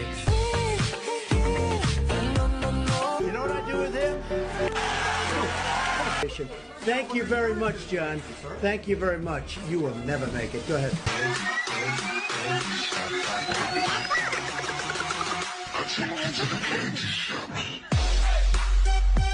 Meanwhile, on Western platforms, it's become a whole genre to predict China's imminent collapse, with video after video pushing the same doomsday narratives. You won't find hundreds of "why America will collapse" videos on Chinese social media, even though there are plenty of valid criticisms that could be made. Political discussions are less aggressive, and when they do happen, they tend to be more good faith discussions rather than fear-mongering or propaganda. This just goes to show how much Western media relies on people's lack of knowledge about the country to paint China as the enemy. The sincerity with which Chinese people engage in diplomacy and discuss global affairs on their platforms feels like someone extending a handshake only to get a punch in the face in return. This guy's a genuine the whole idea idiot, that Chinese isn't he? people are cut off from the modern world is laughable. And if anything, it's No, Westerners who are he's discovering nobody- what life in China is really nobody like. is claiming that they're Ban cut showed this off. perfectly, as some Americans Like, who these are migrated all to Chinese straw platforms mans. discovered that life in China He's is just modern, so frustrating. and that locals are generally warm and welcoming to foreigners. If you don't believe me, go check out Xiaohongshu, or Red Note as it's called in English, or Bilibili to see for yourself what Chinese social media is actually like.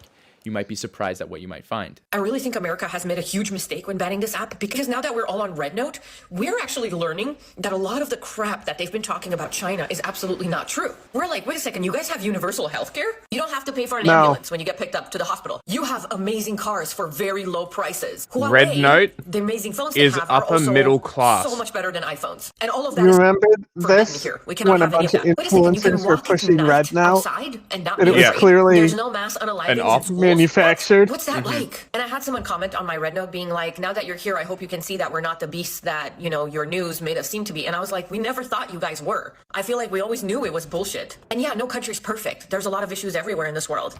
But it's very interesting. We're learning much more, I think, than they wanted us to know. And yet here we are learning about how affordable their cost of living is. How No, it's 90% not. of people in China own the place that they live in. How they don't really No, they have don't. homeless people. They don't have a drug problem. Yes, they do. Their groceries are affordable. Yes, they don't do. have to work one job in order to pay their bills. That's They were not true. confused about having to pay for an ambulance ride. They literally have universal health care. Our government No, they decided don't. that in order to get us to not want communism, they had to make it seem like it was this big, scary, crazy thing, and to basically shield us from it. They're not And communist. Look, we're literally talking to people that live under They're this type of literally government, and capitalist. They're happy. They're happy, and they cannot believe how Americans are letting America They're run. literally And they feel sorry for more capitalist than America. That's It's sad. just like a Chinese different people are also kind some of the most capitalism, well-traveled you in the know? world. In 2023 alone, mainland Chinese citizens made 206 million international trips. To put that into perspective, the entire population of the United States is about 345 million. And yet, despite experiencing the world firsthand, all 206 million of those Chinese travelers chose to come home. Not because they were forced to, but because the quality of life in China is high. Beyond tourism, China has one No, of it the isn't. largest groups of international students in the world. Every year, hundreds of thousands of Chinese students enroll in Western universities, gaining These access to a aren't vast range of arguments academic for anything. perspectives, They many have which a are lot of openly critical people. of China. Yet after spending These are years all immersed straw in these mans. Like, this is so environments, dumb. 90% of them return It's home. crazy that Tens of people millions of actually get Chinese citizens convinced have by studied this abroad shit. or are currently pursuing degrees in the West. The idea that they're simply brainwashed or lack knowledge to the outside world, especially when compared to Americans, is completely unfounded. In fact, I would confidently argue that the average Chinese citizen, particularly young people, have a far more accurate understanding of global affairs than an average American. China's education system, despite its intensity, is one of the best in the world. In my personal conversations with Chinese people, I found that they often have a stronger grasp of current geopolitics, world history, and even American history than many Americans themselves. Check out interviews on the channel Asian Boss and see how informed they are. Chinese students are taught about key moments in US history, from the Revolutionary War to the Civil Rights Movement, and generally have a nuanced understanding of how different political systems function. Ironically, while Americans tend to see communism through the lens of decades of Cold War era propaganda, Chinese people actually push the topic with a more balanced, pragmatic perspective. They don't just blindly claim that communism is superior, nor do they try to impose their ideology on others. Instead, it's often Westerners who feel the need to aggressively defend capitalism and impose their worldview on Chinese people. The reality is that Chinese people simply believe that their system works for their country, while Americans, despite being typically less informed, tend to be far more defensive about their own system. That being said, Chinese people are generally far less political than Americans. This isn't just unique to China. It's a broader trend across East Asia, ask yourself Japan, why? and Korea as well. Compared to the US, where people across the political spectrum, young and old, are deeply ingrained in political debates. The average Chinese citizen simply doesn't think about politics on a daily basis. Instead, their focus is on education, work, family, and enjoying life. And in many ways, this is one of the strongest endorsements of China's political system, the fact that it doesn't need to dominate people's lives. Government only becomes a major concern when it is actively failing, when policies are harming people's livelihoods, when it's a single-party dictatorship. Systematic issues create widespread frustration. In China, the fact that most people don't You are a moron. in constant Bro is literally being like, democracy is bad. Dictatorships are good because you don't have to care. Read a script well. That's not a moron. It's just somebody who's willing to read a script. No, he's a moron. It's moronic to take the money he's getting just to read some whether scripts. their government is working for them. Yeah. Contrast that with the United States. I think it's moronic to sell yourself out to a state government. Whether through stagnant wages, unaffordable healthcare, rising cost of living, or a political system that often seems more focused on culture wars than solving real problems. Do you really think Americans would be this obsessed with elections or hyperfixated on every new political controversy if they actually if you had no say in politics? Properly? No, they wouldn't. Not. The intensity of political engagement in the US isn't you a sign are of a a healthy democracy. Fucking it's a symptom of a system that repeatedly fails its people. Oh my god. Meanwhile, in China, the vast majority of people, politics is simply not a priority because it doesn't have to be. Because they don't get to participate! Ecosystem, they're highly educated and they travel the world. But what about censorship? When it comes to censorship, Chinese people are very aware of what they can and can't post online. The government is very clear about what's off limits. Sedition against the government, racism, pornography, and all the other things mentioned in the beginning. It's straightforward and the rules are well known. The difference is that in China, censorship is explicit and people understand it as part of the broader structure. In the West, however, censorship is often arbitrary and used to reinforce the dominant narratives pushed by powerful elites. Over the past few years, we've witnessed the unraveling of Western ideals of free speech and a free internet. The most recent example of this have been the systematic suppression of pro-Palestinian content, as well as cover-ups of war crimes in Gaza. For years, Western media outlets like the New York Times and platforms like Meta have controlled the narrative by limiting access to certain information and shaping public perception. But one platform that couldn't be fully controlled was TikTok, which allowed an entirely new generation to get access to information about I come back right when he talks about Palestine. I wanted to talk to say how funny what he just said was. Is becoming more and more consolidated, with powerful players like Jeff Bezos using outlets like the Washington Post. Jeff Bezos? I forgot that I was controlling it. But yeah, like when you were yelling, they don't get to participate, I was just cracking up. And I was like, I shouldn't have muted even though I was walking away. Because I have my headset on, so I can walk wherever and still be talking. It's like, it's literally such a dumb argument. Like, and this is why I say that he's a moron, because you're reading this. You have to be dumb to be reading the script that you've been given, reading people who don't get to participate, don't care about politics, and it doesn't dominate their lives. Yeah, no shit, because it literally doesn't matter to them because they get no choice. It's like, why concern yourself with the condition of the fucking river when you can't goddamn control it? You're not a beaver.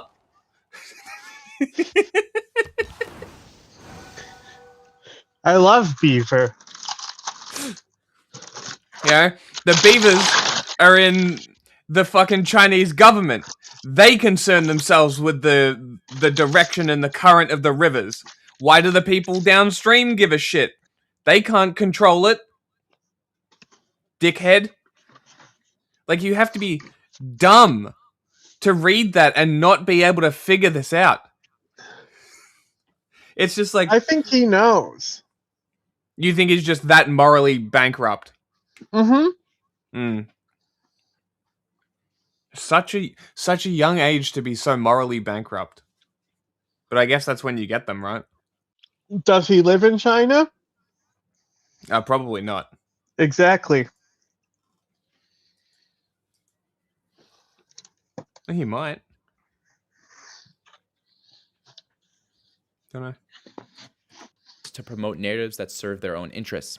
Recently, Bezos issued a directive to the Post requiring coverage that promotes personal liberties and free markets, essentially signaling that the narrative is being carefully curated to maintain the status quo of the American oligarchy. Then there's Twitter, which brands itself as the #1 free speech site, yet is anything but free speech. Like all American social media platforms, Twitter is entirely at the mercy of its billionaire owners. Elon Musk, for instance, has been known to boost far-right accounts, support political parties like the AfD in Germany, and ban or unverify users who disagree with him. Rather than a platform that fosters open dialogue, Twitter has become a toxic cesspool where far-right extremists thrive, promoting everything from race science to first conspiracy correct thing you theories, said all day. as long as it serves Musk's personal agenda. Although Chinese censorship is real and targeted, if anything, Western censorship is more insidious, operating under the guise of free speech. No, it isn't. Corporate interests. China's censorship is public and predictable, and for the vast majority of Chinese internet users and instances, censorship is irrelevant to their online experience. Now let's get to the major key that underlines this entire conversation. You can always get a VPN. A VPN allows you to access the internet in China just as you would anywhere in the world. Which brings us to today's sponsor. No, I'm fucking with you. There's no sponsor. But there is a Patreon as per request. So if you want to check that out, go ahead. Thank you. But in all seriousness, if you're in China and you want to look at the Western internet, the barriers to VPNs are illegal. I like the system a lot because many people won't learn about and then install a VPN until college when they're much more mature and able to approach the Western internet in a much better way. The default internet is so much better as a general internet for society. Even if you have no problem with pornography or violence being so accessible, I think we can all agree that it's not good for people at such young ages to be accessing that type of content. I know that I certainly would have benefited from not seeing pornography and executions from literally the age of 7 years old. The VPN is always accessible for those who want to use the Western internet, but I think it's great that the default internet is the way that it is. Now for the question I know you've all been thinking, what about Tiananmen Square? The event itself is a topic that deserves its own video, which will come. But let's address it briefly since I know it's likely on your mind. No, this is an old video. Check if he on the Chinese internet. Many Chinese people, especially older generations, are still aware. This video is like a year old. Let's take a step back and look at how Tiananmen Square is used.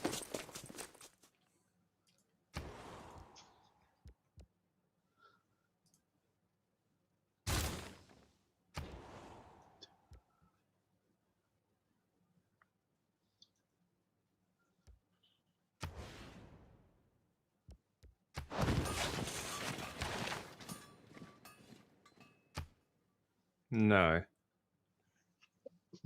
What a fucking liar. What a Weasley little liar, dude. He did make a video about that Professor Zhang guy. So I guess the Chinese government isn't too happy with that Professor Zhang guy. Used in the narrative against China today. If you look at the comment section of any video that talks positively about China, chances are one of the top comments will be, "What about Tiananmen Square?" As if they've just delivered the ultimate big brain original take.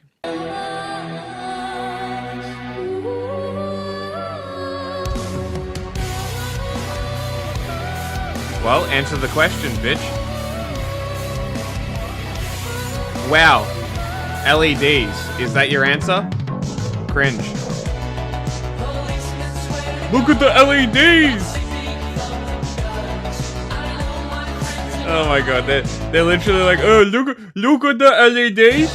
Look at the pretty He's lights! doing My Little Dark Age edits for China, bro. With the exception of Tiananmen Square. Ah, here we go. Look, since its establishment in 1940. Here's all the deflection from addressing how the government and unleashed the military on an unknown amount of people, killing them at, I believe it was called the Mushidi Apartments, or the Mushidi apartment complex, about 10 p.m. the night before the tanks rolled into the actual square where we get the Tank Man thing, where nothing actually happened. They just cleared them out. The deaths happened on July 3rd, I believe it was. Was it July? I'm going to double check the date. When was My favorite thing June about 5th. So June 4th. knowing what happened at Tiananmen Square is Mm-hmm. when they try to post WikiLeaks to debunk what you're saying. Mm-hmm. Mm-hmm. And that's the proof. Yeah, and in WikiLeaks it literally tells you. Mm-hmm.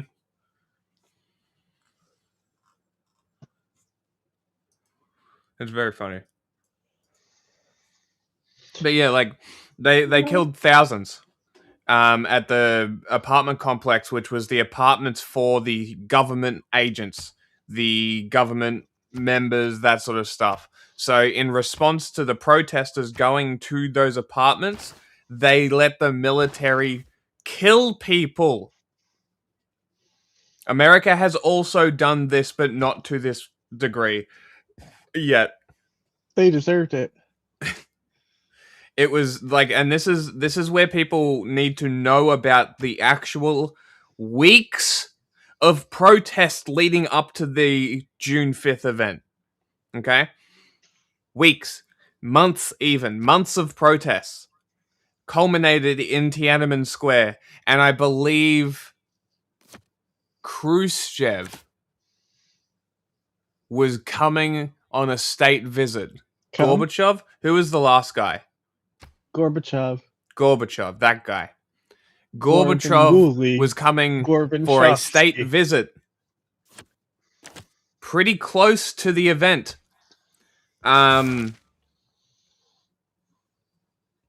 Coincidence? Maybe. But, you know, the events align, and knowing exactly what happens avoids falling into this trap. You cannot use the Tank Man photo. You have to talk about the apartments where the actual murders took place by the state. That is where it happened. That's where the bodies where the bodies fell, and where all the photos came from. It was the night before. Hey, yeah, not for a while. What do you think of my religion in this game? I saw it. Let me know what you think. Do you get the joke? No. Oh. Should I? I mean, it's like, you know, like it's how some little boys end up figuring out they're gay. They have stroke buddies, like they all masturbate together because they're little boys. That's funny. It's a good name for a religion. Yeah. Well, especially because it's like a double meaning because it's the water.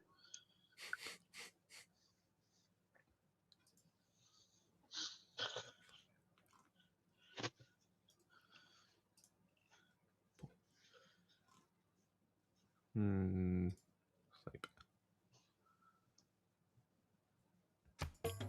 You ever have a stroke buddy? Never. I know I have.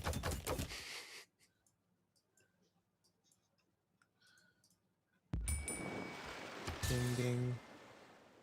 I'm in control. 49. China, with the exception of Tiananmen Square, Remember, and it's one not border gay if skirmish your with arm Vietnam, gets has risen tired overwhelmingly and peacefully. so your buddy takes Even if we over. Did you hear that?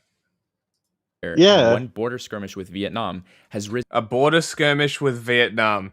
That's a hell of a way to overlook $1 billion investment in the genocide in Cambodia and attacking Vietnam for intervening.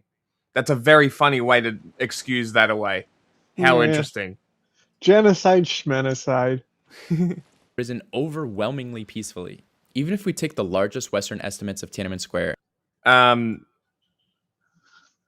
Sure. And say that thousands upon thousands died.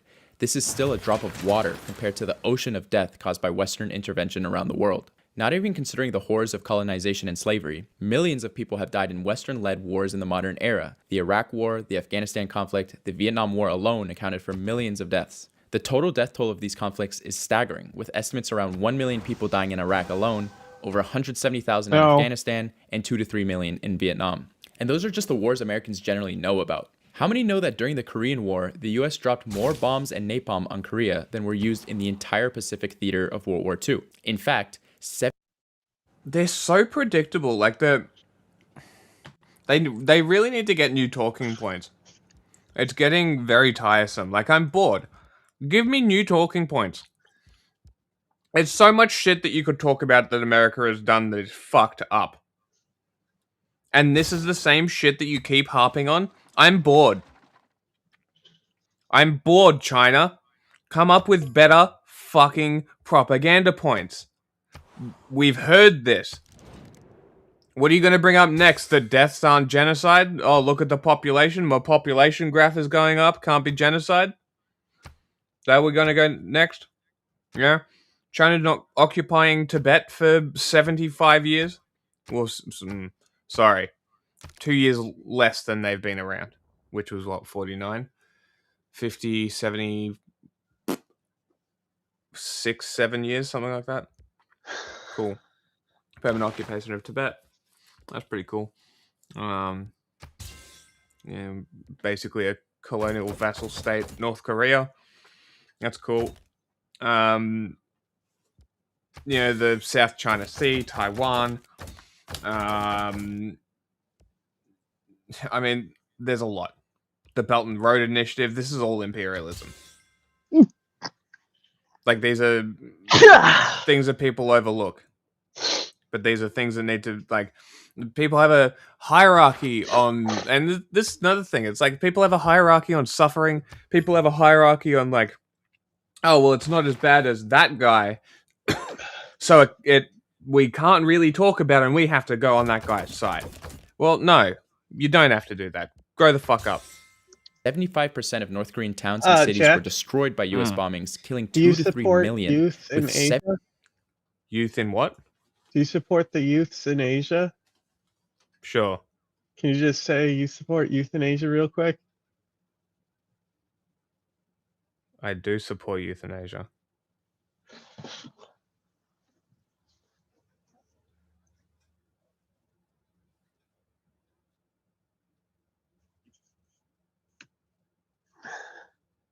Okay.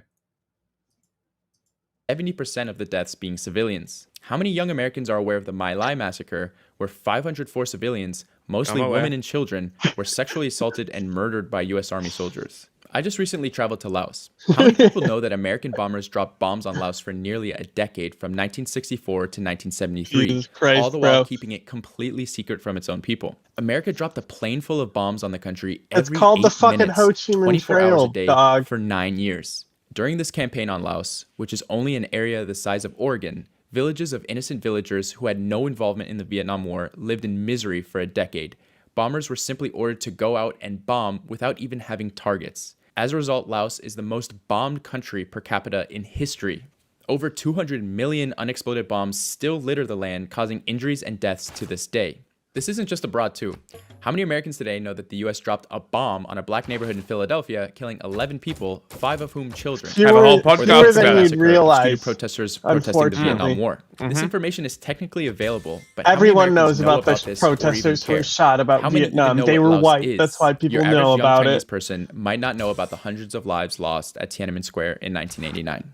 Your average American knows about a fraction of the millions of lives ended by his or her government, which has continued far past 1989 to the present day as I'm speaking these words. You tell me which is worse. And it's not just the US. Look at Japan's actions in World War II. This is whataboutism. 20 million Chinese civilians during the invasion of China. How about Yet we have very little historical remembrance of their crimes. This is how you know that this is Chinese government even propaganda. When they killed millions more people. They're obsessed the with government whataboutism. Actively hides these atrocities from their citizens and still honors the soldiers responsible. This fact gets zero attention in the media because Japan remains subservient to the US. Ask yourselves, why don't you see destruction of Nanking as the top comment under the next travel video you see about Japan? Their youth are woefully unaware of this fact, and it's orders because of the Chinese firewall. This isn't simple whataboutism. Unlike the countless Western atrocities, that's why you don't Tiananmen see Square it. is used to discredit every single Chinese achievement and label the entire country with the same brush. We judge China by its worst mistake and America by its latest. You could use the same logic in commenting Hiroshima and Nagasaki under any positive video of America. We hold utopian standards for China simply because it has a different economic system. No. The relatively much fewer mistakes that they have made in the past is used to discredit Literally its government no. system, never the other way around. Now let's debunk misconception number 2. That Uh-huh, Chinese let's people go. have no ability Mr. to Know voice Nothing. concerns, critique the government, or push for change. Bro. A major critique of China's firewall is that it removes the right to criticize the government. In the US, freedom of speech is a core belief. People can say whatever they want about their leaders. But does this actually lead to change? Or are people just screaming into the void? If you're complaining about the government another online, country the assumption is that you want those with massacring your own people. Like, how about America had a system of fucking slavery? Why are we doing like whataboutism about war? Like America, I think the only place it might have been worse was the Caribbean itself. You know, which I think in most places ended a lot sooner than America's system ended. Because a lot of those countries down there were owned by other countries at the time, which ended up being beneficial for slavery in those countries because the other countries outlawed it. And just by chance, they benefited from it. Yeah.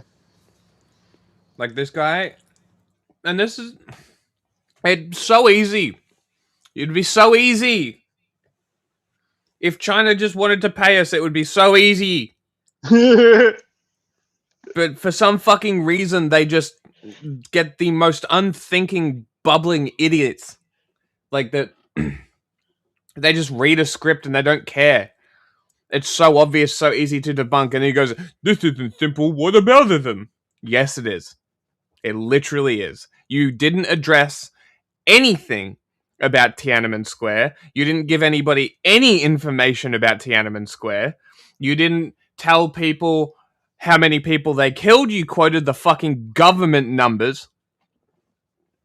And then on top of that, there's also US communications confirming it that you could show to be like, yeah, this happened. That's great.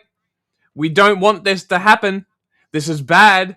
The Chinese government is bad for this. Bad, CCP. And then also go, while at the same time, we should also equally be condemning America for this, and this. It's not that fucking hard.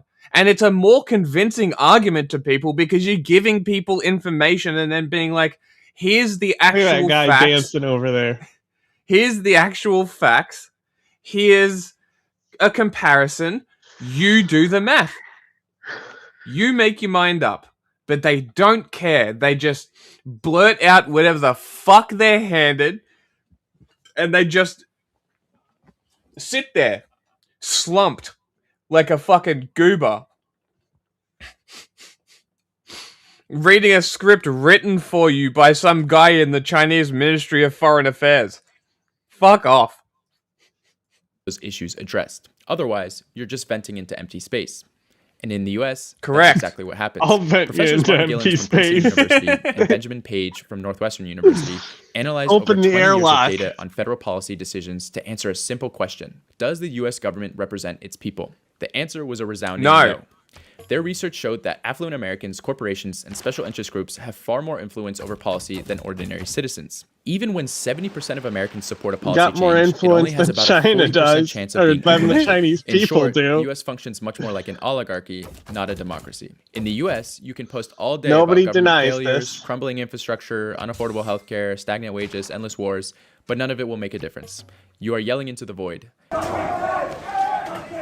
Hey, at least they can yell about it, huh? At least we can talk shit about our government, huh?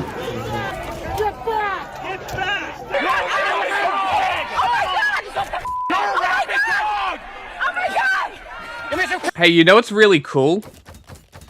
Having to resort to holding up blank pieces of paper because your government has banned political signs at protests. Isn't that cool? What a great country. What's funny is that they still fucking arrest you for blank pieces of paper in those countries. Police. Because the blank piece of paper itself becomes a fucking political statement. What a great country. I'm trying to find It must be nice to live in a real country. I'm trying to find a picture of the Chinese police holding up the physical censorship barrier. And people will probably be like, oh, but they're not doing it violently. Yeah, they're doing the violence behind the screen. Here it is. Here's... I'll try and find a few pictures, huh?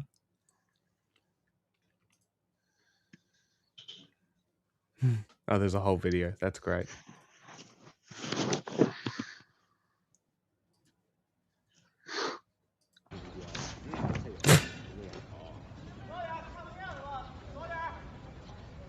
See, they've even got the protester behind him.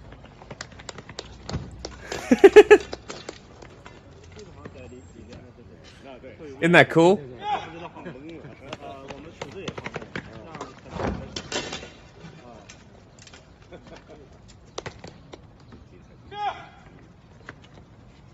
And guess what? You know how the American police brutalize you without these? Well, the Chinese police don't do that until they have these up, you see. See? It's crazy, huh? Because, like, I was waiting for him to just be disappeared, you know? And I was going to be like, wow, it's literally just like magic. Where they have to have the magic curtain, you know? It would have been funny if that was what happened. Like, they just pull it away and he's gone.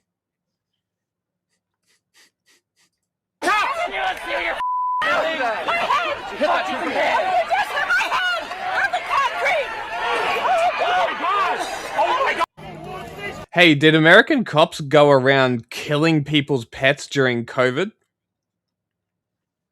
What about welding people inside their homes? Did they do that? Yeah, that was America, right?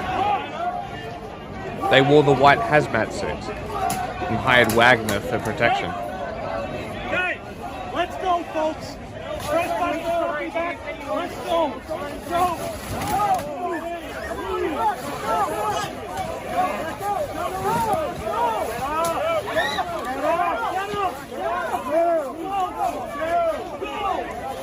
Extremely popular positions at the nationwide level, like ending the genocide in Gaza and a universal healthcare system, aren't even mainstream political discourse, despite massive demonstrations across every city. That's how far removed the government is from the needs of the people. In the UK, people have been jailed and had their homes raided simply for discussing protests over Zoom. In the US, demonstrations are met with violent crackdowns, and protesters risk losing their jobs or even their education for opposing government policies. Germany has outright banned certain forms of protest altogether. Like that. So while Westerners pride themselves on freedom of speech, the reality is that speech without power is meaningless. It would be one thing if my argument was simply that neither America nor Chinese authoritarian point of view, making it a wash. But that's not the case. Chinese governance is far more responsive to public needs than its Western counterparts. It is, champ. What many Chinese have problem with Western media is the stereotypes about China. If you are Chinese government is good.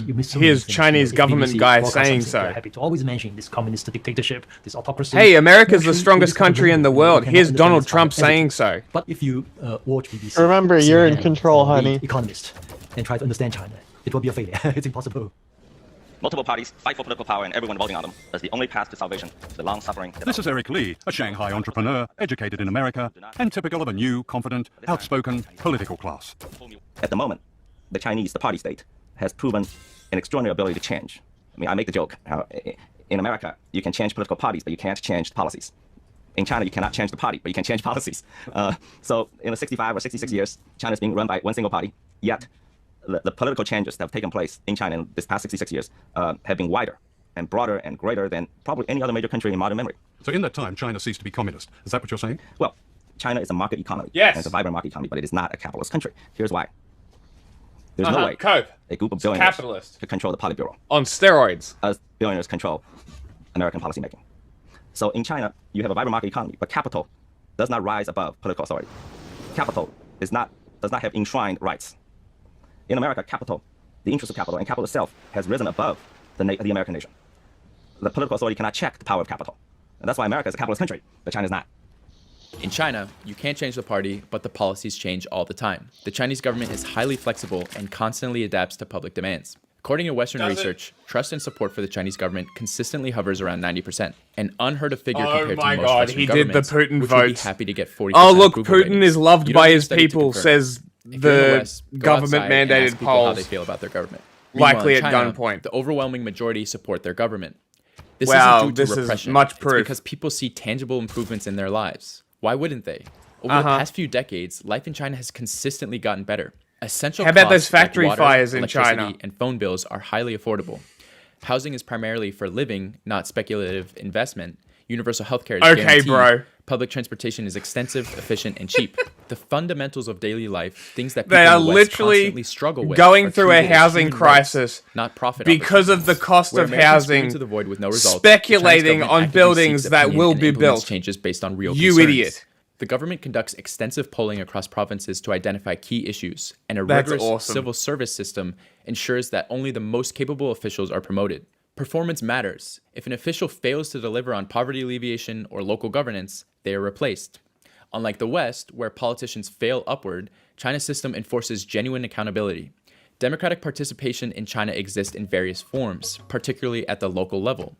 A prime example is the 12345 hotline, a 24/7 national complaint system where citizens can report concerns on everything from potholes to wage disputes. This Every year, definitely the system works in processes real hundreds of millions of calls. real It has a world. 96 resolution rate. The system ensures that problems are addressed swiftly, something unimaginable in most Western cities. In addition to elections at the local level, If this it's is also the common local for one, local officials sure. to I give think out their that is personal actually WeChat the or thing. phone numbers, Try allowing do it at direct the national communication level between where they're citizens supposed and to be government able to. representatives. All of this results in a system that in practice is far more susceptible to the will of the majority than the illusion of democracy in the West. It's simply a different model of governance, one that prioritizes accountability and tangible results over empty rhetoric. Short of openly calling to overthrow the government, Chinese citizens have extensive, effective channels for addressing issues in their daily lives, arguably more so than in the West. Now that we've dispelled the misconceptions of the firewall, let's look at the firewall's advantages. Before we get into the advantages, please take a second to like and subscribe to the channel. The advantages, I can't wait. Now let's get back to it. The first of the advantages of China's internet firewall is the lack of violence, hyper-accessible pornography, toxicity, and division that plague Western social media. The current state of the internet now he's in the West praising reflects a conservative deeply values. unhealthy society. Take X, often described as the West's real-time information hub or the internet's town square. It has devolved into a breeding ground for far-right radicalization, misinformation, and outrage bait. Everyone's experience may vary, but for me, scrolling through X means seeing dead children and dead bodies from a Western bombing, a politician defending that bombing, pornography, a right-wing meme promoting race science, a viral video of students attacking a teacher in an American school, more porn, Elon Musk posting about some absurd right-wing take, and then an ad for Trump merchandise. Algorithms differ, but the common thread is rage, division, and nihilism. Doofus Every swipe fucking brings script. a new reason to be angry, disgusted, or hopeless. I feel like I've heard Western this social exact media is script toxic. before, It too. actively fosters division along gender, racial, religious, and generational Like, lines. I feel like I've heard the endless all of stream this violence, before. gambling, and disinformation is a symptom of a dysfunctional society. Now imagine trying to explain to a Chinese person that they're missing out on this. The second major advantage of China's internet firewall is the lack of disinformation poisoning society. In America, the sheer number of people disconnected from reality who are lost to conspiracy theories and ideological brain rot is staggering. It's honestly really depressing. It feels like every time I take an Uber or talk to someone above the age of 55, there's about a 50% chance that they'll start ranting about some ancient secret societies controlling the government or some other bizarre conspiracy. Kobe Bryant was assassinated Yeah, by it's the called the Clintons. GOP. Which is why did the framework created by QAnon and Trump propaganda cause an innumerable amount of people to jump headfirst down the rabbit hole, endangering their safety, lives, and freedom. We will not accept socialism as our economic and political system. Communism is communism. We will not accept communism. Australia has returned to becoming a prison island all over again. It's now a new penal colony as a prison. There was no racism in the United States. There was no racism. There was none. You are not going to take away our trophy bear. We will never let our country go to the globalists.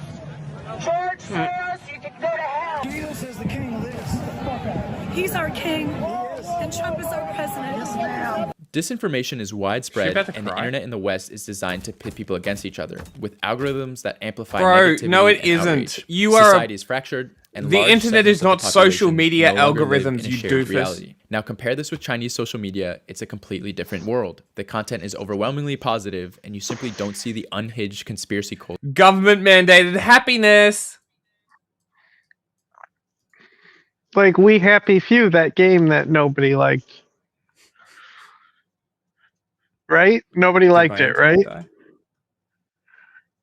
You I don't tell know what me. game you're talking about. We Happy Few? Hmm. Like the beta and alpha, like people were like, "Oh, this is sick," Okay. but it was like a really small studio, and like because of the promises you make with funding, they kind of like overstretched themselves, so that way the game didn't have anything deep. It was very shallow throughout the entire experience, and I think a lot of people really, really hated the full release.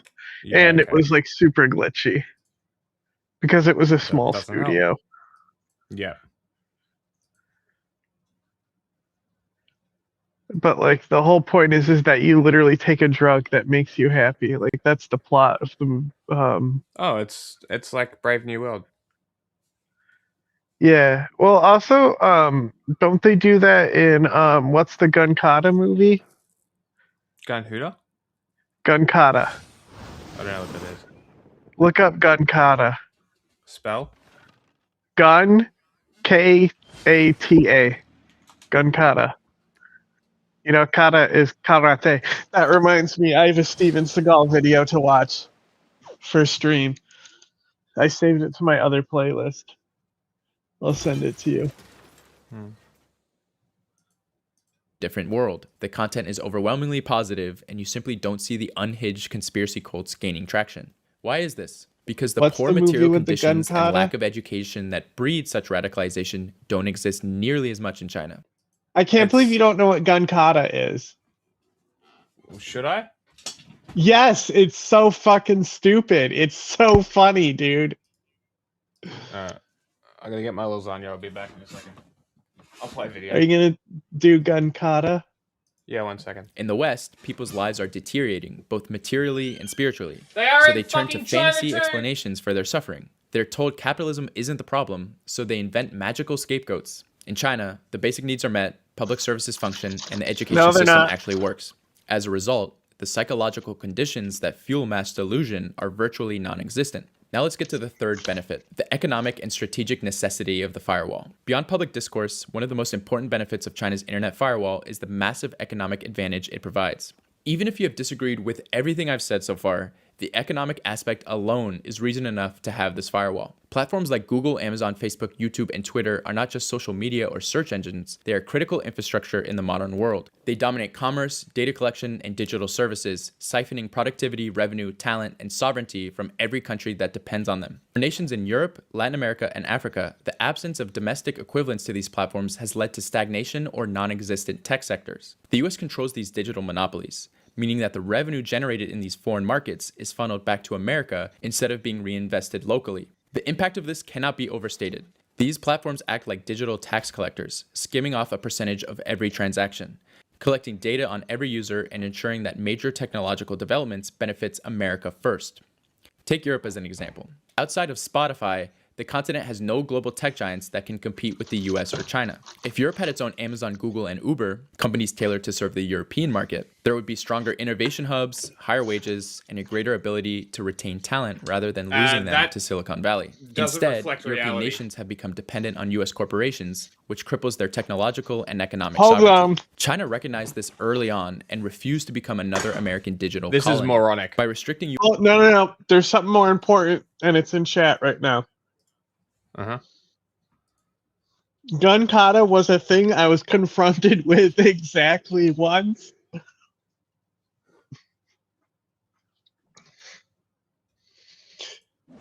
How? Who confronted anyone with Gun Kata? It was once because they immediately died after. That's what I would suspect.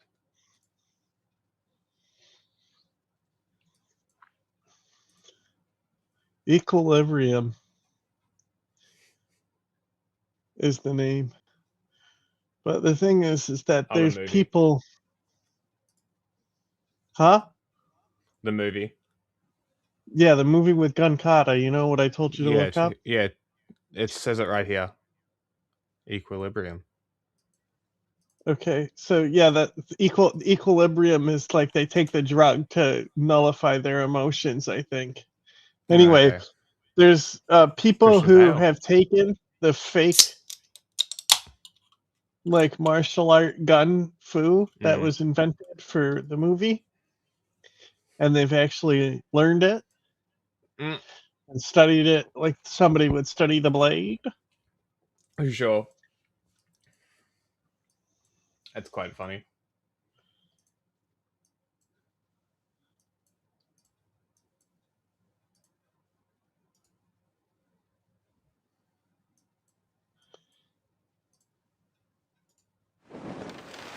Come on, YouTube. Give it to Oh. me, YouTube.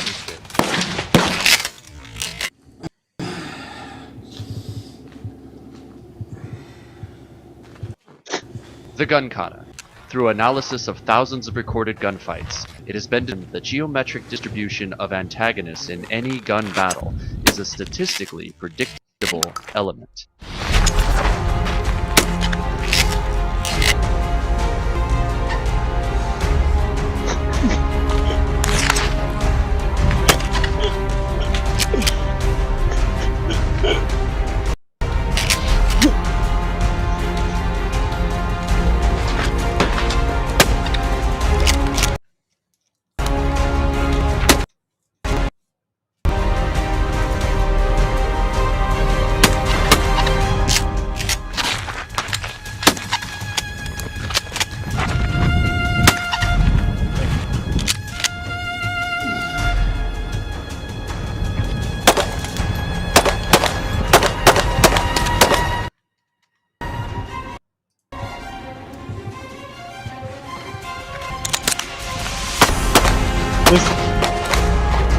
This is just the intro. Don't worry, he'll start doing the gun kata shortly. Okay, here we go. Oh, we got the After Effects Fire. Fire.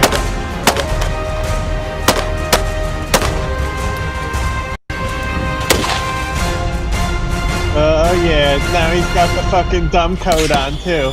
Yeah, baby, gun kata time.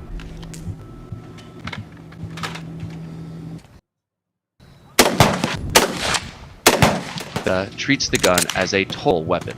Each fluid position representing a maximum kill zone, inflicting maximum damage on the maximum number of opponents while keeping the defender clear of the statistically traditional trajectories of return fire. This makes the master of the gun katas an adversary not to be taken lightly.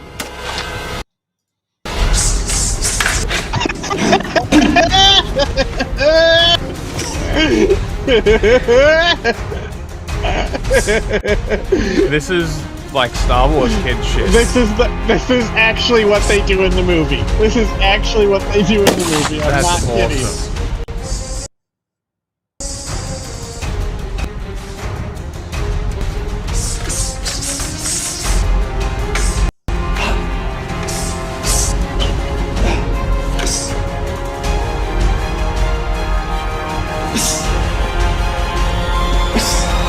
You scared? I'm terrified. Oh, look at him go. Well, you shouldn't be. Because you're on scare tactics. Your friend Dylan set you up. Yeah.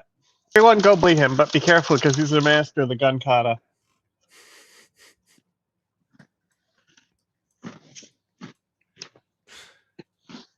It's awesome.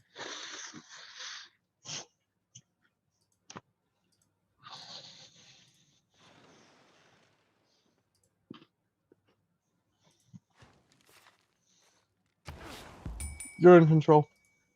US platforms, China ensured that domestic alternatives like Baidu, WeChat, Alibaba, and Douyin could thrive, keeping billions of dollars in profits inside China rather than handing them to US corporations. I love that he's literally this decision allowed China to build a thriving proving tech my sector, point with major innovation hubs like Shenzhen and Hangzhou. that rivaling MAGA Silicon Valley. It's not just about money. and the Chinese government are the exact fucking same. This is America First policies, except China is actually smart enough to do it. He is literally arguing for conservative protectionism, and he doesn't even realize because he's a fucking doofus. Money, but also sovereignty.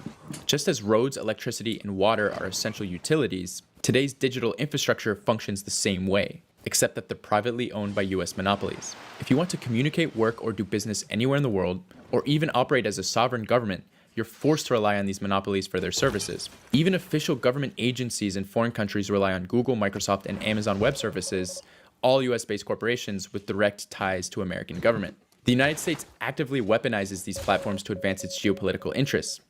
Billions of dollars are funneled into propaganda, regime change efforts, and surveillance, all facilitated through US-controlled social media and tech giants. The idea that these platforms are simply neutral tools is laughable. Facebook and Twitter have worked directly with US intelligence agencies to influence elections, shape political discourse, and suppress narratives that challenge American dominance. Without the firewall, because China doesn't economy, do that. Political stability, and digital sovereignty would be at the mercy of American corporations and the US government. Even if you still don't like China, you can still understand why it's an obvious choice for the government not to fuck themselves, right? Now that we've laid it all out, let's add it up. So overall, you have an internet that operates in the exact same capacity as the Western one, minus pornography, extreme violence, and gambling. There are a select few topics where information is not readily available. Profits are kept in the country. The internet is not beholden to a foreign country. The Western internet is easily accessible by VPN. You know what I think it's time for? Society is not rampant with misinformation and division. That super special slur soundbite I told you to be careful playing. Even if you still aren't convinced of its benefits on a personal level, you must admit, at the very least, it is a positive for the country's perspective. The financial aspect alone is a no-brainer. China is arguably the only country in the world that has complete digital sovereignty. What a tremendous advantage to keep. The US wouldn't allow a foreign government's internet to run their main information sphere, especially one that openly wants to overthrow it. That's common sense. They do. Look at it in the same light for China's interests. Can you find a Chinese person that likes the Western style? Of course. There are Chinese people who really love the West and the values of hyper-individualism, and maybe don't share the collectivist culture of Chinese society. I have met some people in Shanghai who feel this way, but apart from the nuisance of downloading a VPN, there were no tangible things that they can mention about the Western internet, apart from the cultural illusion of freedom it presents. In China, policies change all the time. The West doesn't change. What good is the freedom to say anything unbarred all the time if nothing ever changes and your society is incredibly divided as a result? Believe it or not, people living in a country experiencing a golden age where everything is getting better and who will objectively run the 21st century don't feel the need to overthrow their government. Apart from NGO members in the West paid to think this way, 99% of Chinese people are chill working within the current system through the methods I mentioned to fix the tangible issues in their life. They are perfectly content with the Chinese ecosystem. For those people who want access to the Western style, getting a VPN is really not that hard, and it's really not a big barrier to access. Bro is literally advocating for Chinese people to break the law, and I believe it's multiple year imprisonment for a VPN. So that's real cool. Let's not. Yeah, but they all use them. Far outweigh the cons for the baseline internet that Chinese people access. There are also. You mean the internet? Look out, faggot! Okay. Fucking. What a doofus. I sent you an amazing video. Get a better script writer. Alright, your turn. I sent you the next two videos. They're both great. They're both kind of the same video. It's just in two parts. I had no idea what to expect. All I had was this message from somebody who claimed to be Steven's assistant. Hello. Can we look at this message? Here? But as I searched through the entire hotel, the man was nowhere to be found. You see him? Maybe this was all just a scam to kidnap me. Where is he? Luckily, I brought my brother Oliver along as my bodyguard. Maybe we should go inside. If Seagal was out there, you wouldn't be able to miss in the reception. That's when a security guard suddenly approached us. For Mr. Seagal? Yes. Turns out, Steven Seagal eats breakfast in his private suite, and this man was gonna escort us all the way up. Good morning. From somebody who... Imagine this message. I had no idea what to expect. All I had was this message. Bro left the number in. That's awesome. Someone should message that number. All right, get off the screen before we get in trouble. From somebody who claimed to be Steven's assistant. Hello, we're meeting a friend for breakfast here. But as I searched through the entire hotel, the man was nowhere to be found. You see him? Maybe this was all just a scam to kidnap me. Where is he? Luckily, I brought my brother Oliver along as my bodyguard. Maybe we should go inside and look. I think he would meet us in the reception. That's when a security guard suddenly approached us. For Mr. Seagal? Yes. Turns out, Steven Seagal eats breakfast in his private suite, and this man was gonna escort us all the way up. Good morning. Look at that posture, how There he's he walking. was, the martial arts legend, Steven Seagal, known for breaking the bones of men and the hearts of women. This was a dream come true, because I used to make my own action movies as a kid. And now I was gonna spend a full day eating, training, and learning from Steven Seagal himself. Ooh. Finishing off with a 5-star dinner in the world's tallest building. Plus, he's gonna teach Oliver the same kick he taught Anderson Silva and Lyoto Machida. This is good stuff. Get ready to see Steven Seagal like you've never seen him before.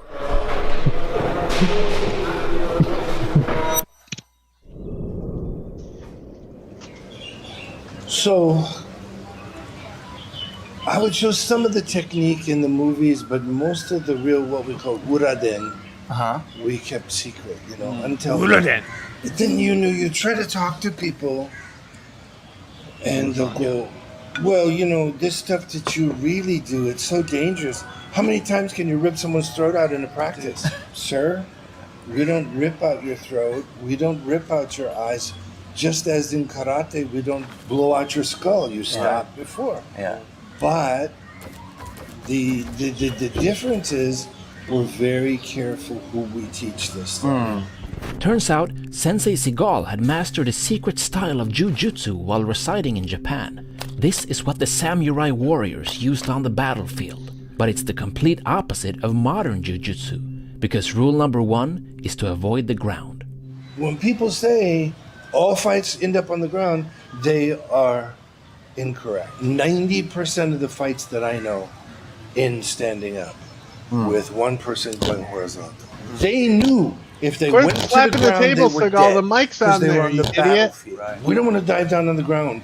And just as much time as those guys spend trying to dive for your legs and get you, we spend just as much time cutting your head off or knocking you out or ripping your eyes out or ripping your throat out or severing your brainstem when you go down there, because your head and your neck will be vulnerable.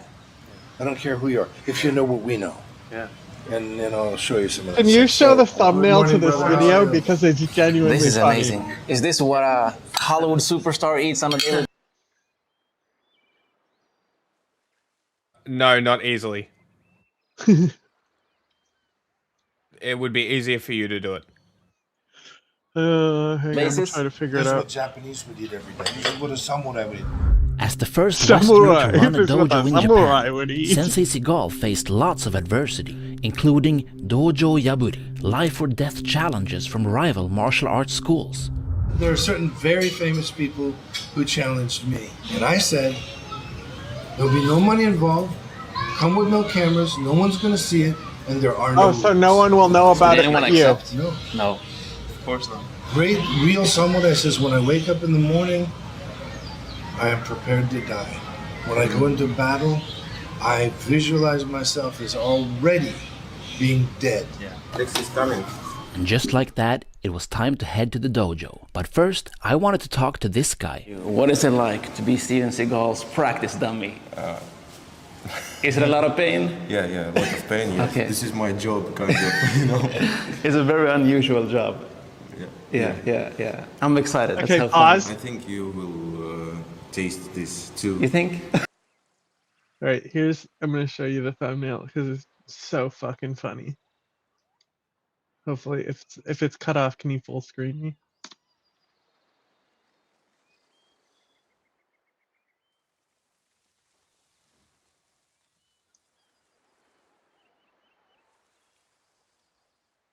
I can't. Here it goes. You see it? So like, look at how thick Stephen is in this fucking thumbnail. Huh? Look at that man. That is a thick man.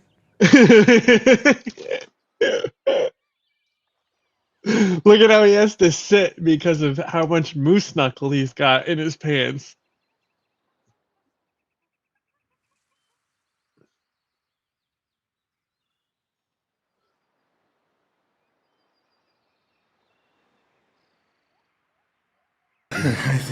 And with those words, we left the hotel and drove about 20 minutes to an amazing mixed martial arts facility. This place is huge. Where the top floor had been reserved just for us.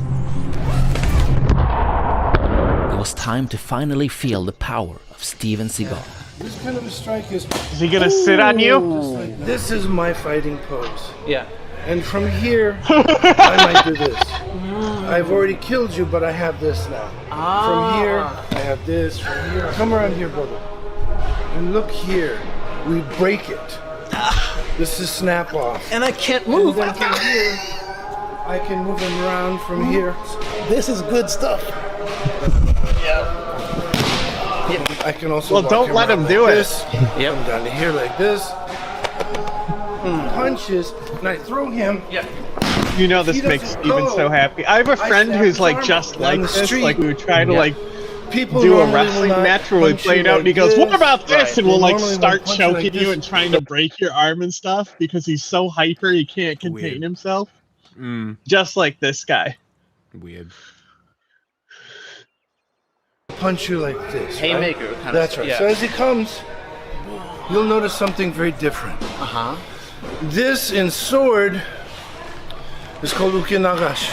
So when the sword comes down, I'll show you. Okay? You see the sword? This is a sword. This is when I suddenly realized what we were actually practicing. Because up until this point, I thought he was just showing us random brutal techniques. But it turns out these movements were meant to be used with a sword. Because if a samurai lost his weapon on the battlefield, he could use the exact same movement patterns with his empty hands. Kicking. Yes. Downstairs, I wish you were there. But these guys said, wow, I know the guys that you talked that front kick to. No one could see it. No one can see it because it's different. For example, if you're here, and I wind up and do a big kick, you'll see it. Yeah. Didn't he force scenes to be filmed so he could be sitting down? Brother, the sniper movie he did, he doesn't stand a single time. It's not just scenes. There is entire movies that he has signed on for, and his demand is that he sits for the entire movie. That's why he's this large. Like, dude was a legitimate like Aikido. Like he really is a Aikido master. It's one style of martial art. There's a reason why it's not in MMA.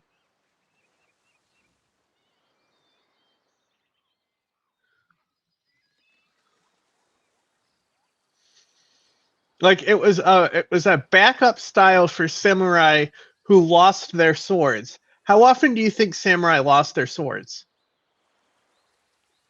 Rarely. Yeah, so you think it came into play where they were using this style a lot and were able to modify it for success in the battlefield? No. That said, the reason behind it is because it still makes them better and more proficient with the sword. Because if all the movements mimic the weapon you're going to be using, like you still have it, then it still trains you to be good with that weapon. And it allows you to train with your sword in a studio or against other people without having to use the sword. So it's practical in a different way. That fucking gaming stoner movie. Hang on. I'm trying to reach it. It's not working out.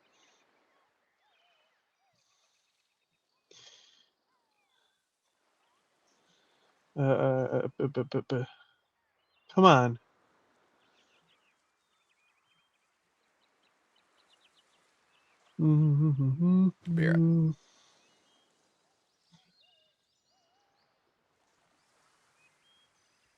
That fucking gamer stoner movie about a grandma's boy. Yeah, that guy.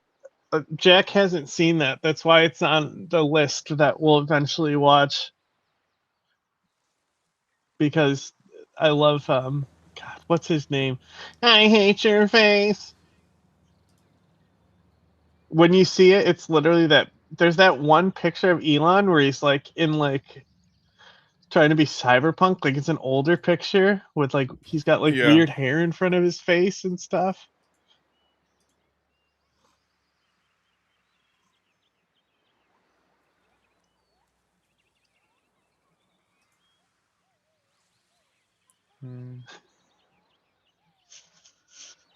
Kylo Ren before Kylo Ren. You know? Yeah. What I try to do, you know, is a kick where you don't. I love how he has this Russian guy he brings like along just to beat Just up. like the arms can That's be like, used as swords, he's like, legs we have to can go be to the used as dojo spears, so I can throw this just guy like around. the samurai. Yeah, just don't lift your knee. Put your foot straight there. Yeah. Oh, okay. Different, isn't So it? from the hip more, Yes. more than the knee. And don't push him. Cut him. Yeah, because you don't Did show. you see the light go on when you got it? he got it. Yeah. And I imagine, like, if I keep my Steven posture the Seagal same, is a walking just you for won't see men anything. die Don't lift up like this. advertisement. Spear. We have another Like, technique that comes from The sword. jettest of black hair and beards. Wow. When the strike comes, this is the sword. And I'm hitting here, here, or here. With this side or this side, doesn't matter. So when I punch, I'm not doing this. No. I'm. Yeah. You feel the difference? Yes. So he's. Yeah, doing one you did harder. this. Yes. I'm doing this. Whoa! Yeah, you Wow. can't tell when you're looking. It's I love way how these different. guys are so nice and polite to him. But it reminds me of the kick. Because the kick is also, there's no telegraph. You can't really see it until it's too late. From the sword stuff, as he comes, this is the Tentochi, this is heaven and earth. But the old style would be that strike. Or we're striking, planting on the foot. This is the most grabbing at the action. throat, It's so funny striking that Steven is giving these with guys this. more Yeah, I can't action try that than on he's Oliver, so you given can feel in it, any because it movie doesn't for the matter how last you come 30 from years. here, Yeah. I have you here, Yeah. here, here. Yeah. You can feel Yeah. what His movies are truly awful. They really are. I mean, Under Siege is fine. Like every time It's not good. It's just fine. Like Under Siege is like a perfect 5. The rest are under that. Yeah. Well, like Under Siege has some good fight scenes in it. It's the one that's all takes place on a submarine or on a boat, and he's the cook. Of course he is. And there's a line where he's like, "I'm just a cook."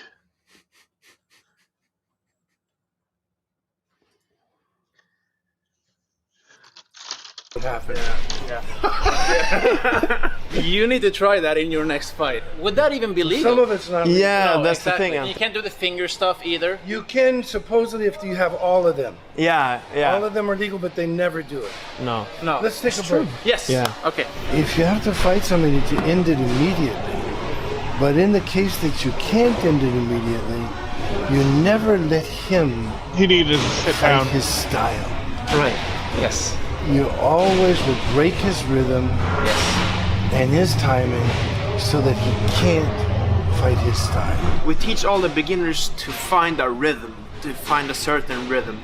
But then at some point you need to learn how to break the rhythm. So you don't... You break their rhythm. Yeah.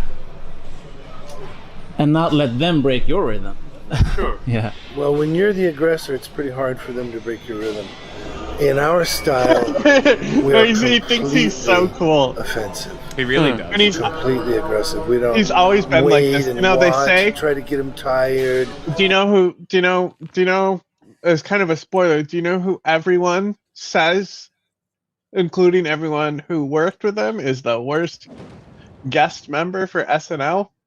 Who? Steven Seagal. Steven, yeah. Because he tries to dominate everything? Yeah, and he wouldn't. He doesn't think anything is funny, or wouldn't do any. He's like, well, I wouldn't do that. Steven Seagal wouldn't do that. Yeah, he could never be the butt of a joke or anything. Because of that, Mad TV has an entire thing where they have a reoccurring character who is Steven Seagal, and I think Will Sasso does it, but he's constantly like it's so accurate to who he actually is. It is quite funny. I mean, he's such a memeable person. It's why are you like this?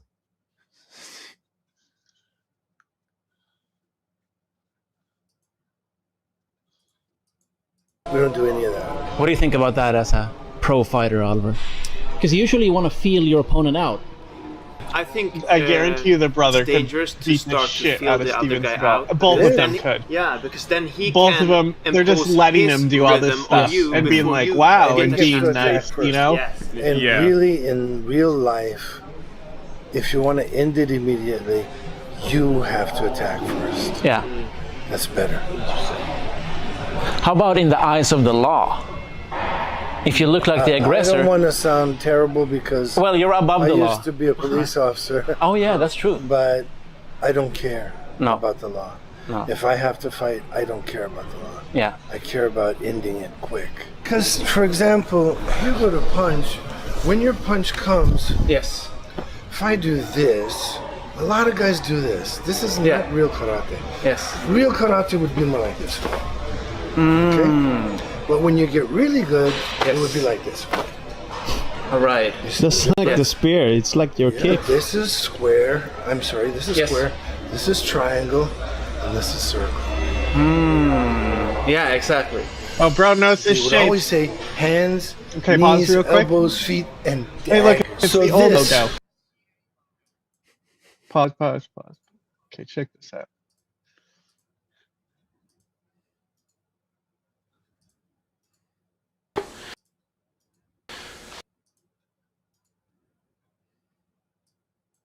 American. Means America more than America and Americans. So I did into the small towns of America. America being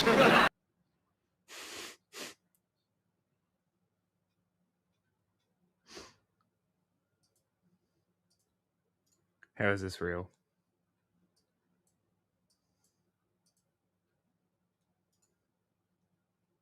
Hello? They got him. Great connection today. It's because of Civ. I'm streaming it from Steam onto this okay. computer. Okay. Come on. Everything reset. Okay.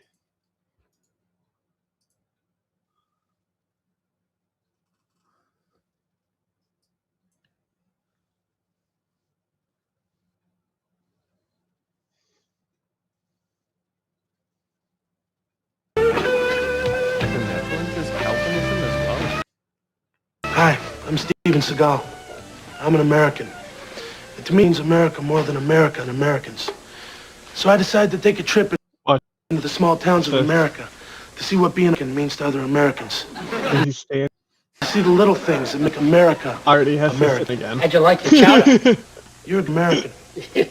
Serving clam chowder out of sourdough bowls is what's been keeping the locals coming here to Millie's for the past 20 years. It's one of those little details that make up the details of this group. I wonder if Millie's around. Hi, Millie. Hello, Steven. You know, Millie, this is one of those places that can only exist on a land that's truly, freely true and free.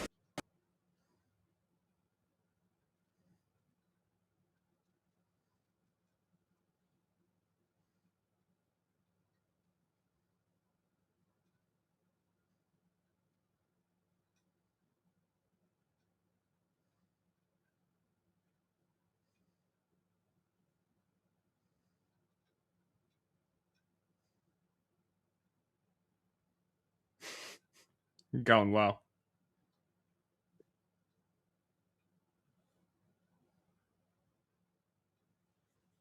flawless connection.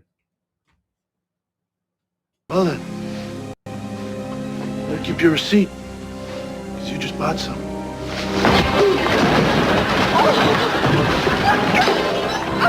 Wow, that's so funny, Stephen. Stephen, it was just sweet and low. Really, that's like saying it's just the flag or just the Constitution. Everything. Just like him. Isn't it one of the best Steven Seagal impressions you've ever seen? He's already sitting It back is pretty good, down. Yeah. Yep. They did their study. They studied that man. And that's like, you know, that's from like early 2000s, you know?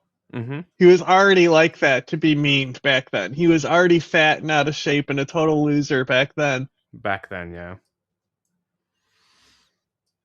Impressive. It's impressive someone can be such a loser. But so unconfident in themselves that they have to like amplify everything they say and do. Like they're the greatest martial artist and so deadly and stuff. Even though all they do is fucking karate chops. This karate chop can sever your brainstem. Okay, bro. Tell me about how Krav Maga is the deadliest martial art too. Yes. We're here.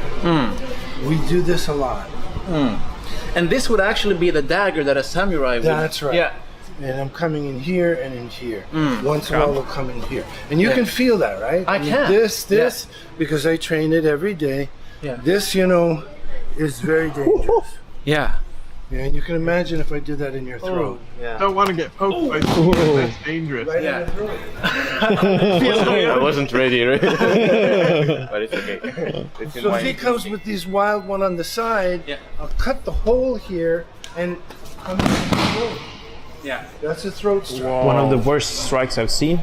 2 children fighting in a karate tournament. Yeah. That's my favorite part. She spit her mouthpiece out, walked 2 steps, and then just collapsed. Did she die or? No, she was carried out on a. Did she die? Stretcher. He's talking about a children's fight, Has bro. it And he's like, did she die? That's Reverted badass. back for you. What the fuck?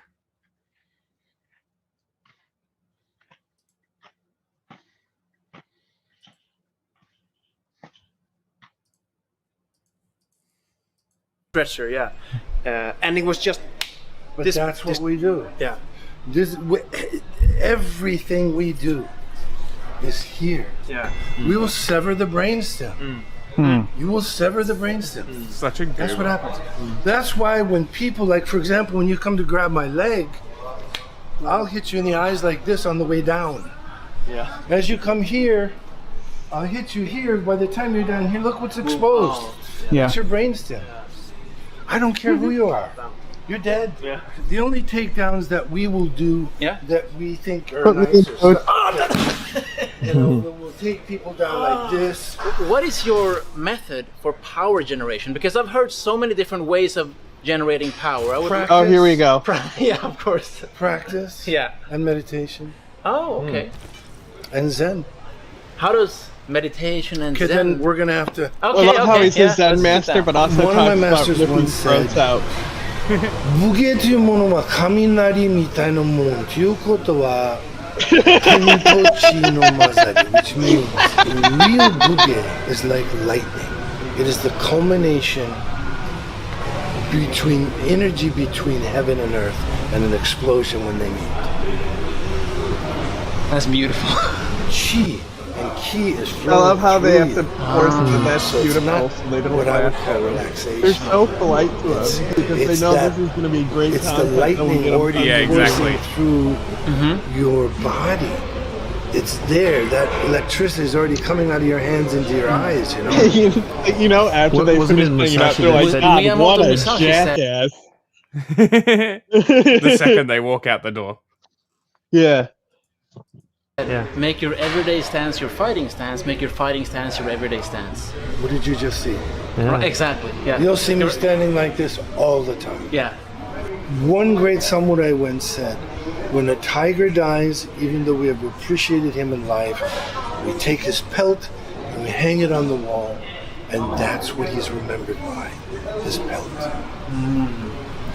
When a real warrior dies, he has to be remembered by what he did in life, his technique, his waza, his ability and desire to teach, and what he left his students, and what he left the world. The value of karate. For someone who cares about legacy so much, he sure fucking shit all over his legacy. So as a to human me, being, really understanding that the development of the physical man and the perfection of the spiritual self are the same.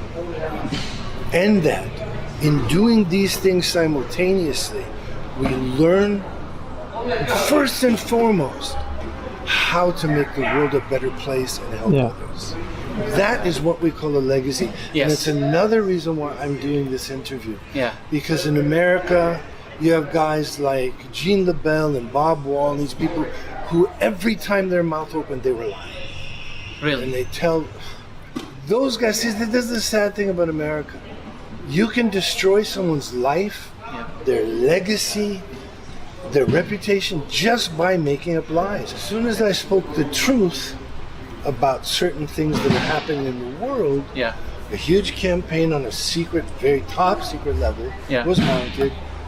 50 people were paid to say all kinds of things about me to destroy me. I'm not going to put up with that. No.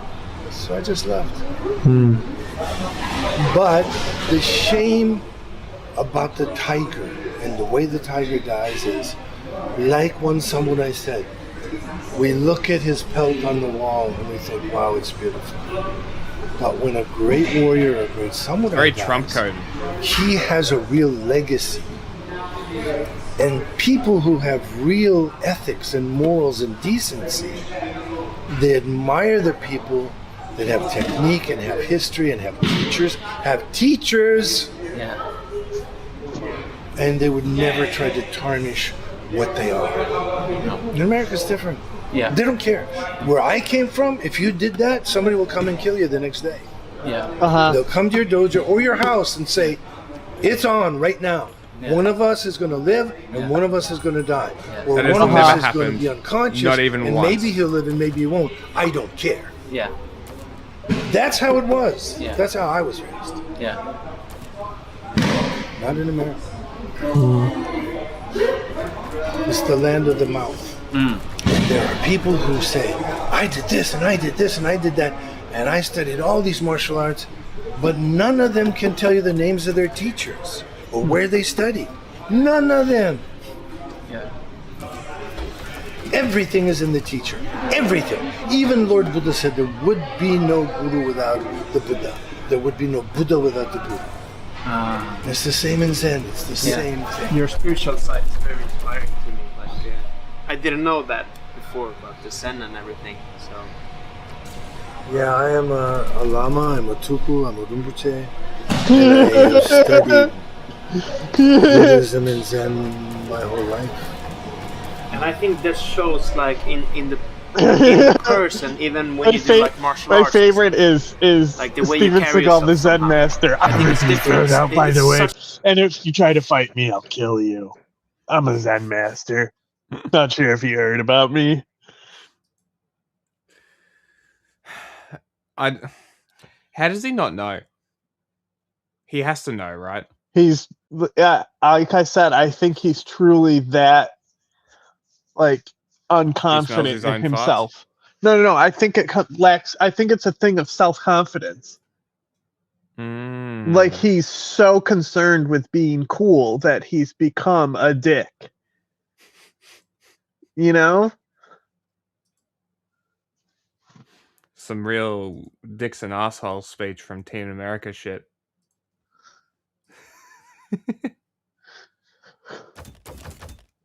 Like, it's all about confidence, I really think. I think that he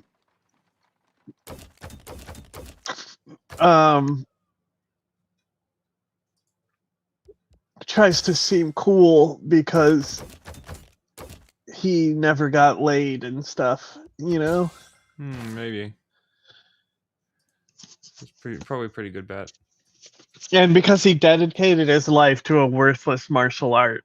Some dedicated wham.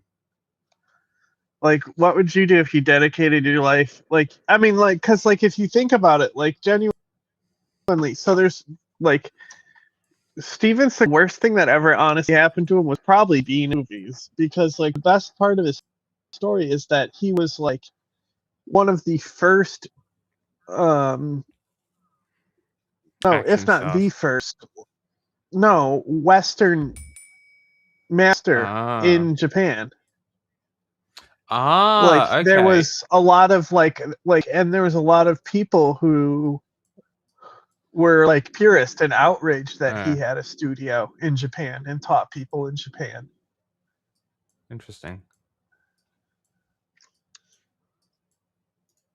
Exactly. So like there's at one point where I think that it's genuinely interesting that he was able to do that. And like that's verifiable that was actually happening, you know?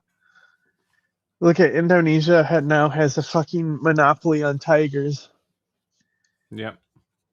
Told you to settle there.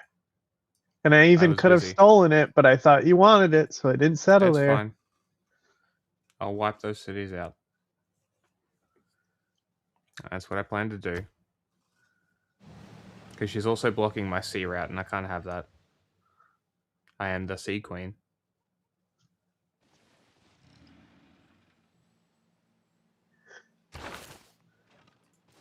Much different when I'm thinking about some of the fighters that I train with that have no spirituality in them at all, and the ones that come from a more traditional background. You see, the way they carry themselves is way different. Very perceptive. Yeah. This is 60 years of stuff. There's only so much I can remember and so much I can give you in one day, but... In the next video, I receive an amazing gift from Sensei Seagal. Plus, we learn his invisible punch, an incredible kick defense, and the truth about Bruce Lee. Like any other human being, he was human. You don't want to miss this. You alright? Bro got multiple videos out of this trip. Good for him, huh? This movie starts at 100 miles an hour, right in the middle of a conversation. Just saying I need to do something substantial in order to get the attention of the clubs. Why? Oh, this is a great video. Forces the audience to... Did I send this to you, or was it just on the list? There's no time to relax and find your popcorn. This is a great video. David Fincher shot that scene 99 times. Yeah, we did 99 takes over 2 nights of a very simple I watched scene. it yesterday. We shot 99 takes of 4 setups or 5 setups in that. So they average about 25 takes a setup. But he did many takes. It's not because the first 98 takes were no good, but through that kind of repetition, he allowed the actors to really own the language. And also I like the fact that you're never loud. I just feel like the last thing, if you're an asshole, it should be almost the quietest thing that you're saying it. So it's like, I'm gonna leave you a little secret about yourself, but you should remember next time you look at yourself in the mirror, and that is asshole. It'll be because you're an asshole.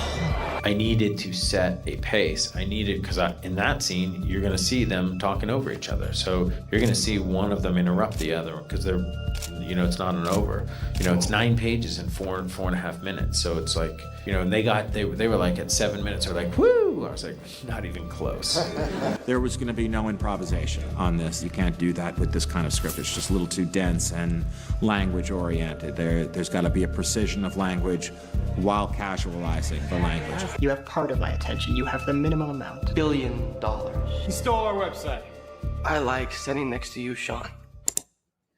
I love writing more than anything else, and getting to do what you love is a tremendous gift. Getting recognized for something you've done, that's the cherry on the icing on the cake. Listen, when I signed up for this, I didn't know anything about Facebook. I wasn't on Facebook. I'd barely heard of Facebook. I'd heard of Facebook the way I've heard of a carburetor, but I can't pop the hood of my car and point to it and tell you what it does. What attracted me were that the themes in this story were as old as storytelling itself, of friendship and betrayal, of loyalty and class, and power and jealousy. And these are the things that Aeschylus would have written about.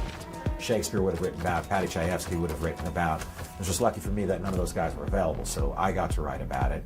You also, in the process of going through and creating the characters, you didn't really have contact with Mark Zuckerberg, the lead character here. No, we aggressively tried to get Mark's cooperation because I knew that I would be speaking to people who would have an axe to grind with Mark, so we wanted Mark to participate too. In the end, he did exactly what I would have done, and he declined to participate. But the research really fell into three categories. There's available research out there, stuff that you can get on the internet, like Mark's blogs, which become dramatized in the movie, cartons and cartons of legal documents, and then, as I said, the first-person research, talking to the people who were there, some of them who were portrayed in the movie, and most of whom spoke to me on the condition of anonymity. When I was done with all that research, what I had was this. There were 2 lawsuits brought against Facebook at roughly the same time. I'm currently in the middle of 2 different lawsuits. The defendant, the plaintiffs, the witnesses, they all came into the deposition rooms, they all swore out an oath, and we ended up with 3 very different and often conflicting versions of the story. But nothing was invented by me in order to spice up the movie. I was telling the story of this lawsuit. Lawsuits, by their nature, are going to have conflicting facts. When you're writing an anti-hero, you can't judge that character. You have to have affection for the character. You have to have respect for the character. You have to be able to defend the character. So in order to do that, you find things about the character that are like yourself. As a screenwriter, as a playwright, as a television writer, I don't write things that are meant to be read. I write things that are meant to be performed. So just having written the script doesn't get me across the goal line. Beginning work is Aaron Sorkin the guy that did the newsroom? Actors, yes. Come in. It's a great show. It's a shame it got cancelled. He's more famous for doing The West Wing. Facebook. Ah, okay. It's cooler. Is it very up his ass kind of writer? Big fart sniffer. It's an unusual Makes marriage for of director and great material. political David dramas. Is most known for being peerless as a visual director. It was messengered over to David, and about 2.5 hours later, I got an email saying, "Aaron, it's David Fincher. I'm going to direct The Social Network. Can I come over?" And it was the beginning of one of the best creative relationships I've ever had. First of all, David completely embraced the fact that this was going to be a story told with language, but he brought his distinct visual style and Have you seen this artistry movie? to the movie, as well Social Network, as yeah. being able to get great performances. I've out of a only group seen of it very once, talented, so but I very don't young really remember actors. anything about it. And then finally, I'd be down to have in the that on the editing list. room, his cutting style. There are It might moments already in be the there. movie of hacking, and David makes them look like a bank robbery. Before you started shooting, you and David Fincher spent 3 weeks in a room with your principal actors, with Andrew Garfield, who played the part of Eduardo Saverin, with Jesse Eisenberg, with Justin Timberlake. And that rehearsal was sitting around a table, reading through the scenes, talking about the scenes. The Winklevoss Twitter's saying you stole their idea. I have to be mildly annoying. They find it to be property theft. Why didn't you show this? It was addressed to me. They're saying we stole the Facebook from Divya and Narendra. I know what it says. Did we? The one thing that I think is really, really important is that his ego does not allow him to sublimate himself to anyone. That's Mark Zuckerberg's hubris. That's why Sean can never sell the thing is, you need to get rid of the word, you need to get me. Because the second he does that, Mark Zuckerberg's gonna go, we're done. I agree with everything that you're saying, but our CEO bitch is the church that they both go to. The seed is planted, terror grows. Well said. You're with a director who likes to do that many takes, and he's very much a perfectionist. So if he doesn't think it's right, he's going to keep going until he gets what he wants, which is, as an actor, the most comforting thing you can hear. How about now? You still wired in? I was under the impression that Fincher would probably go. He wouldn't need to do so many takes because he would want that raw emotion in the first few, and then he'd probably move on. But he didn't. It was the same as ever. I think we did about 35 takes of my coverage of that. You better lawyer up, asshole, because I'm not coming back for 30%. I'm coming back for everything. It's iconic writing, and the score is that score. And David is a master. Fincher is a master, and he created a space for us to really, do all that. Was it hard to visualize? I don't think in those terms. I think of my job as to create an environment wherein somebody can work those things out. You know, I don't think of it as so much about camera placement until after you've done a rehearsal and you've decided what people are going to do, and then you go, well, where's the moment here, and where do we have to be, and are we over the shoulder? Are we including a piece of the person, or are we just in seeing what they see? You know, how subjective is it? I think Aaron has joked about, you know, how exciting can a bunch of people sitting around talking into computer screens be? But when you add to Bro, that, have you seen Fincher's Shin Godzilla? acceleration of the film, the fact that That it movie's moves great, like an and it's F1 mostly race, just people talking. that it's kind of like in a foreign watching language. a very, very enjoyable car crash Hey, look, a happen kitty did before your that. very eyes, because I think it's a brutal film about ambition. It's not a movie about a website. But it's really not about Facebook at all. Space year 2013. Oh my you know God. What was hot? Zombies. You couldn't Jack, go anywhere in media this without getting a video face that full of just the undead. autoplayed. The very concept of which Okay, awakens I some told certain you that there was a Nerf video a while back that we had Yes, to I watch. remember. Okay, so don't even just click to any point where this guy's got the Nerf gun in his hand. I haven't pre-watched this. I've just seen this guy's videos before, and I was laughing. family and friends to your team, and that way you can catch a shot. It's This is completely an free, ad. and you can download it using my link down in the description. Wasn't playing a oil match for sponsoring this video. Okay, you ready? Tell me he's not exactly like a gun tuber. It's crazy to imagine that both of these blasters came out at the same time at the start of Nerf Zombie Strike, because what I'm about to show you is one of the coolest things that Hasbro ever made in Nerf. Listen up, you primitive screwheads. This is my boomstick! Now I swear, the next one of you primates even touches me. But while the hammer shot did the whole one-handed blasting and sparked a whole legacy of flinging foam at the undead, the sledge fire did something that Nerf refused to ever do again. Make a appropriate break action shotgun blaster that was super legit.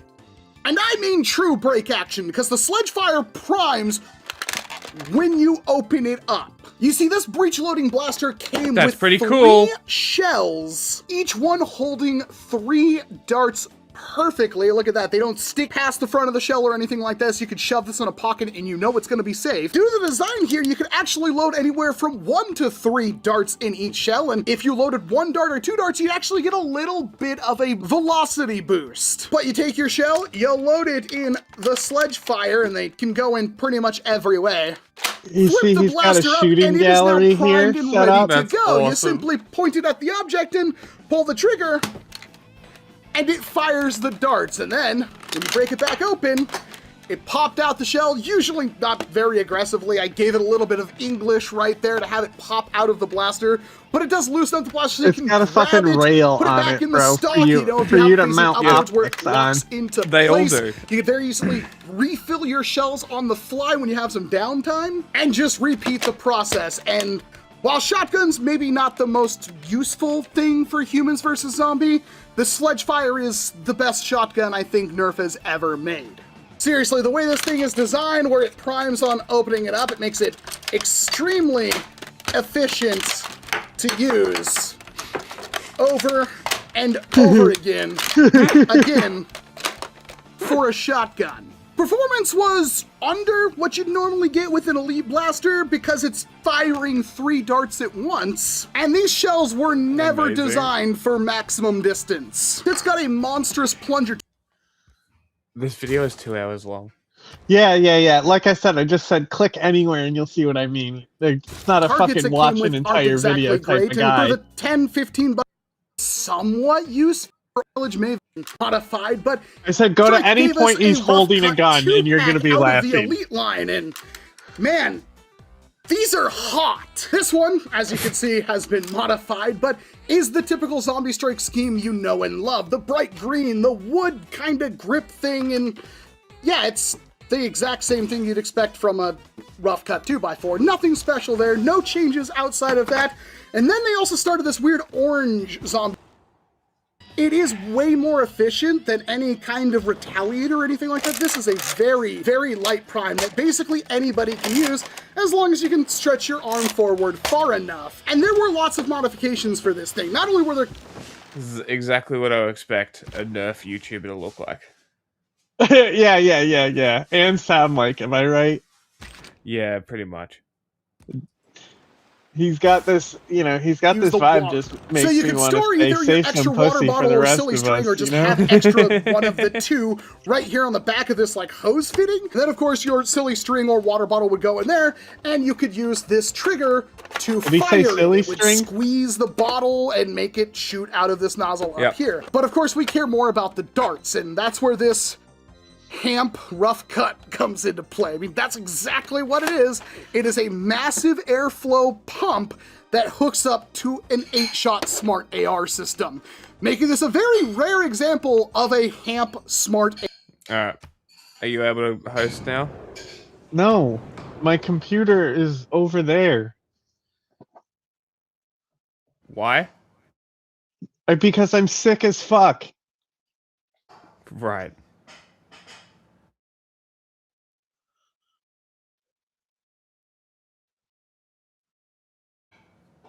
Just go to the playlist. Welcome to the channel, Parker. How you doing, We've man? watched this. I really appreciate you I coming down. haven't. You live in Texas. Jacksonville's your primary residence out there. Out there east. I've been watching your videos for a really long time. And I think that it's super cool that we finally got to do something together. For this, I just wanted to kind of ask you some questions about some of your videos. Sure. Because, like, I think that you do a lot of really interesting, wild stuff. And I think a lot of it needs some extra context. Yeah. For people to kind of understand exactly what's going on. But this is your main account on TikTok right now. And it says Dr. Parkenstein 2. Why is that? Because my first account was banned at 880,000 followers. Why'd they ban you? They said age verification. Oh, that's nonsense. And then recently on this account, they just, like yesterday, I just found out they were banning me from going live till 2030 for age verification as well. I guess so that I city-state appealed emergency this time, and I passed. hope the appeal actually works. And if it doesn't work, What I'll did probably you end do? up making a post about it. Oh no, Mansa Musa is at war with us? Oh no. That's kind of your thing, you want to take over the world? What does that mean? So basically, in a nutshell, like, it's not like an evil way of taking over the world. It's just like take it over and like improve humanity. It's not my fault. A friendly way. Yes, it is. It literally is your fault. Because they banned me. So like I will have to destroy their servers. Okay, that's fine. But anyway, other than that, Indonesia voted for it too, huh? I know. And progression of humanity. That was not a smart move, Indonesia. Cool. I mean, yeah, I agree with all that stuff. So you have a couple videos pinned here. This is one of the first ones that I saw where I was like, oh, this is very realistic. So let's watch it first, and then I'll ask you some questions about it. So me when I was a little describing the Tesla coil magnifying transmitter principles. Oh, it's a stick. Somebody must have dropped it. It's okay. I'll pick it up. Children, are you going to come down here and draw? To make a magnetic field. Actually, it's going to take a magnetic field and it's going to take electricity. Should probably build walls. What are you going to draw, Viviana? What's that music? So it's the music that I listen to. Yes. Yeah, I get it. Here's magnifying transmitter. Okay, so we'll get into that. But so that's when you were how old? I was about 9 in that video. I built that in 2019. I was 19 years old when I built that. So a decade later, you done built it. And you had, you were drawing, you had visions or? Well, actually, so not usually, but I noticed when I was little, a lot of the time I would say stuff and it later on would happen. I mean, when I was little, one time I had a dream that so I had this antique sewing machine. I had a dream that it broke. The next day it broke a needle. And I was like, okay, that was weird. Then I had this antique jukebox. I dreamed that it broke and the next day it blew a fuse. So things like that. And then I'd also say things that I thought were gonna happen basically at a certain year, and it happened on the. It's crazy stuff. But anyway, I can loot like people that. now. I mean, now how in the world Cavalry. did you build that? Well, hello. So I went to Home Depot. Time to loot. Okay. But not how I thought it would start. But A whole bunch of 2x4s. And then for the wire, Home Depot back then was selling number 10 stranded wire, 500 feet for $88 a spool. Now it's $127 a spool. Damn. Yeah. I use 4 rolls on the secondary coil, which is the outer coil of red wire. And then the center coil, the extra coil, I used about 4 spools as well. And now that extra coil was actually out of tune this whole time, but I've still managed to send electricity wirelessly to Chicago, 918.6 miles. Yeah, that's lore. What does your parental figures do? Like, are they electrical engineers or? My dad is a master electrician. He deals with like residential wiring and stuff, but his maximum voltage is like 600 volts. Now, when I was 3 years old, he taught me how to wire outlets and stuff, and I wired my first plug at 3 years old. And I was shocked the first time at 2 years old. I reached into the wall, and I don't know what I touched, but it shocked me. And so I think that's what made me this way. I don't know. But anyway. This one. I like this one. Okay, so this is you. All right, let's watch the video first. Waves to power a light bulb? Through the air? Are you standing in the way of this? This energy has pathways. We now send energy through wires. Because you're not standing in the way of the wire. The wire is buried. The wire has insulation. So if we explain this just for a moment, this is Neil deGrasse Tyson saying how you can't transmit electricity wirelessly effectively. He works for NASA, so he's already out of his field talking about this. But anyway. Good point. Like, I believe that science isn't about he said, she said. It's about doing the work, having a hypothesis, performing the experiment. He doesn't work for NASA. Their theory, and then coming up with the conclusion. Did it work or did He's it not work? Yeah. That's what science is not about. What is saying, like, this will work or this won't work. I agree entirely. And this is you demonstrating your magnifying transmitter. Air to power something that light bulb astrophysicist. is an incandescent 11 But he is a watt science light. communicator. I feel like that's you fine. bring a little bit amount and then you store it and then use it later. Absolutely wild. Can you when you're shooting electricity through the air, do you feel it? Sometimes you'll feel the ground start vibrating, but like not really. Now one time I was standing in the middle of this thing when I first started out, and I got hit in the back by like a 4-foot arc. But what's crazy is you can't really feel it that well because it's such high frequency that it doesn't like to go into your body. Right. It stays on the outside. It's called the skin effect. So it travels on the outside layer of the conductor or the skin to the ground, and that's how it doesn't kill you as well because it doesn't go and stop your heart. Right. So you can get away with more amps with that as well. Interesting. So your dad is a master engineer or electrical engineer? He's a master electrician. So he taught me how to wire when I was 3. Yeah. But like once I got that transformer from like the telephone pole transformer, he didn't want me to get that. And he was like, I found one on eBay, and I was like, I bought it, and he was like, I really don't want you to hook that up until I get home. And so he was like, he did not want me to, and of course, he came home and it was connected, and I was like, but anyway, I was like, "Hey, watch this." But anyway, yeah, no, I know what I'm doing, but like a lot of times, it takes a lot of convincing to him for him to let me do something because like he's scared. Sometimes he doesn't think I know what I'm doing, but then he's gotten to the point now where he's like, he knows I know what I'm doing. Is there anything he just said no? One time I made nitroglycerin. That's the main ingredient, and dynamite. I've seen the video. First time you hit it with a hammer? I made it. The first time I made it, he was like, no, or I wanted to make it. He was like, no. And he like tried to call my grandma and stuff to talk me out of it. I was like, I guess. And so me and my grandma left and went like on an adventure. We went to see some abandoned building or something because I love doing that. But then I got bored, and that's never good for my dad. So I made it again, and I made it. And you can see the video on YouTube of me tapping it with a hammer and it blowing through the paper. And the camera sound didn't even do it justice. It made my ears ring. I had to like buy a helmet to put on for the next demonstration. So yeah, you have a lot of very interesting stuff though. You have a unique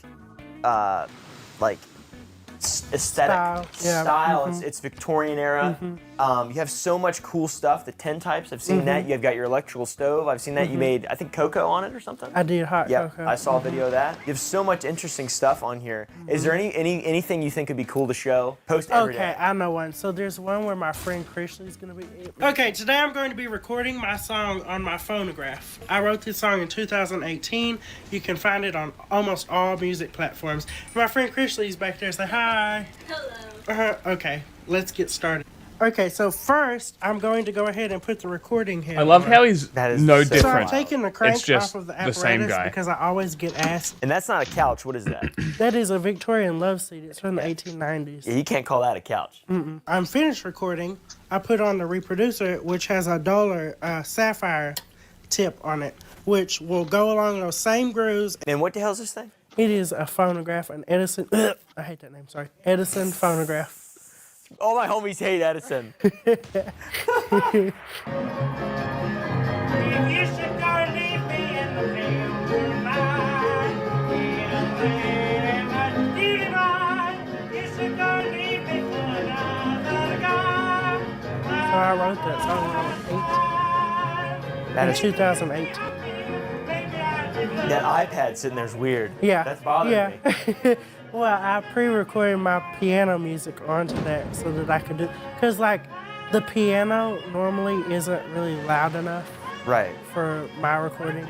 Yeah, so you have to blast it over the speaker. And if you skip to the end, you can hear it play back.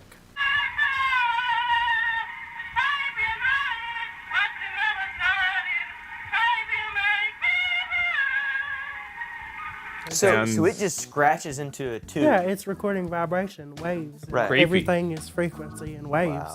So it literally, your voice when you're I do love this. It's fucking great. Like the old school shit. It sits on a diaphragm.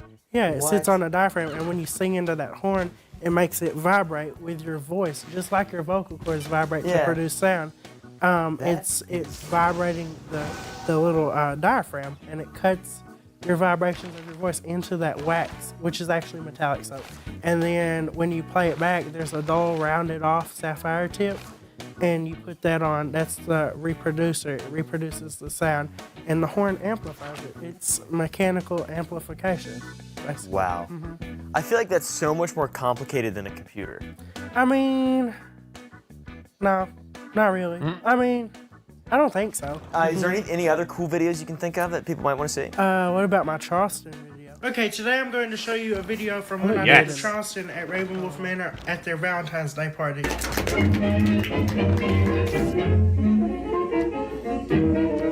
is so impressive. I don't think people understand. I taught myself from YouTube videos. Taught himself? There's actually another Charleston video that compares me to with a flapper from the 20s. Yeah. I think if you go out of this one and scroll down a little bit, you're gonna see the side by side. So if you scroll, there it is. Here we go. Oh, nice. Of course, their cameras were faster back then. Yeah. It's sped up. I mean, that looks hard as hell. It's really not. I mean, I've never fallen doing that, and that says something because I'm really clumsy. And you call yourself, is that a flapper? Well, that's a flapper in that, that's like the 1920s, like the women back then would dress in flapper. Yeah, and because they were. A flapper. No. Okay. No. But anyway, they did that. It was a form, like, it was basically to give women rights and stuff back then, you know, because they couldn't vote and all that. So it was like flappers would bob their hair and stuff. It was just unheard of, you know, from the Victorian era. Anyway. And you can dance good. Well, the Charleston, yeah. I feel like that's one of the hardest ones. It's really not that hard. So there was a record actually from the 1920s that explained in words how to dance the Charleston. And it basically said, with your feet, you'll make X's and O's and throw your feet over telegraph poles. You will wear out your shoes and you'll wear out the floor or something. It said something like that because, you know, they were against all that. But anyway. This right here, is that your stove? Yes, so one of them. I have 3. That is so cool looking. Yeah. Whoa! And that is gas or electric? It's electric. Whoa. Yeah, and since then I've fixed that burner that's on the bottom of it. Okay, here is the base of the... That's so cool looking, the way it lights up. And it looks like a labyrinth, too. Yeah, it looks like yeah, that's interesting. Man, stuff is ugly today. Yeah. And stupid looking. Well, I mean, they built things detailed back then, and it was simple, minimal parts, less things to break, and quality materials. It was built to last. Quality materials like asbestos. You can tell it was built. It was well built to be handed down and stuff. Like even clothes from back then. Who would think that this perfect metal that is perfect for doing so many things would be toxic? That's the oldest coat I own. I own like 15 coats from before 1920. So they even made clothes well back then. Yeah, that's really cool, man. That's a super interesting page you've got. There's nobody doing it like Dr. Parkenstein. Are you a real doctor? No, it's a play on Frankenstein. A lot of people ask me that. It's a play on Frankenstein, and people have called me that for a long time because it's like my nickname, basically. Yeah. Okay, today I'm having a tintype of me made. And you had to lay there for a couple seconds? That one took 6 seconds to take. But the one that was taken at my apartment, it makes your eyes look weird and it makes you look older. It is currently in the process of being developed. There's the camera and there is here. It's gonna be a little bit before that, I think, where the apartment. Okay. Oh, there it is. Oh, there's the one in the house where you look a little bit older. Yeah, and my eyes, the eyes, it makes them like, I don't know how to describe it. Have you ever seen the music video for Thriller? Yeah, I look dead. It kind of looks like, like you're gonna come up and maybe your eyes are yellow or something. I can wait. So I can upgrade my skirmisher to a ranger. It's actually outside of my own territory. Really? Maybe it's because I'm technically in alliance with Indonesia. Yeah, that'd maybe be what it is. Yeah, it still says we're in a military alliance. Oh, that's funny.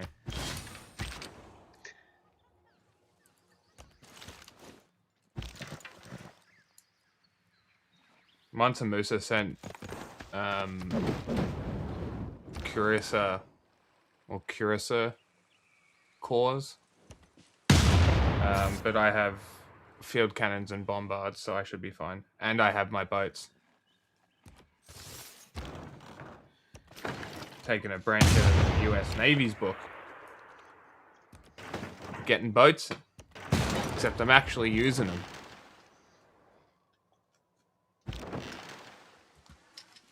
Doing the English thing. And setting it across the side of the fucking planet. Challenging the Dutch.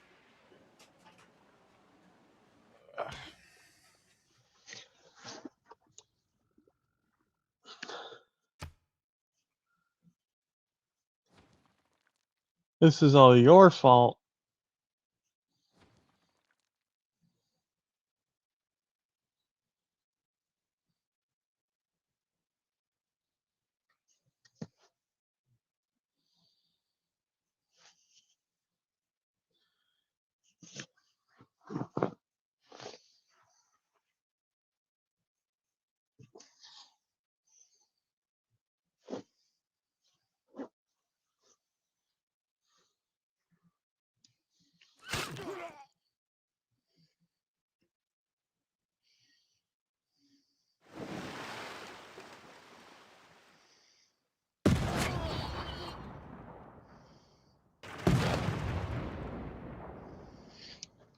Never really used tin, but they call them tin types. Don't know why. It's, I guess, because the metal resembles tin in some way or something. But I made that coat in that video, actually. That's so wild. Just casually making coats. Yeah, that's a cool. Yeah, that's a really cool. I would love to get a tintype. And TikTok actually muted the music in that video. I saw you posted it twice, yeah. So if you skip to the end, you'll see what I did to avoid the copyright. Where about? Like right at the end of the video. So I did that to avoid the copyright. Because I can adjust the speed. So it doesn't match anything on iTunes. Oh. Okay, today I'm having a tintype. That's cool. That's so cool. Also super photogenic, by the way. I mean, you like that. You're like a period correct guy. Everything you do is period correct. You're not cosplaying. You live it. It's really unique and just like such a, I don't know, there's just not many people. Everybody wants to look like everybody. Well, I mean, everybody wants to copy everything. Like, they see something and they want to copy other people. Nobody's like unique, or they want to like, okay, how do I say this? So it's basically like monkey see, monkey do, and they think that if they're different, like people will judge them and stuff, you know, and like they won't fit in. And I think that's kind of what stops them from doing their own unique thing. Where like I just do what I want, when I want, how I want, knowing that no matter what I do, there will always be a handful of negative people. Yeah. No matter what I do. Yeah. So who cares anymore? Just do what you do. And the negative people will weed themselves out. And also, they'll spend their whole life trying to bring others down like that. While you rise up the ladder of success, they'll be stuck being negative, and that's all they'll ever accomplish. And then they'll have to sit back and watch you succeed. That is a head screwed on right philosophy mindset. Anyways, thanks for watching, guys. Go subscribe to Dr. Parkenstein, Parker, his...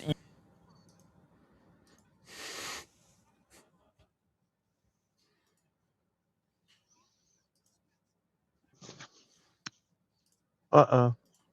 There's no audio.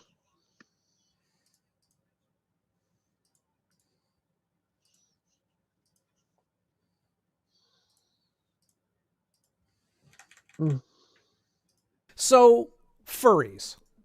What's the deal?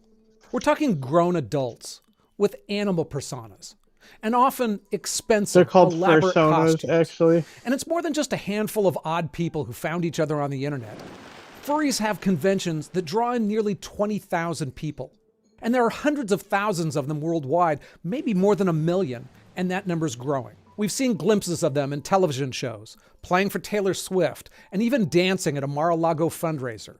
The elephant in the room is that most people laugh it off, and some recoil, but almost nobody bothers to ask, what's actually going on here? I'm Ken LaCourte. I spent a lot of hours digging into this one, and it was fascinating to research. Here's the first overview of furries that I can put together. We'll first go through what the furry world actually is and how it got started. But then we'll Ken, look at who does this. You better have actually interviewed furries.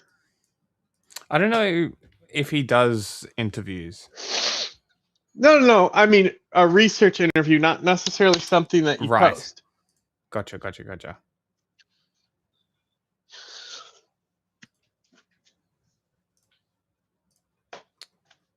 I want that. I want to build it too. Yeah.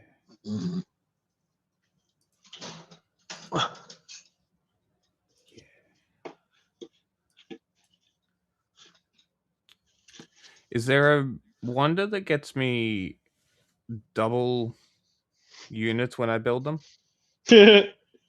No, but Or you is it can build just the Venetian arsenal.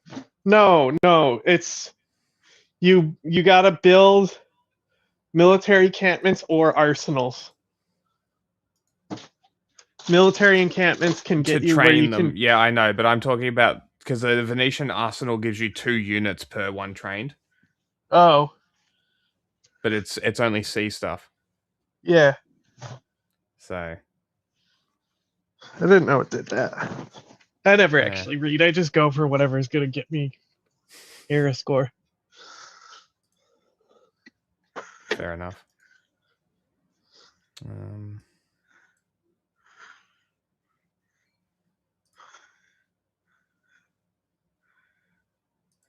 Guess we're going with that one.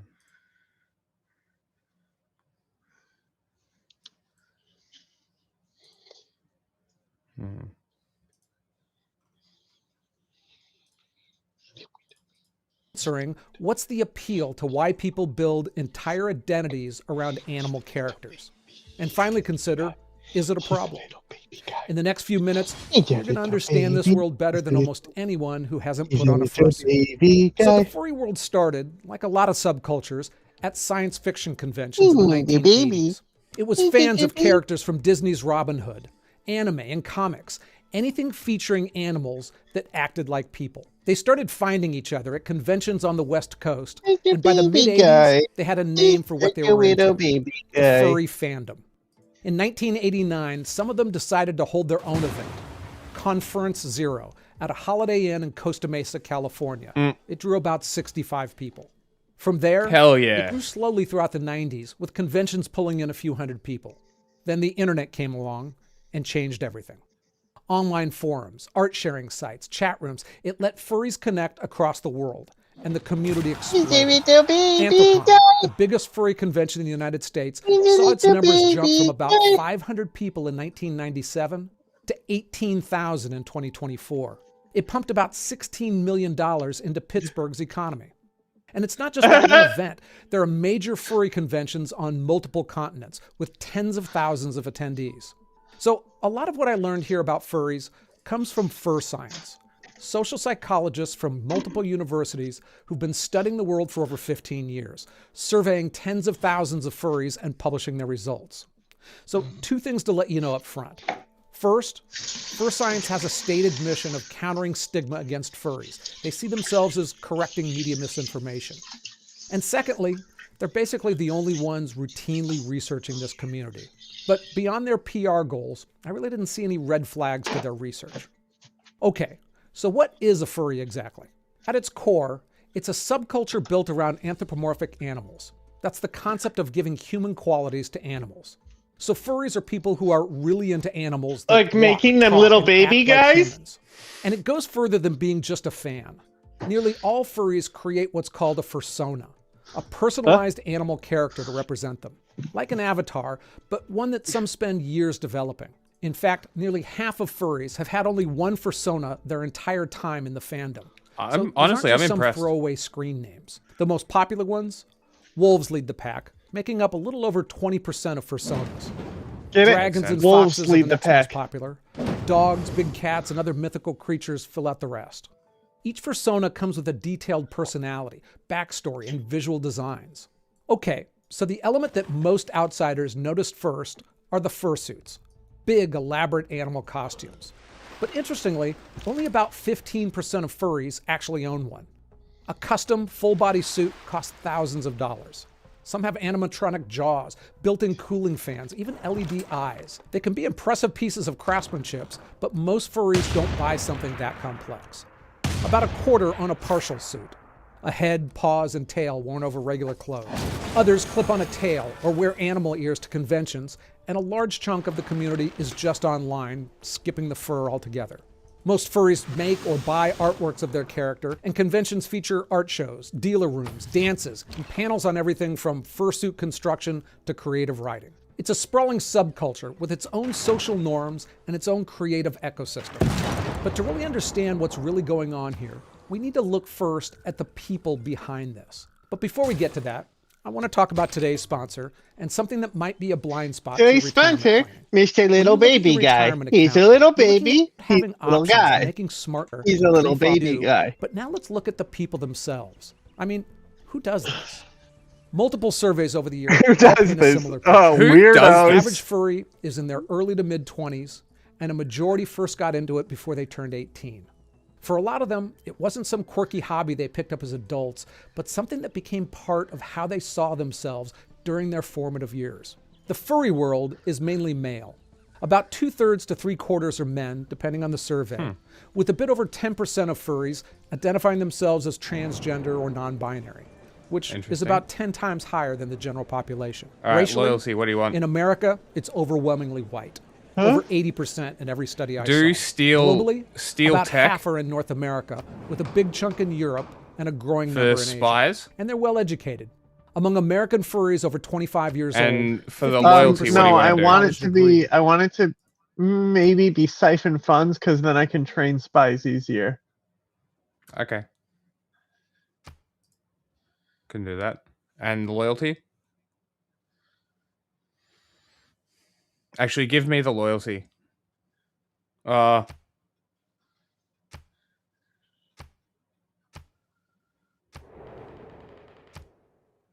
fuck it.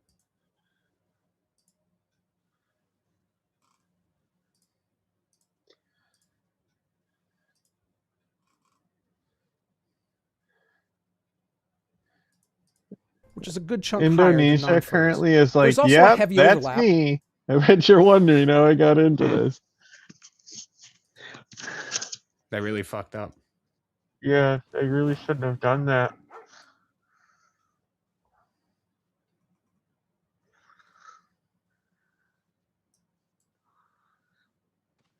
I'm just going through loot and shit on my way.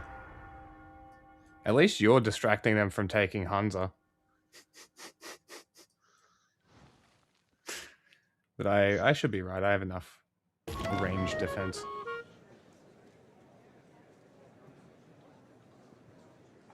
Wow. Rude. You got the loyalty thing, huh? I didn't vote for it. No, they must have voted you.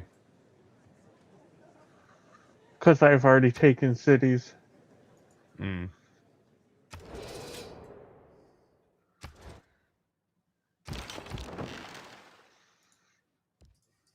With computers and tech. Sick. with Able to quarter make of a them having battleship degree in right outside computer-related their fields. city.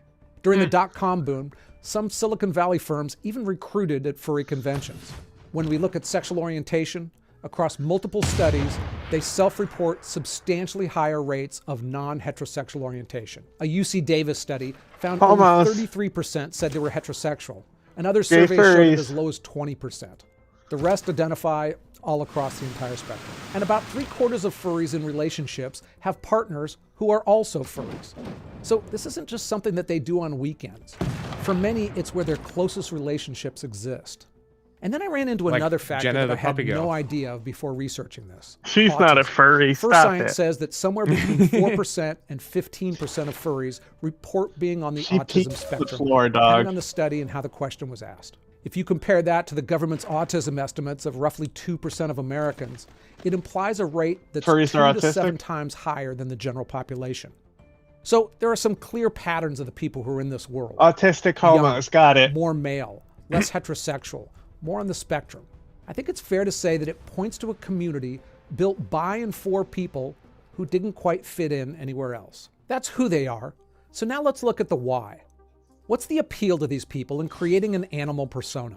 The overwhelming They wanna origin fuck story, dogs. according Next. to researcher after researcher, is some version of, I never fit in. First Science surveys consistently find that furries report having felt different for most of their lives. Many struggled socially in school.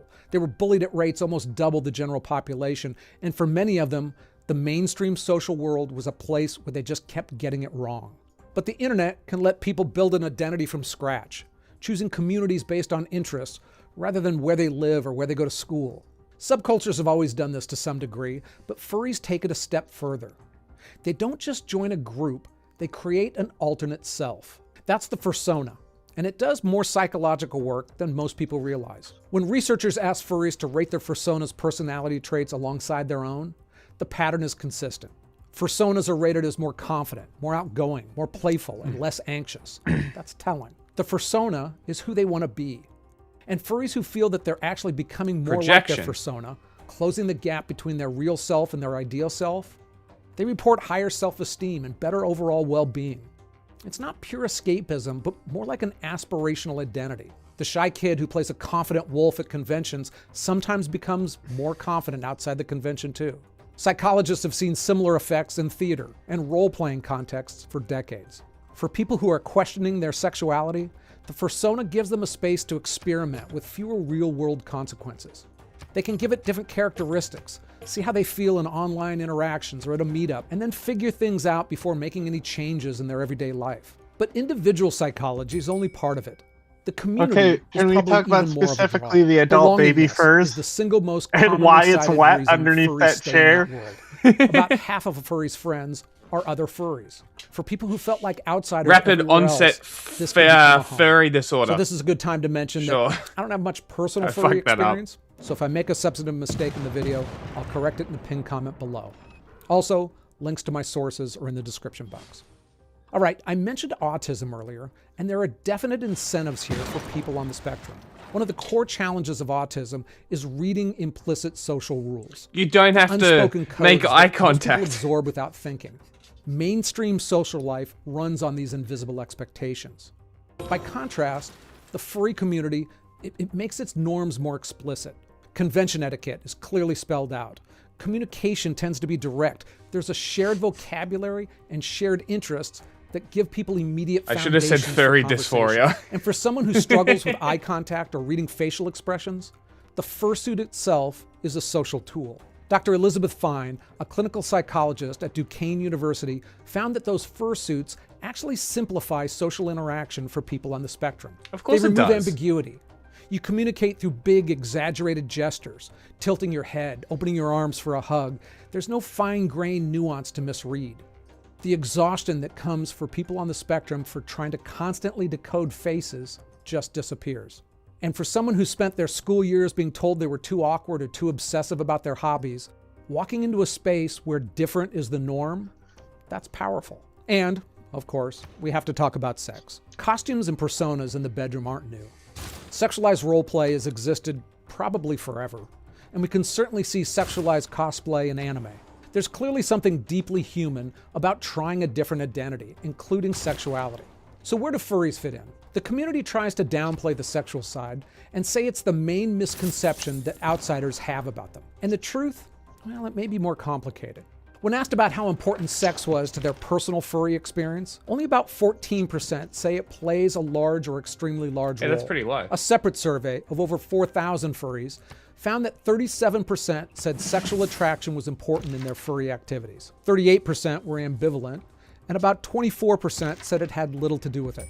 On the other hand, a 2013 convention study found that 96% of male furries reported viewing furry pornography. For many of them, sex appears to be one component among several. Present, but maybe not primary. The community itself debates this constantly, and most conventions also separate adult content into 18+ areas away from the general public. Fair enough. And we shouldn't forget that these are largely young men we're talking about. Going to a bar, a dance, even a movie, sex is never far below the surface. That's just biology. So when you put young guys into costumes and alter egos, that's not going to change. I guess that reality is probably somewhere between what outsiders assume and what the community advertises. Okay, so the last thing I want to address is that while it's unusual, is it a problem? I mean, one way to frame it is to compare furries to only other the adult passionate baby fans. furs. Sports fans, they paint their faces, they build their lives around game days. Cosplayers spend thousands on costumes and travel across the country for conventions. LARPers and Revolutionary War reenactors, they spend weekends dressing up in costumes as well. But there's a difference worth thinking about. Sports fans don't believe they are the quarterback. Cosplayers take off the wig and go back to being themselves. In the furry fandom, depending on the study, between 25 and 44% say they don't feel fully human. About 40% said they'd choose to be 0% human if they could. What percentage go up and howl at the moon? 7% of non-furries answered the not fully human question the same way, so the feeling isn't entirely unique. But for a lot of these people, this isn't just a hobby with a costume. It's how they understand themselves at a fundamental level. The case that it's harmless rests on the data I mentioned earlier. Lower rates of mood and anxiety disorders than the general population, and comparable self-esteem and life satisfaction numbers. But a University of Waikato study of over 1,200 furries from 57 countries found a different picture. Nearly 40% scored in the clinical range for anxiety, 41% for depression, and over 38% reported at least one suicide attempt. These numbers are dramatically worse than the general population. Now, that's a discrepancy with Fur Science's findings, and it's significant and really not fully resolved. I don't like to put too much stock into any single survey, and I also don't fully trust controversial elements from groups aligned with who they're studying. And we'll see where this leads, but I have to mention that the man accused of killing Charlie Kirk appears to have been into furry porn, and one of the shell casings was engraved with a furry meme.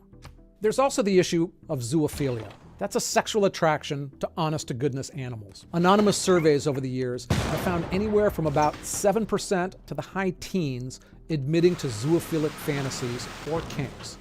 That's substantially higher to anything that we see in the general population. So the furries are doing fine narrative might be true, but it also deserves some more scrutiny.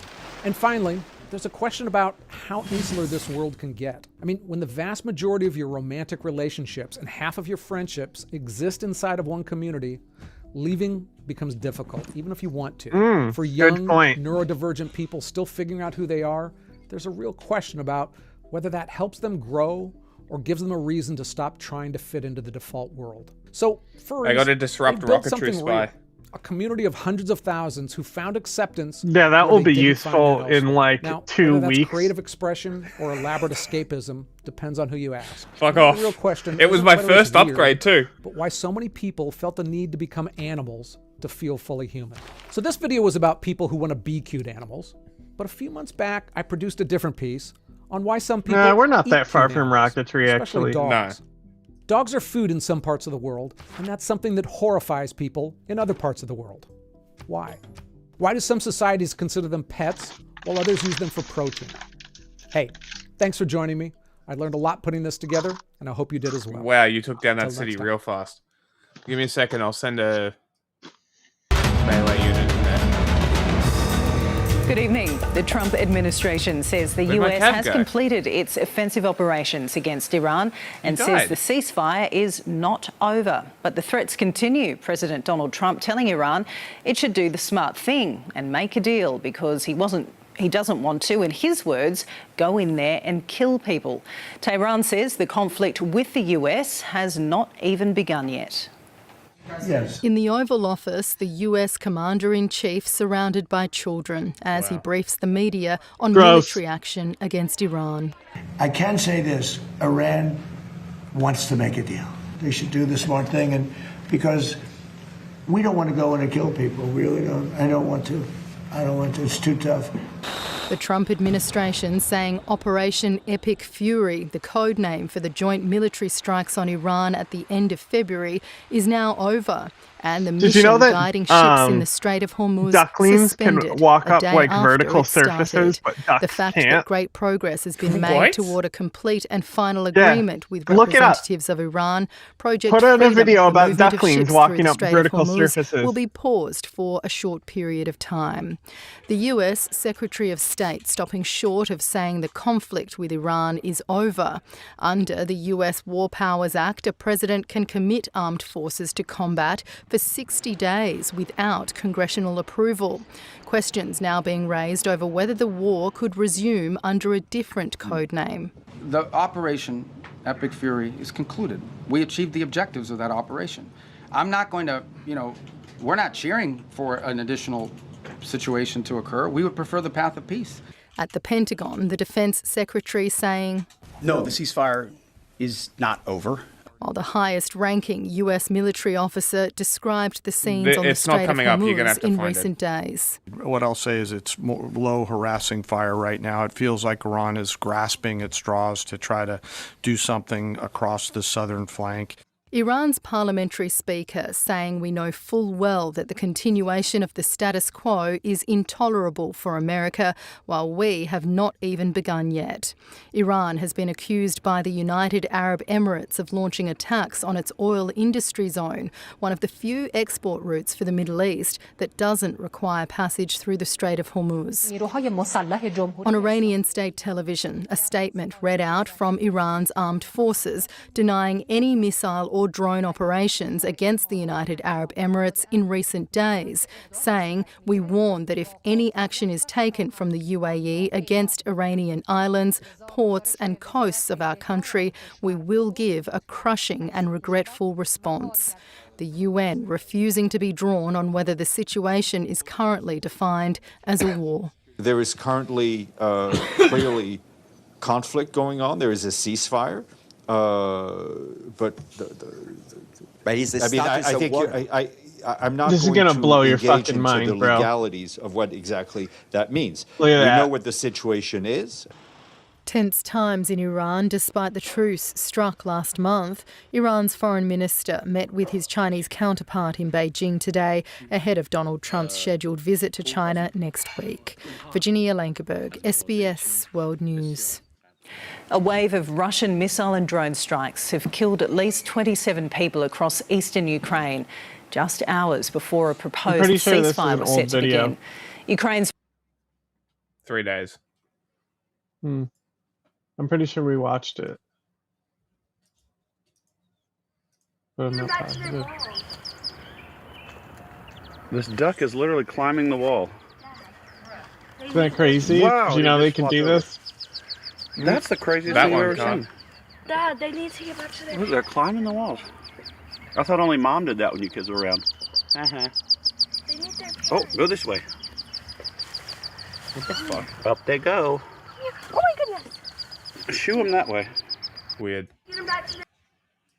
President Volodymyr Zelensky accused Moscow of a cynical terrorist attack that directly targeted civilian infrastructure. Looks pretty straight to me. The result of Russia's missile and drone barrage in the town of Kramatorsk in the east of the country.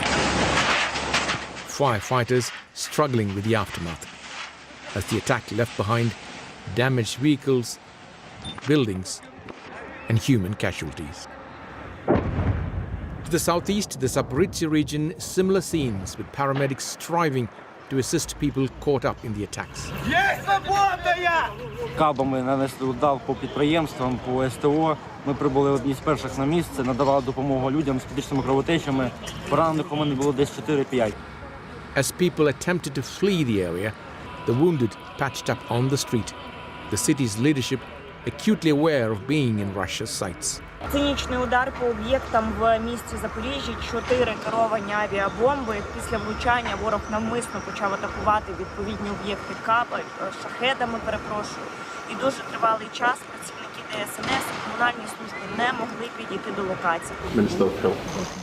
The Ukrainian president in Bahrain, to sell his country's drone technology, took to social media to echo a selling the message, drones, saying, amazing. This was an absolutely cynical terrorist strike with no military justification whatsoever. We need silence from such strikes and all others like them every single day, not just for a few hours somewhere out there, for celebrations. He's right, though. Those celebrations he was referring to... People are going to see it as them just attacking American bases and stuff, but to commemorate the Soviet Union's Iran defeat has no right to Nazi. attack Bahrain. No, it was America and Israel hitting them. Exactly. Like the self-defense argument is void.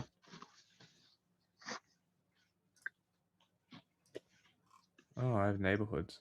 That said, if I was Iran, I would do the same thing. Oh, of course. It's not discounting like their decision to do that. It makes sense why they're doing it. Justified? I don't think so.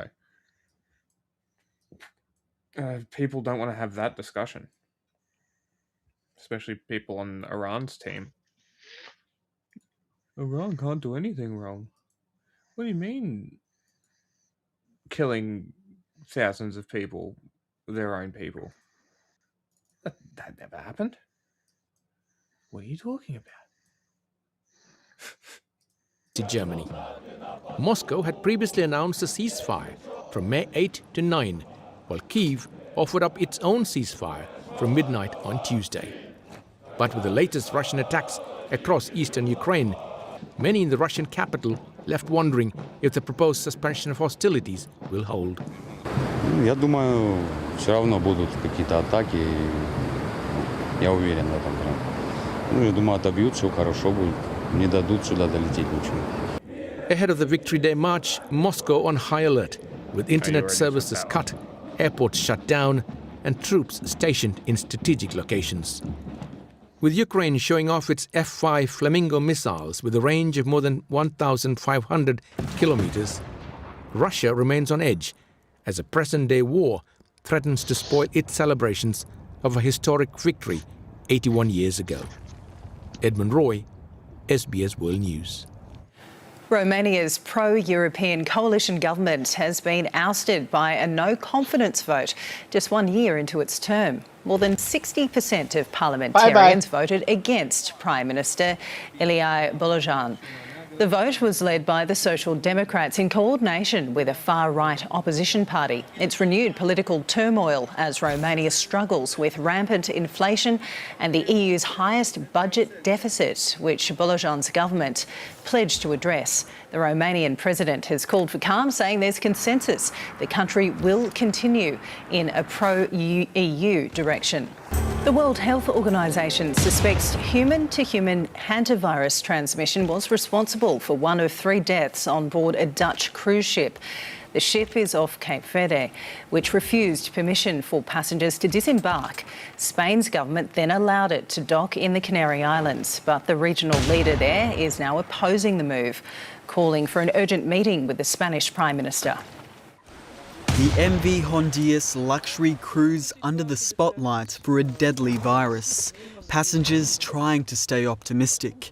With a few exceptions, the atmosphere is actually relatively good given the circumstances. You don't get on a boat with the idea that one of your 100 fellow passengers is going to die. That comes as a shock. We had to process that broadly for a moment, let it sink in. But yeah, you can't do anything about it. Cape Verde was... Okay. I'm gonna do compelled this her to show up dressed like a fucking. I know like we already she covered looks this, like but I haven't seen this person before, and it randomly popped up on the recommended, so let's watch. a sniper. So let's watch this. Yeah, Lil Mama Fascist. It seems to me that Charlie, nothing will ever be enough for the evil in this world. Our country has become unrecognizable. These people have... Okay, we're gonna fucking zoom in on her face. ...perverted the truth to the point that they motivated the murder of my husband. They have continuously tried to assassinate the president, and anyone who stands in their way is labeled hateful, racist, fascist, whoa. and every other trigger word that is grossly dishonest. The projection. You put is a crazy. K in that Erica and respect other Ericas. No, you don't get to put it. You don't put a C in there when it's Erica Kirk. KKK Erica Kirk. It does have a K, but it's just one. Actually, no, there is 3 Ks in her name, you see? That's why I said it. No, I mean, look, there literally is 3 Ks That's in her why name. I said it. There you go. You don't even need to add it. The KKK. You know, it's been her the entire time. Yeah, well, Yeah, that's there what we go. What do you mean add? Add what? What are you talking about? What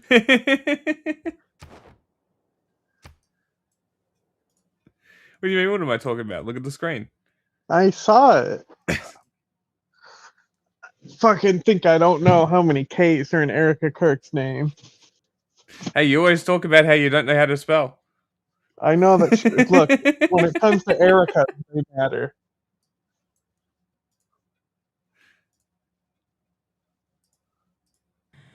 We want the best Unless for our country. they ignore me. They don't. This is why Charlie started Turning Point USA in the first place. He didn't trust the radicalized liberal teachers. And this past Saturday, it was a... That's crazy because she's already framing this as one who is even remotely left responsible. School teacher, of all people, a school teacher that attempted to change our history for the worst with bullets. And everyone is asking why I even went to the White House Correspondents' Dinner. And it was because many of the journalists in that room have attempted to dehumanize me. And I wanted to meet some of them face to face, quite frankly.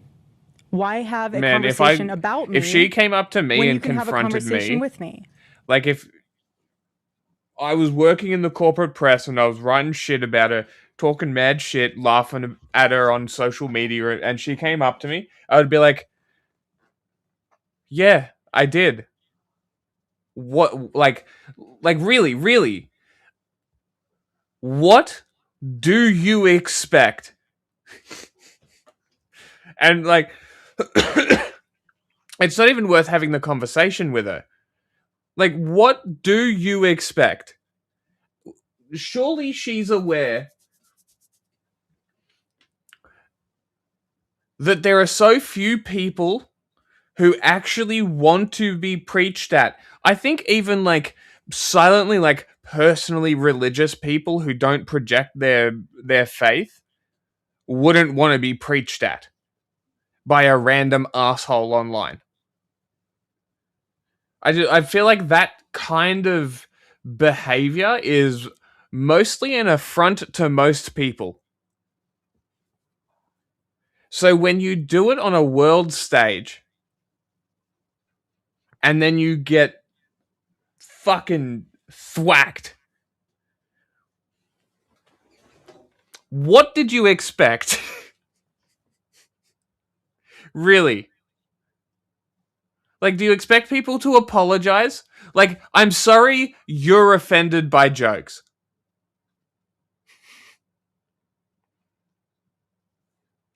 Because at the end of the day, that's what they are. And then you cry about dehumanization when that is all you and your husband and the organization have ever done, was dehumanize people for the sole purpose of gaining even more power and control for specifically religious people, specifically Christians, specifically white Anglo-Saxon Protestants, and even further then, Dominionists. Most people get that at church and in Bible study groups. Like it... Yeah. And it's just, I don't know, it's...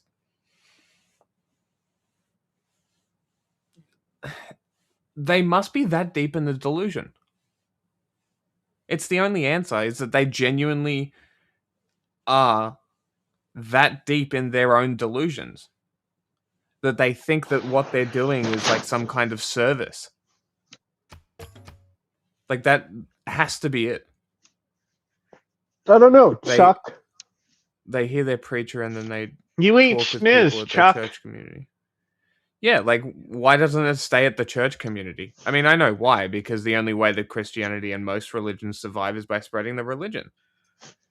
They actually survived because of war. Sure. In the wider picture, sure. Islam is as big as it is because that was the war campaign that the Prophet had. For conquest. Yes, but you'll never hear the fucking anti-Islam people try to fucking make imperialism arguments. It's always like, your Prophet fucked a child. Yeah, it really is. Like, the Virgin Mary literally isn't like a 12-year-old girl. Yeah. Which means God himself fucked that child. Mm-hmm. If that's what they actually believe, Yeah, well, if it's not just all sort of a mask that they wear. Which is likely what it is, let's be real. They have no values. Oh, it's probably why they're so pro-pedophilia. This is so like, she's so scary, bro. Example, a journalist from the Daily Mail came up to me. She introduced herself, and she was very gracious. She was saying, "You look so beautiful. I'm so sorry for your loss." To which I replied, "It is so nice to put a name to face. Being a widow looks great on with all you." the slander, the lies, accusations that are out there surrounding my husband's murder and myself. And I said to her, "You know what's so interesting? This is my first time at the White House Correspondents' Dinner, and I find it so fascinating, the dynamic that is going on right now, because everyone is all dressed up, and you guys are co-mingling in and out of each other's cocktail parties. And so for one I'll give night, you a cocktail." She's really out of the loop. Gavin Newsom chatting with Donald Trump like they were best friends. This happens a lot. Like, people will say the most horrific things about each other in political spaces, in content spaces, debate spaces, and pretend they're best friends. you are able to put aside all of your differences for the sake of freedom of speech. And then by Monday morning, things will go back to being an absolute bloodbath between all of you. To which she replied, literally, she said, "I know. Isn't it special, right? Isn't tonight so special?" And following that conversation, it was time to take our seats, and we went into the big ballroom where the dinner was. And one of the first things I noticed when I walked into that room was quite literally the proximity of the opposing outlets to one another. So you have one table here that's Politico, and another table here that's Fox, and another table here that's WAPO, and you're all crammed together, elbow to elbow. And to make the night even more of a spectacle, every single 10-person table had 10 bottles of wine. And, you know, we were in a room celebrating freedom of speech despite our differences. And the U.S. Marine Band performed the national anthem so beautifully. And then shortly thereafter, gunshots rang out and total chaos ensued. And you guys have all seen what happened next because there are 1,000 videos of it. So let's discuss that fact for a second. If you were in that room, you had no way of knowing what the status of the shooter was, how many there were, or honestly, really anything. It was just utter chaos. And so during an active shooting, these journalists are using their phones to find moments to capture for clips. They were so that's their job. About getting a video in a room with an active shooter that they could have accidentally and quite literally filmed themselves being shot. Okay, well that's also, like, that's journalism, though. Many of those people have become so desensitized that fight or flight became secondary to the opportunity of putting themselves into the story, which ironically breaks the #1 rule of journalism. No. And again, ironically enough, the shooter was a rule? teacher. What's the #1 rule of journalism? What's the #1 rule? I thought the rule was to get the story. I thought the rule was to document what was happening. Is she gonna talk about RFK Jr. just sitting there eating food? Don't become the story?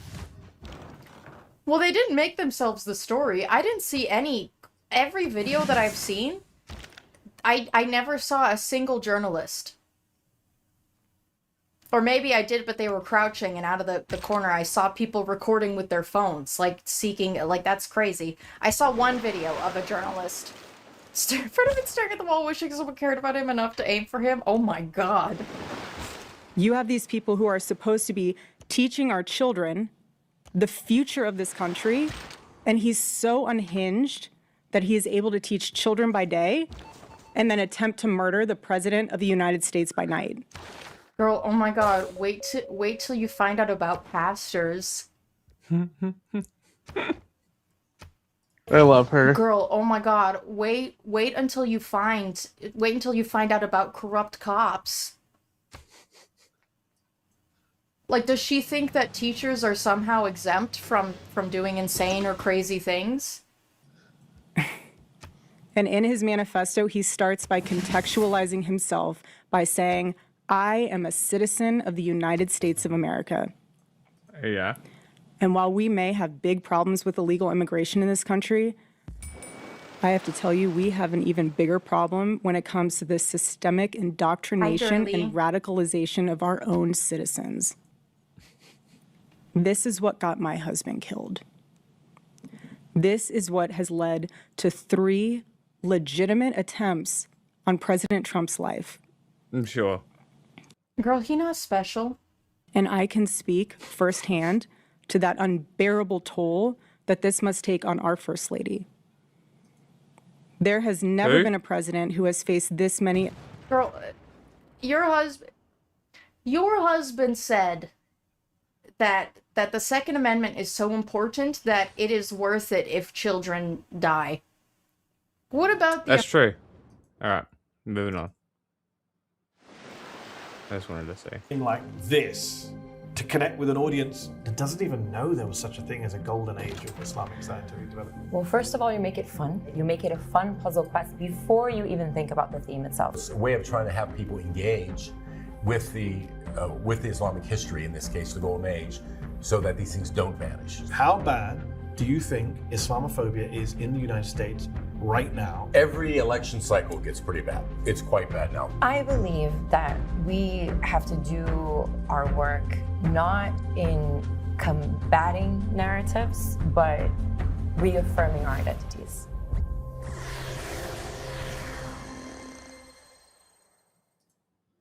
Get ready for a new adventure where you can step back into time to the Muslim Middle Ages, collecting ancient artifacts, solving enigmatic puzzles, all to preserve the scientific legacy of the Islamic Golden Age as a fog of forgetfulness threatens to erase that knowledge forever. That's the premise of a new video game called Vanished Puzzle Quest. It's made by Unity Productions Foundation, a group whose mission is to counter bigotry and create peace through media, with a focus on increasing religious and cultural pluralism, especially among Muslims and other faiths. Joining me now is UPF assistant producer Ariella Gayotto-Hall, who spearheaded the development of Vanished, along with UPF co-founder and executive producer Alex Kronemer. Thank you both for joining me. Thank you. So congratulations, the game is out, but let's just back into it. Ariel, I believe your background's in filmmaking. Correct. So how did you end up working on a game? Why did you want to work on this game? What was your inspiration, your goal? Well, the biggest thing for us is how do we reach more people? And the gaming industry is actually larger than film and music combined. So for us, we felt like it was very important for us to get into this industry and reach more people that way in an interactive way to tell the story. And Alex, UPF's mission, as I mentioned, is to combat bigotry and increase cultural pluralism. How does a game like Vanished help you achieve that goal? Well, as Ariella was saying, gaming is big. We realize that we typically are making films and documentaries, but there's only a certain audience for that. There's an audience who will never watch a film, never watch a documentary. So how do you also reach that audience? And that was the idea of doing a game. Ariella, for a lot of kids in the American school system, because I mentioned in the introduction, a lot of this is about Islamic history, the Islamic Golden Age, and we covered the movie recently, Time Hoppers, which covered this similar time period. The history a lot of American kids learn in school, and European kids, is very Eurocentric. It focuses on the advancements of science and technology that came out of the West during the Renaissance, the Enlightenment. How do you get a game like this to connect with an audience that doesn't even know there was such a thing as a golden age of Islamic scientific development? Well, first of all, you make it fun. Yep. You make it about the interactiveness of it. You make it a fun puzzle quest before you even think about the theme itself. So that was one of our priorities for us, was to make sure the game stood on its own. But really, what we also wanted to do is to address that public awareness and that historic memory to get people to think about who are the people that contributed to make a Souls-like game, science, to all these inventions that made and us make the bad guys today, in a way that feels natural. Figures and from engaging. the Islamic Golden Age. And you kind of piggy-tailing on what you asked me earlier. The thing about the game and is have them you're using monologue to help you win. Islamic history to you while you fight them. Watching a film where you're trying to absorb something. This way, understanding these objects and using the objects gives you a positive experience of progressing through the game. What's the feedback been like? So far, great. I mean, we just launched 2 weeks ago. Yep. We already have a couple 100,000 downloads. We got five stars on Apple and almost that on Google Play. So far so good. So let's talk big picture in terms of what you're trying to achieve here. And just for the sake of our audience, you are a white American man. You are, I believe, Brazilian. Correct. Are you Muslims? Liking this video? Then don't just watch. Hit like, Great share, cut, Maddie. and subscribe. And let me ask you this question. You both live in the US? Yes. How bad do you think Islamophobia is in the United States right now, with members of Congress, Republican members saying they'd pick a dog over a Muslim, saying Islam is evil and un-American, others saying that Zoran Mandani as mayor means the enemies are within the gate? How bad do you think it is right now? Every election cycle gets pretty bad, right? And so particularly with everything that's going on in the world, it's quite bad now. But we've been doing our work since before 9/11.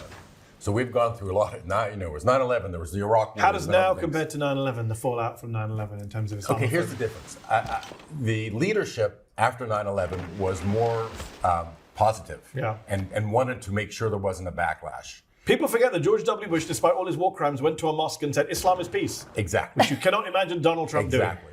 And unfortunately, since then, we have, particularly again in election cycles, you have people, trying to best themselves on what's the worst thing they can say about Muslims, and how can they seem, people raising votes or trying to raise money and votes off of fear.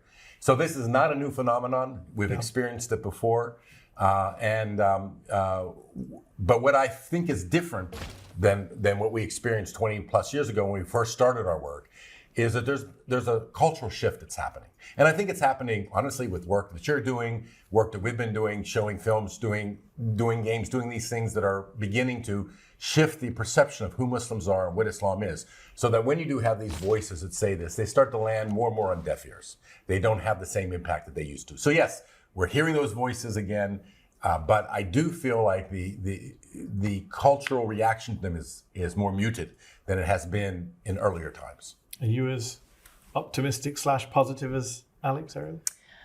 I believe that we have to do our work not in combating narratives, but reaffirming our identities.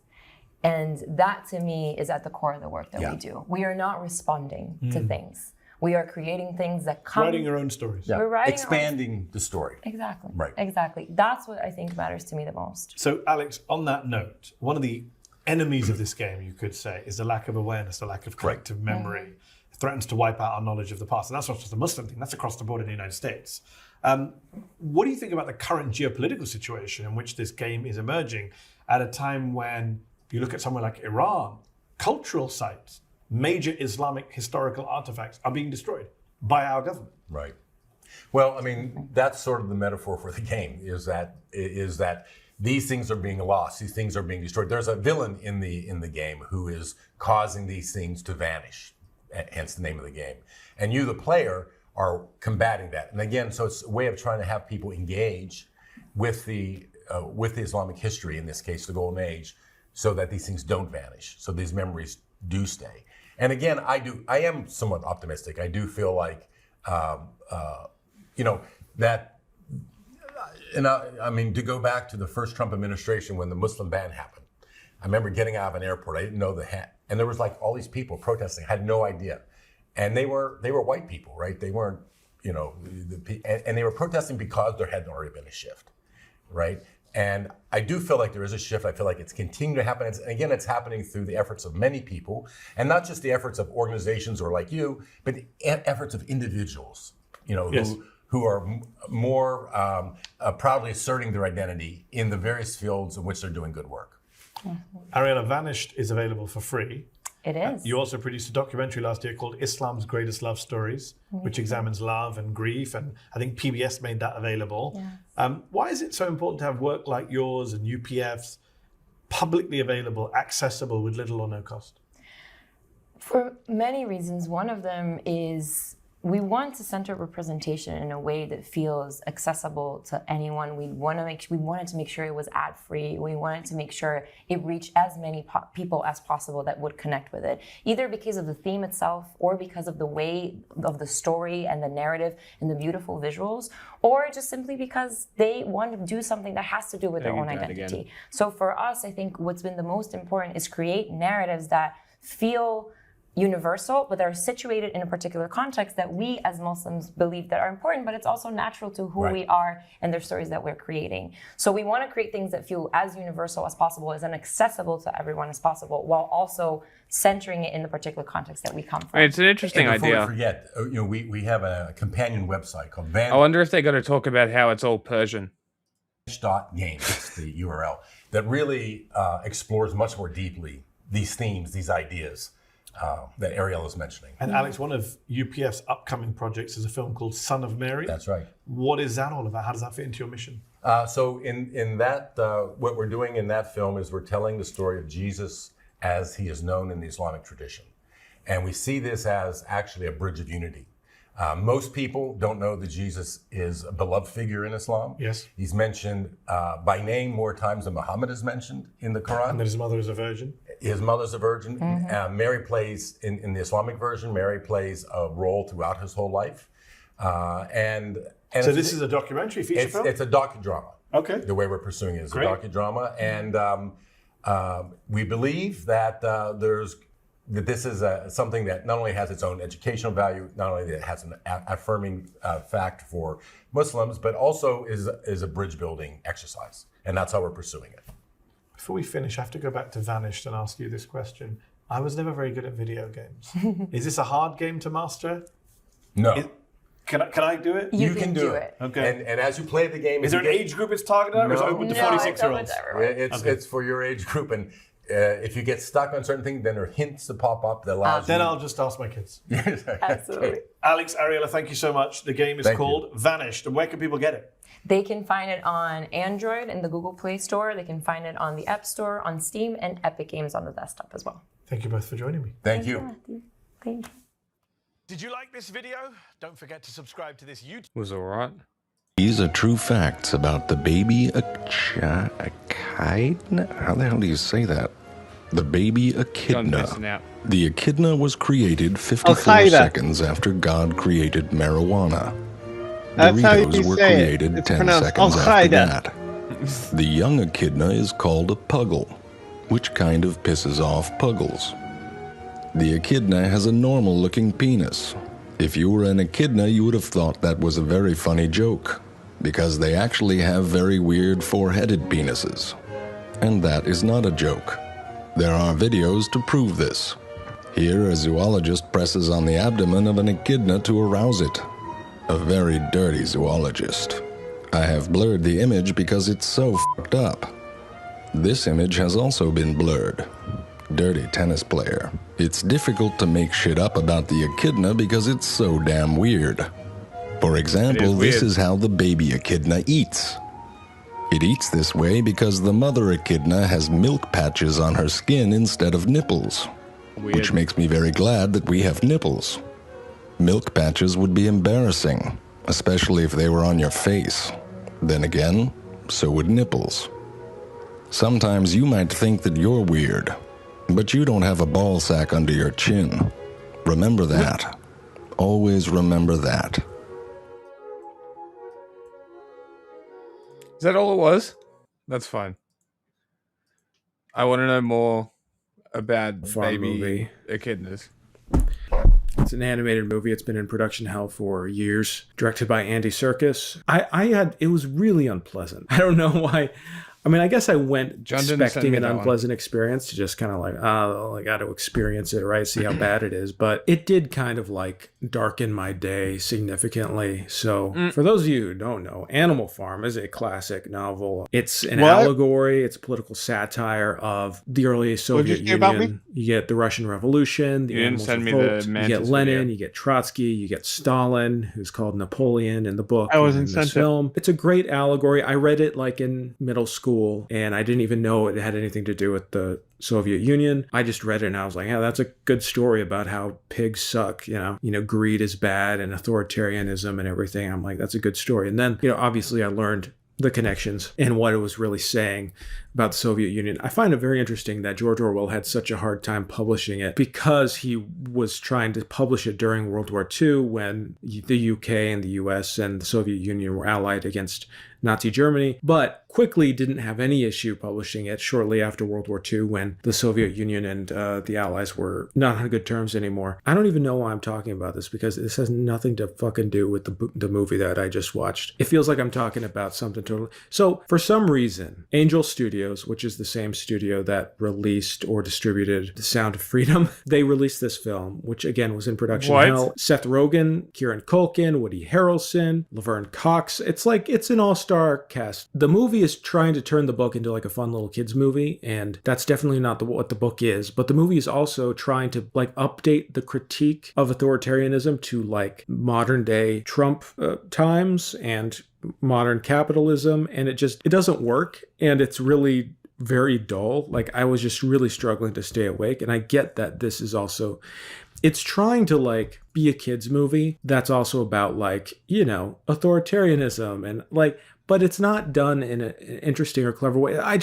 Guys, this movie, I truly do not understand like what they were thinking behind this film. I do think there were probably a mixture of motivations and trying to get this thing across the finish line. Hey, we got to make it a critique of capitalism, but also not really a critique of capitalism. Like there's the good kind, like the animals literally become a business. Like they turn their farm into like a business where people, like the horses are giving rides to little kids and they're getting tons of money. And it's like, it's a strange thing because it's like once you take an allegory that's specific to a specific thing and you try to plant it onto something else without changing things except like superficially, like the things it changes are really just kind of stupid. Like there's a Elon Musk type character. There's literally a knockoff Cybertruck in this movie. Instead of acting like the farm is its own country, it instead is kind of like a business, operates in this world where there's this big tech giant company trying to take over the land. It's more of like trying to do, I guess, like social critique, social satire. Like at one point, Napoleon, who is more kind of like a Trumpy character in this movie, instead of calling out Snowball's plans for some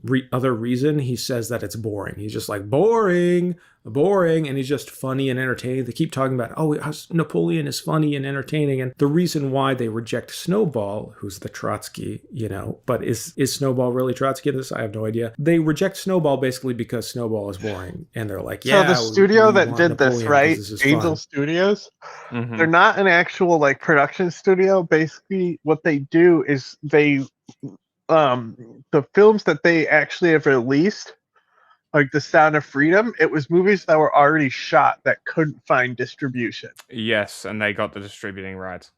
Yeah, so this movie had already been made. So I wonder if they even knew that it was a critique of Trump. Interesting. Because they're kind of like pro-Trump people, so they probably were like, Animal Farm, that's the anti-commie one. Like they didn't even watch it before buying it, and then they were too It's far probably in. not a bad guess, honestly. I'm telling you, that's what happened.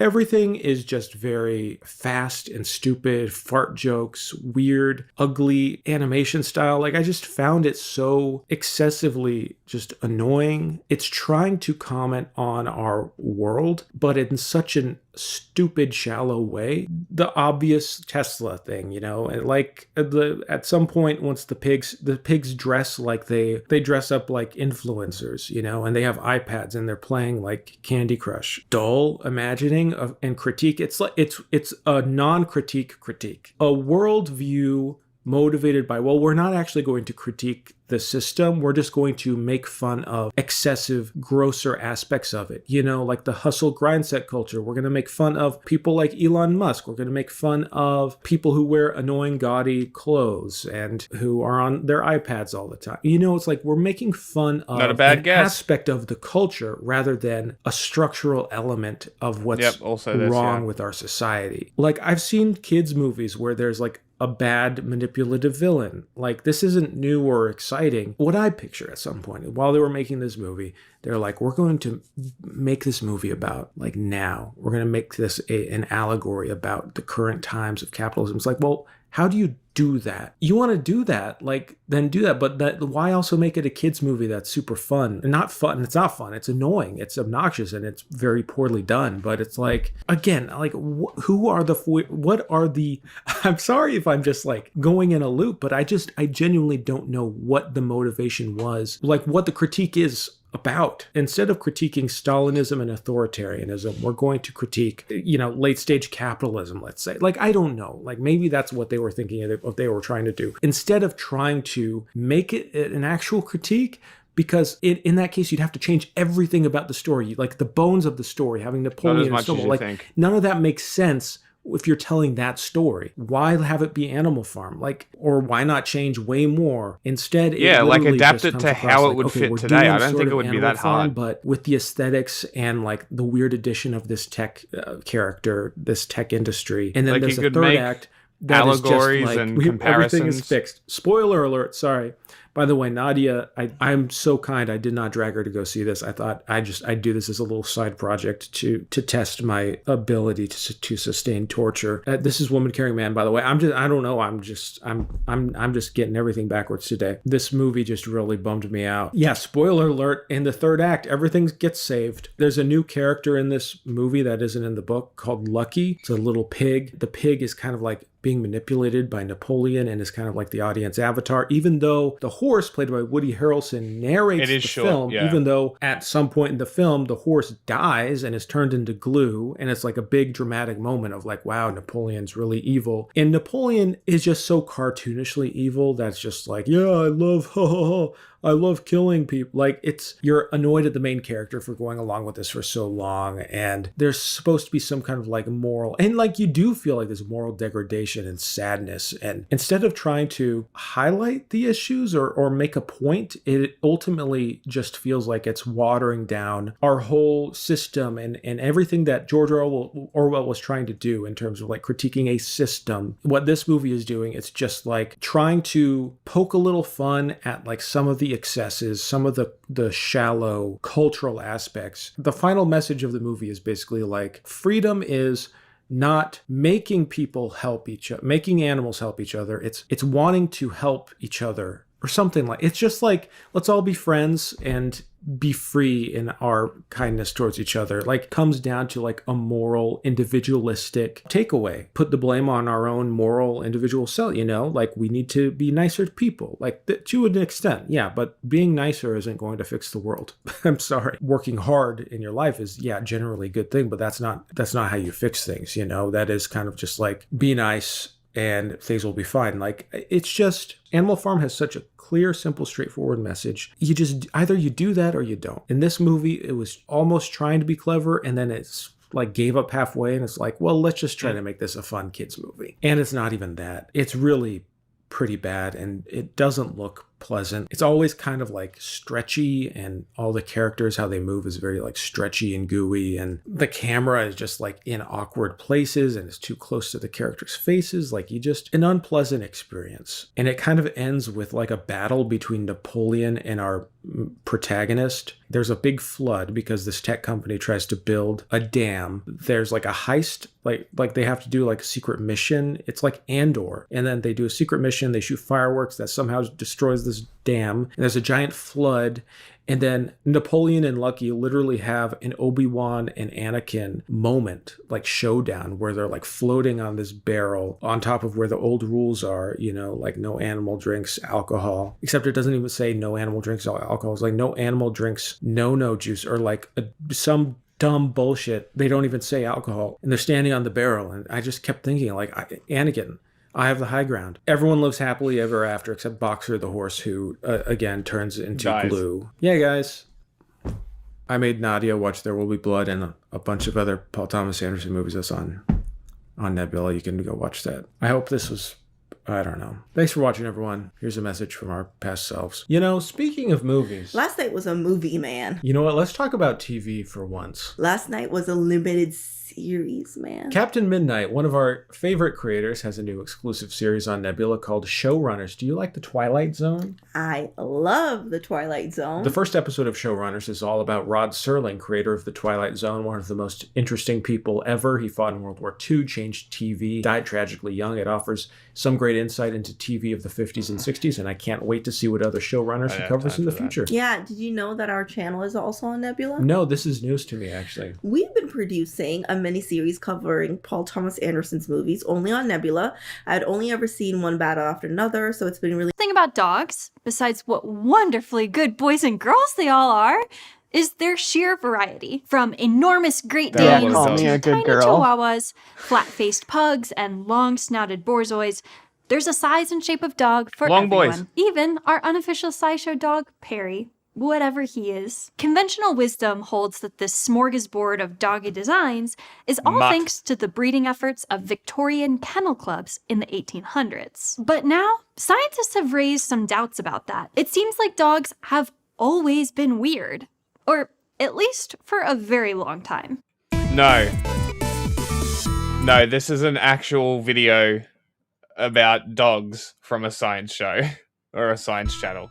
In September 1865, the latest edition... I think this is Hank Green's thing, but correct me if I'm wrong. Of Field magazine featured an illustration of a very good boy named Major. Major was a pointer, a breed of dog used to help hunters find game. But Major wasn't just any pointer, he was the pointer. In that issue, English sports writer John Henry Walsh wrote detailed descriptions of Major, enumerating all the specs and stats that Major's made that this dog that bit all the the standard cops. against which all other pointers could be judged. Walsh didn't stop there. He outlined standards for many dog breeds, as did other dog enthusiasts of the time. This was the beginning of dog breeds as we know them. Dog breeders have been following the path of these formalized breed standards for the past 200 years. With that history in mind, you might assume that all dogs before the 1800s were kind of the same, a mishmash of doggy traits without distinct shapes or sizes. If true, that would be a long history of sameness, at least 10,000 years. Dogs were the first species that we humans successfully domesticated. Before horses, chickens, cats, or even crop plants, we had dogs. They really are man's best friend, aren't they? The oldest dog that has been genetically identified as a true domestic dog comes from an archaeological site called Veryitya in Russia, just under 11,000 years old. Even older than that, a site called Bonn Oberkassel in Germany features a grave around 15,000 years old, where two very dog-like skeletons were buried alongside a human. They really are man's best friend, not just for life, for forever. The fact that these pups were intentionally buried with a human suggests they might have been part of the family. Meanwhile, some studies comparing the DNA of dogs and wolves have concluded that domestic dogs split from their wolfy ancestors around 30,000 years ago. So that's our timeline. Somewhere between 30,000 and 11,000 years ago, at least one lineage of wolves made the transition, with human help, from wild animals to pets and partners. Trying to identify the first ancient dogs is a real challenge because the earliest dogs would have looked a whole lot like their wolf cousins. On top of that, large carnivores are pretty rare to begin with in the fossil and archaeological record, especially compared to large herbivores. And skull bones, which are some of the most informative parts of an ancient dog, are pretty fragile, and they tend to crumble before they can ever be dug up and studied. Furthermore, an early dog that died near humans was pretty likely to become dinner, which can also be a hindrance to long-term preservation. So we don't know for sure when dogs were domesticated, but certainly by around 11,000 years ago, ancient humans were living alongside doggy pals. Did we make dogs, or did they make us? Just something to think about. Since modern dog breeds didn't come about until the 1800s, those early dogs are generally assumed to have been missing most of the anatomical diversity that we see in modern dogs. I don't know what the fuck is happening. But you never know until you look closely. And we will take a close look, but right after we go to this quick ad we're break. way over time anyway. This SciShow video is supported by Jump, the statistical analysis software. Their idea is Jump. That kind of relationship between Study looked closely at over 600 skulls of modern dogs, I'll probably just shut modern it down wolves, after this, I and reckon. ancient canines as old as 50,000 years. They used a technique called morphometrics to quantify the size and shape of these skulls. Essentially, they created a data set of measurements and coordinates of features which could be compared from skull to skull. Then, they fed that data into statistical software designed to identify patterns of differences. The first thing this analysis was able to do was distinguish dog skulls from wolf skulls. Not perfectly, of course. There's a lot of physical overlap between dogs and wolves.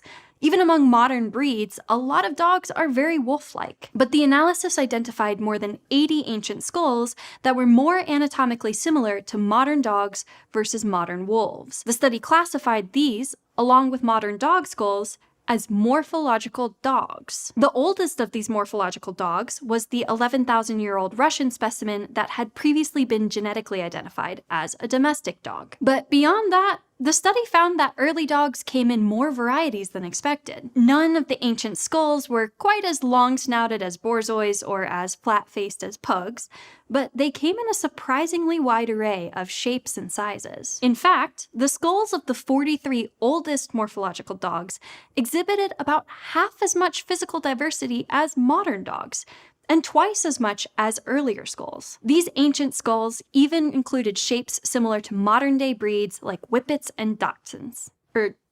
Dachshund? Dachshund? It's Dachshund. Dachshund? Dachshund. Those early dogs didn't have quite the same range of sizes as modern breeds, and since this study only looked at the cranium, we can't say for sure if any of them had wiener dog bodies. But the evidence is clear that early domestic dogs already came in a range of shapes several thousand years ago. This variability was probably a result of differences in the dog's environments and diets, plus the preferences of humans they lived with. These dogs weren't being bred to win best in show, but the wants and needs of their humans influenced their reproductive habits and had tangible effects on their doggy bodies. This physical diversity lines up with genetic evidence that has found that multiple genetic lineages of domestic dogs had already diverged across Europe and Asia before 5,000 years ago. But it's not just human influence that was shaping these dogs. Some of this diversity was probably inherited directly from their wolf ancestors. The study found that ancient wolf skulls, while not nearly as variable as dogs, were more diverse in their shape than modern wolves. This is probably thanks to major declines in wolf populations over the past few centuries. And sadly, that's our fault. So rather than being all the same until the Victorians tinkered with their pedigrees, dogs have been a glorious assortment of shapes and sizes for thousands of years, and probably from the very start. Of course, this makes the search for the earliest dogs even more complicated. Not only would the first domestic dogs have looked a lot like wild wolves, they might have already been pretty anatomically diverse. Hopefully there are more ancient dogs waiting to be uncovered at even older archaeological sites. Who knows, maybe someday we'll discover the ancient equivalent of a corgi. You're a corgi. True facts about the mantis. If you asked a 14-year-old boy who happened to be a sexual deviant with a violent streak to draw you the perfect animal, he would draw you a mantis with a laser beam. There are many types of mantids, none of which have laser beams, but all of which resemble what would plop out of a nightmare that farted too aggressively. The mantis has puppy dog eyes, 5 of them. 2 large compound eyes and 3, quote, normal, unquote, eyes on the top of its head. The mantis has excellent eyesight, which you hope it would, given the fact that it has 5 freaking eyes. The mantis is the only insect that can rotate its head 180 degrees. It's a weird fucking Therefore, bug. they're the only insects that enjoy They're live cool as tennis, fuck. and some forms of pornography that involve live tennis, which doesn't exist, but you're still going to Google it anyway. The mantis is not so gifted at the walking aspects. More of a wobble, really. Oh, hey there. You okay? But it has the gift of flight. Here a mantis prepares for takeoff. Is that really the best clip we have of that? Well, at least standing still, the mantis is a fearsome predator. It lashes out with its powerful spiked forelimbs, trapping its prey and eating it alive. What, I'm just touching him? Just kidding. The mantis has a complex chewing mouth. To understand it, imagine if you had a mustache underneath your lip, made up entirely of fingers. It uses this mouth to first eat the appendages of its living prey. Epic. Basically, the difference between a teddy bear and a mantis is everything. As the mantis grows, it must hunt for larger and larger prey. That's right, it goes after freaking hummingbirds. When it's time to mate, the smaller male climbs on the back of a female, preferably one that's eating. If she gets bored, like this one obviously is, she will eat his face, and then the rest of him. It is the ultimate choice for the male. Stay alive or get laid. Stay alive or get laid. When fertilized, the female lays her eggs in a styrofoam-like pouch, from which tiny little alien babies emerge. When ladybugs see one of our monster movies, they're not impressed, and they say, "Try spending a day down here with the mantis, you sissies." Fucking interesting bugs. Hey there. It's cool. Let's see what we got. Mantids will eat... Oh, that's BBC. Nope. PBS? That'll work. Have you ever seen a killer flower? A deadly dead leaf? A homicidal stick? The mantis is a master of disguise. Unlike many animals that use camouflage to hide from predators, mantises are serious hunters who also deploy it to better ambush their prey. With a flick of their forelegs, these carnivores can go from disguise Definitely my to favorite deadly, bug. even going after much larger prey like birds, mammals, and other vertebrates. But they didn't always have such spectacularly cryptic looks. If you were asked to quickly draw a bug, you'd probably end up with something like a mantis ancestor, a generally oval-shaped thing with no fancy forelimbs or transfixing stare. Basically, a sack with legs. But from that basic blob, mantises have evolved You asked them into to draw a eye-popping bug. predators. Stop complaining. And all over the It's a world, bug. strikingly similar adaptations have appeared in independent lineages. I also like stick Now, bugs. researchers are using new They're not as tools cool, though. to get a closer look at just what makes these insects such impressive hunters. The answers may be surprising. So mantises, they're all hunters, right? Yeah, so that's one thing that's kind of universal for mantises is that they are predators. That's their lifestyle. That's their strategy. I like They've how bought they into shake the hundy. on the branch. Their body shapes can be wildly just a leaf, different, bro. but there are some commonalities that make them good hunters. Don't worry about me, I'm just a leaf. They have stereo vision, incredibly rare in the invertebrate world, and specialized head movements I'm a that stick. sharpen their depth perception. Believe me, bro, I'm a It stick. feels like nature probably has a reason for that. Why is that advantageous for mantises? I don't know what So that is. mantises are really visual predators. Basically need to be able to kind of scan their surroundings. And they need to have flexibility when they're aiming at prey. Importantly, they also have these raptorial forelegs, spiky appendages that let them strike and They do hold it too. Mantises tend to be, a lot of them are kind of sit and wait predators. So they will sit kind of perched with their forelegs ready. And then when a prey item comes by, they shoot part of their raptorial forelegs forward. It's kind of remarkable the force that they can do with this structure, right? That's an awkward motion.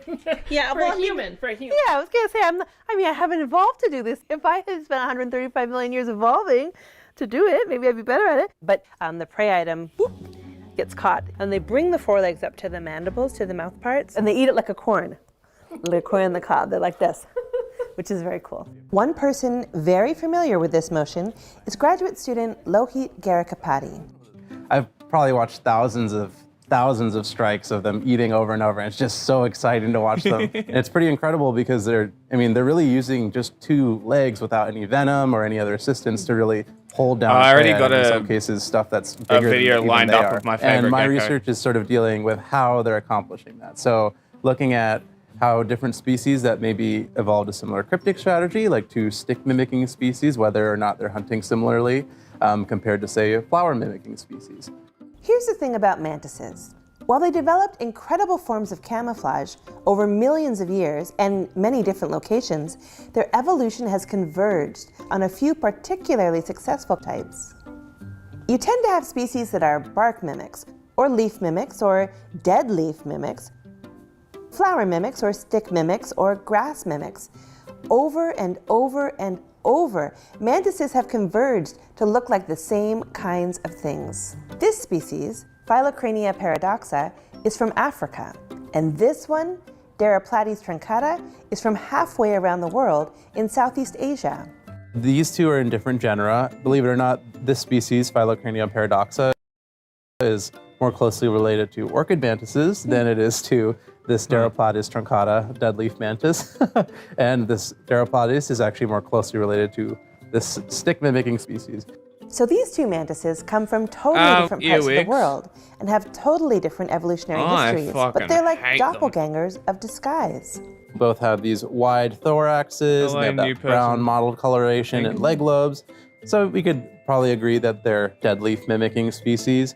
We call that an ecomorph, a morphology or body plan that's shared by individuals in the same ecological niche space. No, my closet's It doesn't there. matter if they're close relatives or not.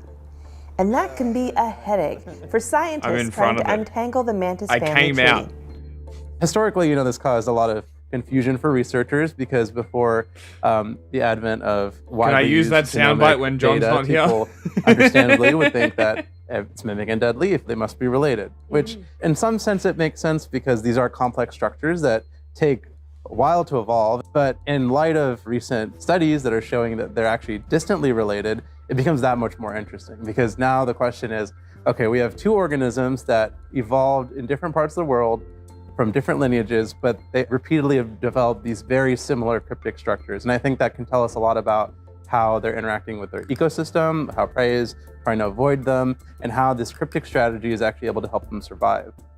Studying mantises is nothing new for Lohit. I've been interested in praying mantises for a very long time. I've been raising them. Childhood, yeah, since childhood. So sort of over the course of keeping different species over multiple years, I got to sort of recognize that there are differences in how they're going about approaching the prey or when they want to actually strike at the prey based on the prey's size or movement. And that sort of got me thinking from a research perspective, well, does that mean they're actually using those raptorial forelegs differently to get that prey? Observing animals in life often provokes new questions for researchers.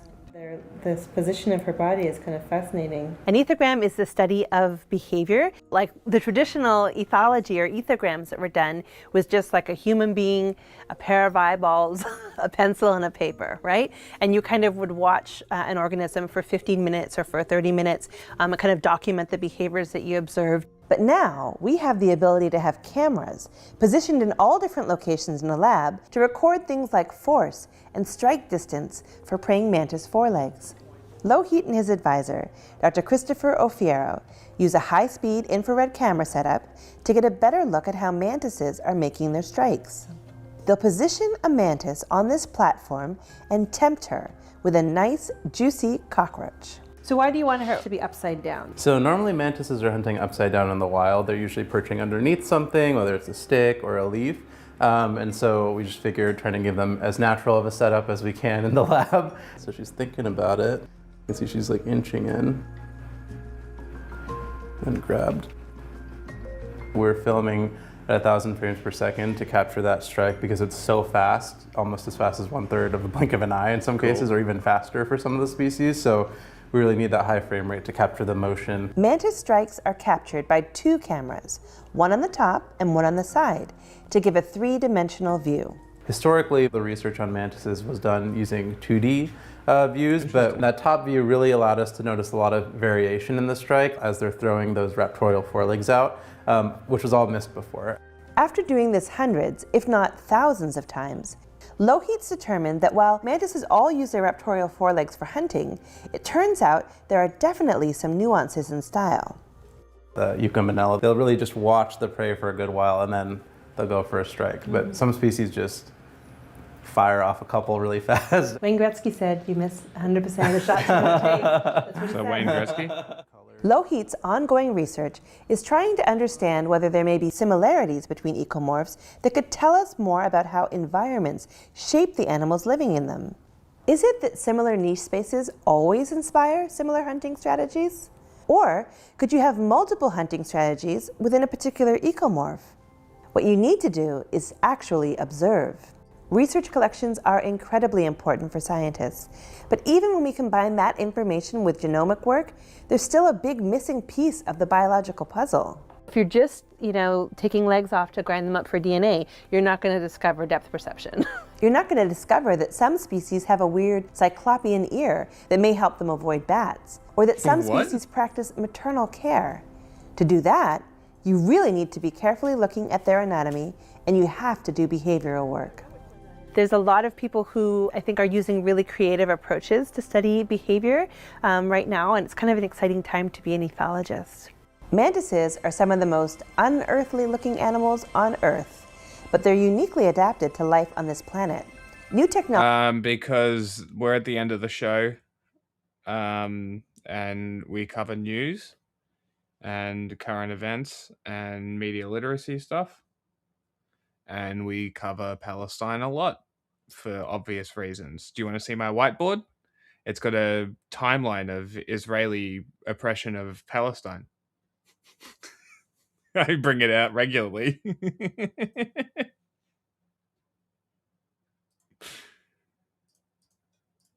Technology is helping us analyze their amazing behaviors in the lab, but there are plenty of things to discover even without access to family. I think a lot of the challenge with mantises is because they're very good at hiding. There's definitely more diversity out there. People start exploring their own backyards more. Who knows what they'll end up finding? Definitely keep an eye out. So just to address the elephant in the room, yes, some, but not all mantises engage in sexual cannibalism.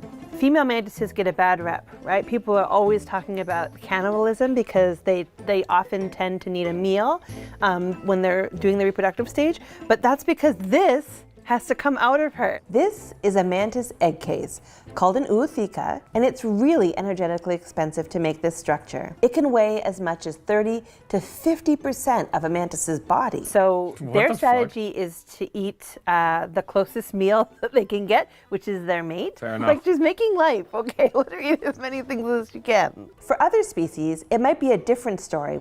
While courtship displays haven't been well documented in scientific literature, the males of some flamboyant species have been seen performing something like mating dances, with movements from flaring their wings and flashing their forelegs to display bright colors, to flaunting their abdomens. Probably sexier than decapitation. Have you seen the what's it called? There's a jumping spider that has these little fan things on the back of it, and when it does its mating display, it does a little dance. I like that spider. Let me see if I can find it. Dancing, jumping spider mating thing.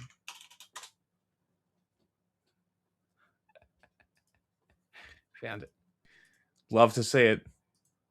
I'm here today with a stick. And if you look very, very carefully, a glorious little gecko that looks like a stick. This is one of the coolest looking creatures on the entire planet. I fucking love these things. I feel so honored just to get to hold her. They're beautiful.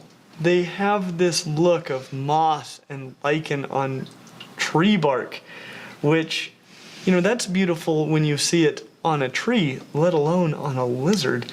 Their camouflage is just ridiculous, and these eyes are so incredibly captivating with their vertical pupils and just this like starburst pattern on a gold background.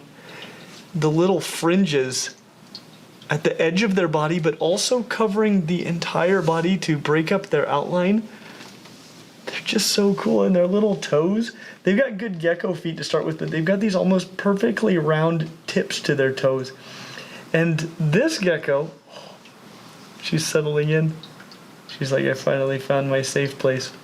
And this is the way they hang out during the day, with their feet almost totally concealed by their flat tail. In fact, their genus, Euryplatus, that means flat tail in Greek. Unfortunately, these guys are beginning to be difficult to find in the wild. And this is largely because they come from Madagascar, which is already kind of a small space. And then there's been a lot of habitat destruction and potentially over-collecting for the pet industry. All of these things are not good for this gecko in the wild. However, there is an increasing population of these that are captive bred and that are available. So the question really becomes, is this bodacious gecko, which is the mossy leaf-tailed gecko, the best pet lizard for you? To help you figure this out, we are going to score the mossy leaf-tailed gecko based on our 5 categories, which are handleability, care, hardiness, availability, and upfront costs. When it comes to handleability, we give the mossy leaf-tailed gecko a score of 3 out of 5. The reality is that when these are calm, they're actually very, very easy to handle. When they're calm. They're pretty slow moving. They move almost like a chameleon or a sloth because camouflage is everything for these little geckos. They're also very, very good at holding on because they're an arboreal gecko. They've got really excellent adhesive toe pads, which can not only hold on to you, but they can hold on to leaves or glass or the ceiling. They're incredible. That said, these lizards do not like to be discovered. Like I said, camouflage is everything for these lizards. If they're found in the wild, they're pretty easy to capture and then eat. Run. But they're very, very difficult to find. And so you finding them conspicuously can actually be very stressful for them. So they don't generally like to be handled all that much. When they are stressed, they can run, they can jump, they can drop their tail, they can gape at you with their mouth open to threaten you, and potentially they could bite you. It's not like it's going to be that big of a deal, but it could happen. And the reality is that even though these geckos can be fairly easy to handle, it's just hard on them, which is actually why I'm not choosing to handle this gecko, at least not very much today. I have her up here on this stick, which is a little bit more of a world where she might feel like she hasn't been discovered. And I'm okay with that, because I'm just enjoying getting to look at her up close. Cool. She's incredible. However, if you do want a gecko that can be handled considerably more than this, look into things like the New Caledonian geckos, like crested geckos, gargoyle geckos. If you need something mossy, chewies or lychees, there are a lot of great handleable arboreal geckos. This is one that I wouldn't recommend it. It's very possible, but it's better to keep that to a minimum, if at all. When it comes to care, we give the mossy leaf-tailed gecko a score of 3 out of 5. This is an insectivorous gecko, which is a little bit different from the New Caledonian geckos. These guys need a steady diet of insects. And I would recommend a broad diversity of insects. Things like crickets can be pretty good. Dubia roaches are excellent. Other roach species as well can be really good. The difficult thing with the dubias is just that they're going to burrow into the substrate, so you might have your best success feeding them off of tongs if you're going to feed them dubia roaches. Otherwise, they're probably going to burrow in, and you and the gecko may never see them again. Females, like this one, may actually take snails as well. That's actually a pretty important part of their diet in the wild, as they need the calcium for their eggs. From the and shells. Even in captivity, if you have a steady supply of clean snails, females will probably appreciate them, but it's my understanding that males usually avoid them.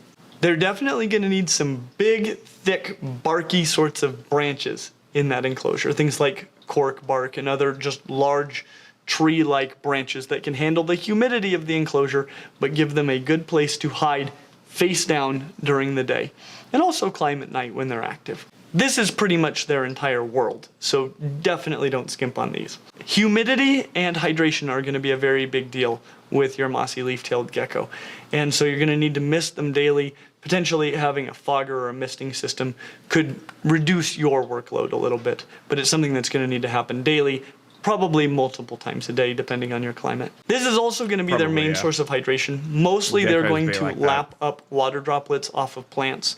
You can also suspend a water bowl, like from the wall of the enclosure. That is something where they may find that and drink out of that, but definitely don't skimp on the mistings. Ventilation is also going to be a big deal. You don't want that enclosure to be just sopping wet all the time and stagnant air. So even though you need to keep humidity high, make sure there's decent ventilation.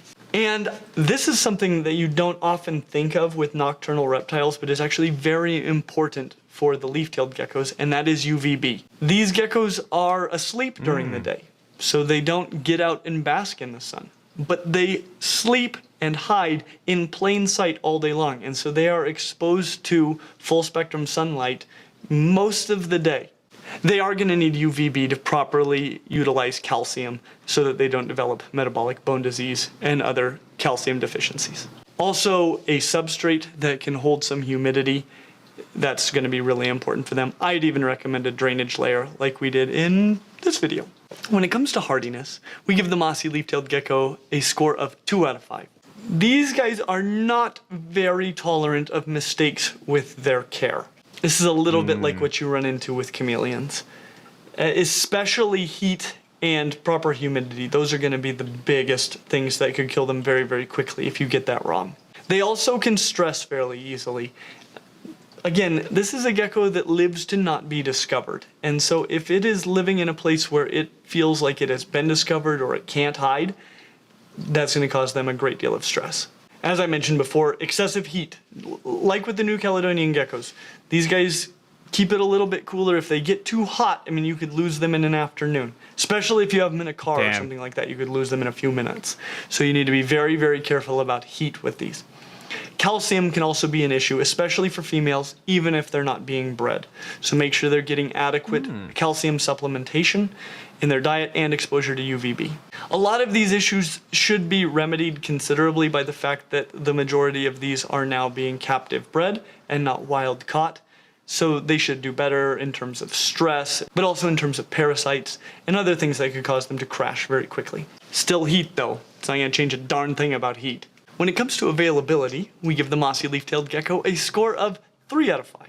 These guys in the wild are CITES Appendix 2, which means they are not endangered, but things are not looking particularly great for them, and they could be very quickly. This has greatly protected the wild population, and so that is fantastic news, though they are still being collected illegally in some degree, so be aware of that. You don't want to support that. However, captive breeding is going really well. These aren't as easy to breed as some geckos, but there are a number of breeders out there, great breeders, that are having really good success. One breeder I know personally is Melanie from Birdtopia Geckos.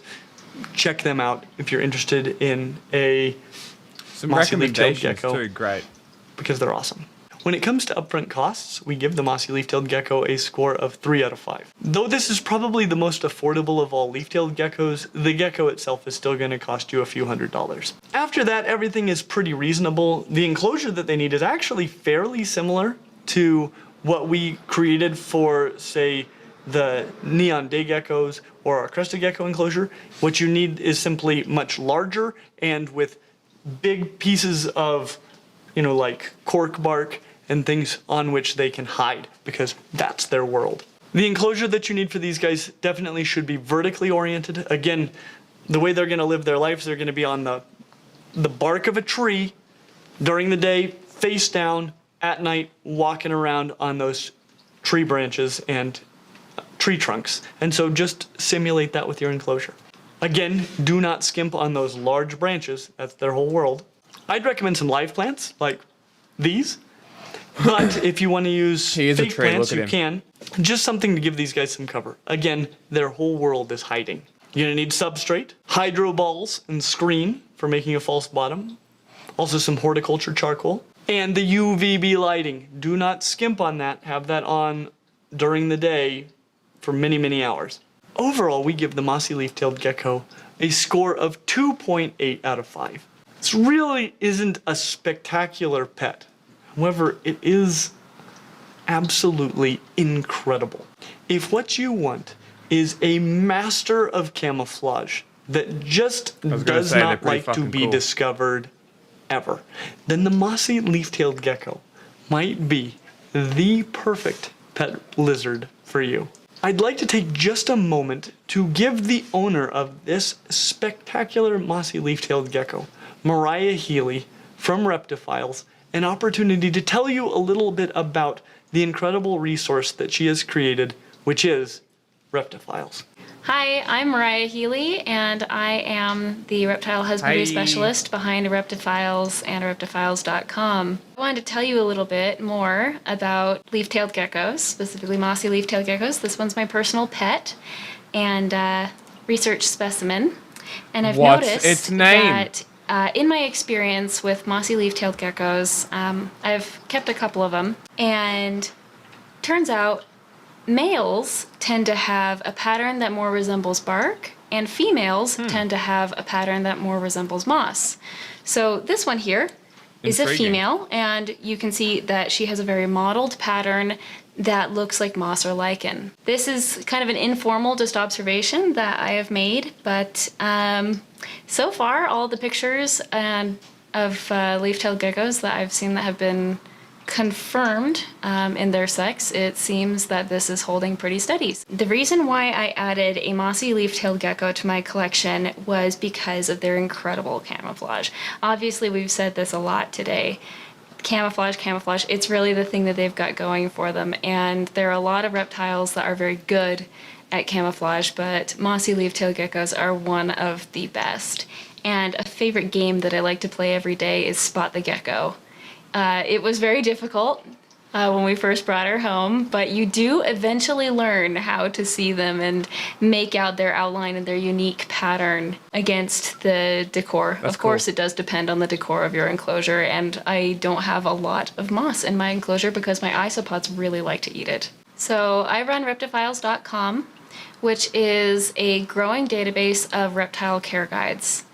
Reptifiles' tagline is where better reptile care begins, That's fucking because cool. my goal is to help reptile owners, whether they're in the middle of the game or they're just starting out, learn more about how to take better care of their reptiles. There's a lot of misinformation out there. There's a lot of myths too.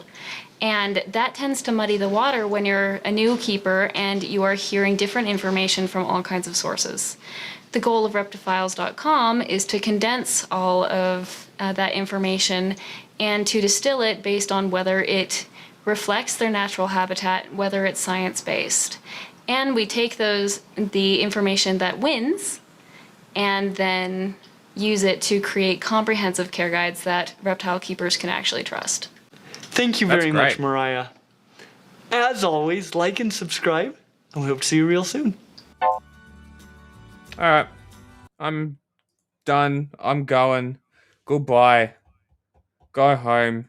Can't stay here. I bid you good day, sir. I bid you good day. Go away. I guess we'll be back on Tuesday. There's a movie. I've also been thinking about doing like random streams where I just come on, talk shit, and like, I don't know, play a random game. I've been playing, I'm about to start Spider-Man 2 because I've been playing through the rest of it. The first one.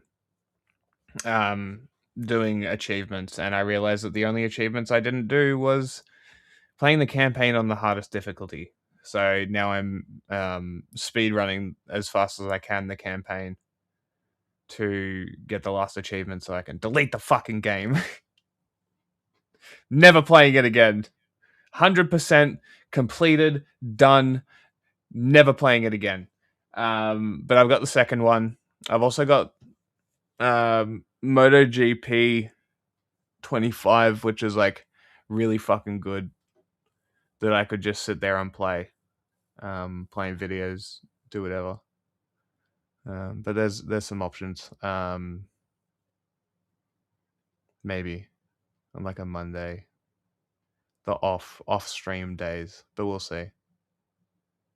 So if you want me to play some games, look up on the PlayStation Game Pass. If there's any games you would want to watch, let me know, and I can do that. I can also upload a picture of the games that I have. I haven't played the second Final Fantasy VII remake. I would be fine with replaying Final Fantasy VII, but it's also quite a long game. I have a lot of games like that. Kingdom Hearts is another one that we could just sort of casually do. I don't know. You know, there's options. And Kingdom Hearts is good fun. I don't know if Disney would fuck us over on songs and shit though. I guess just not broadcast it to YouTube. Anyway, go home. I bid you good day, sir. I bid you good day.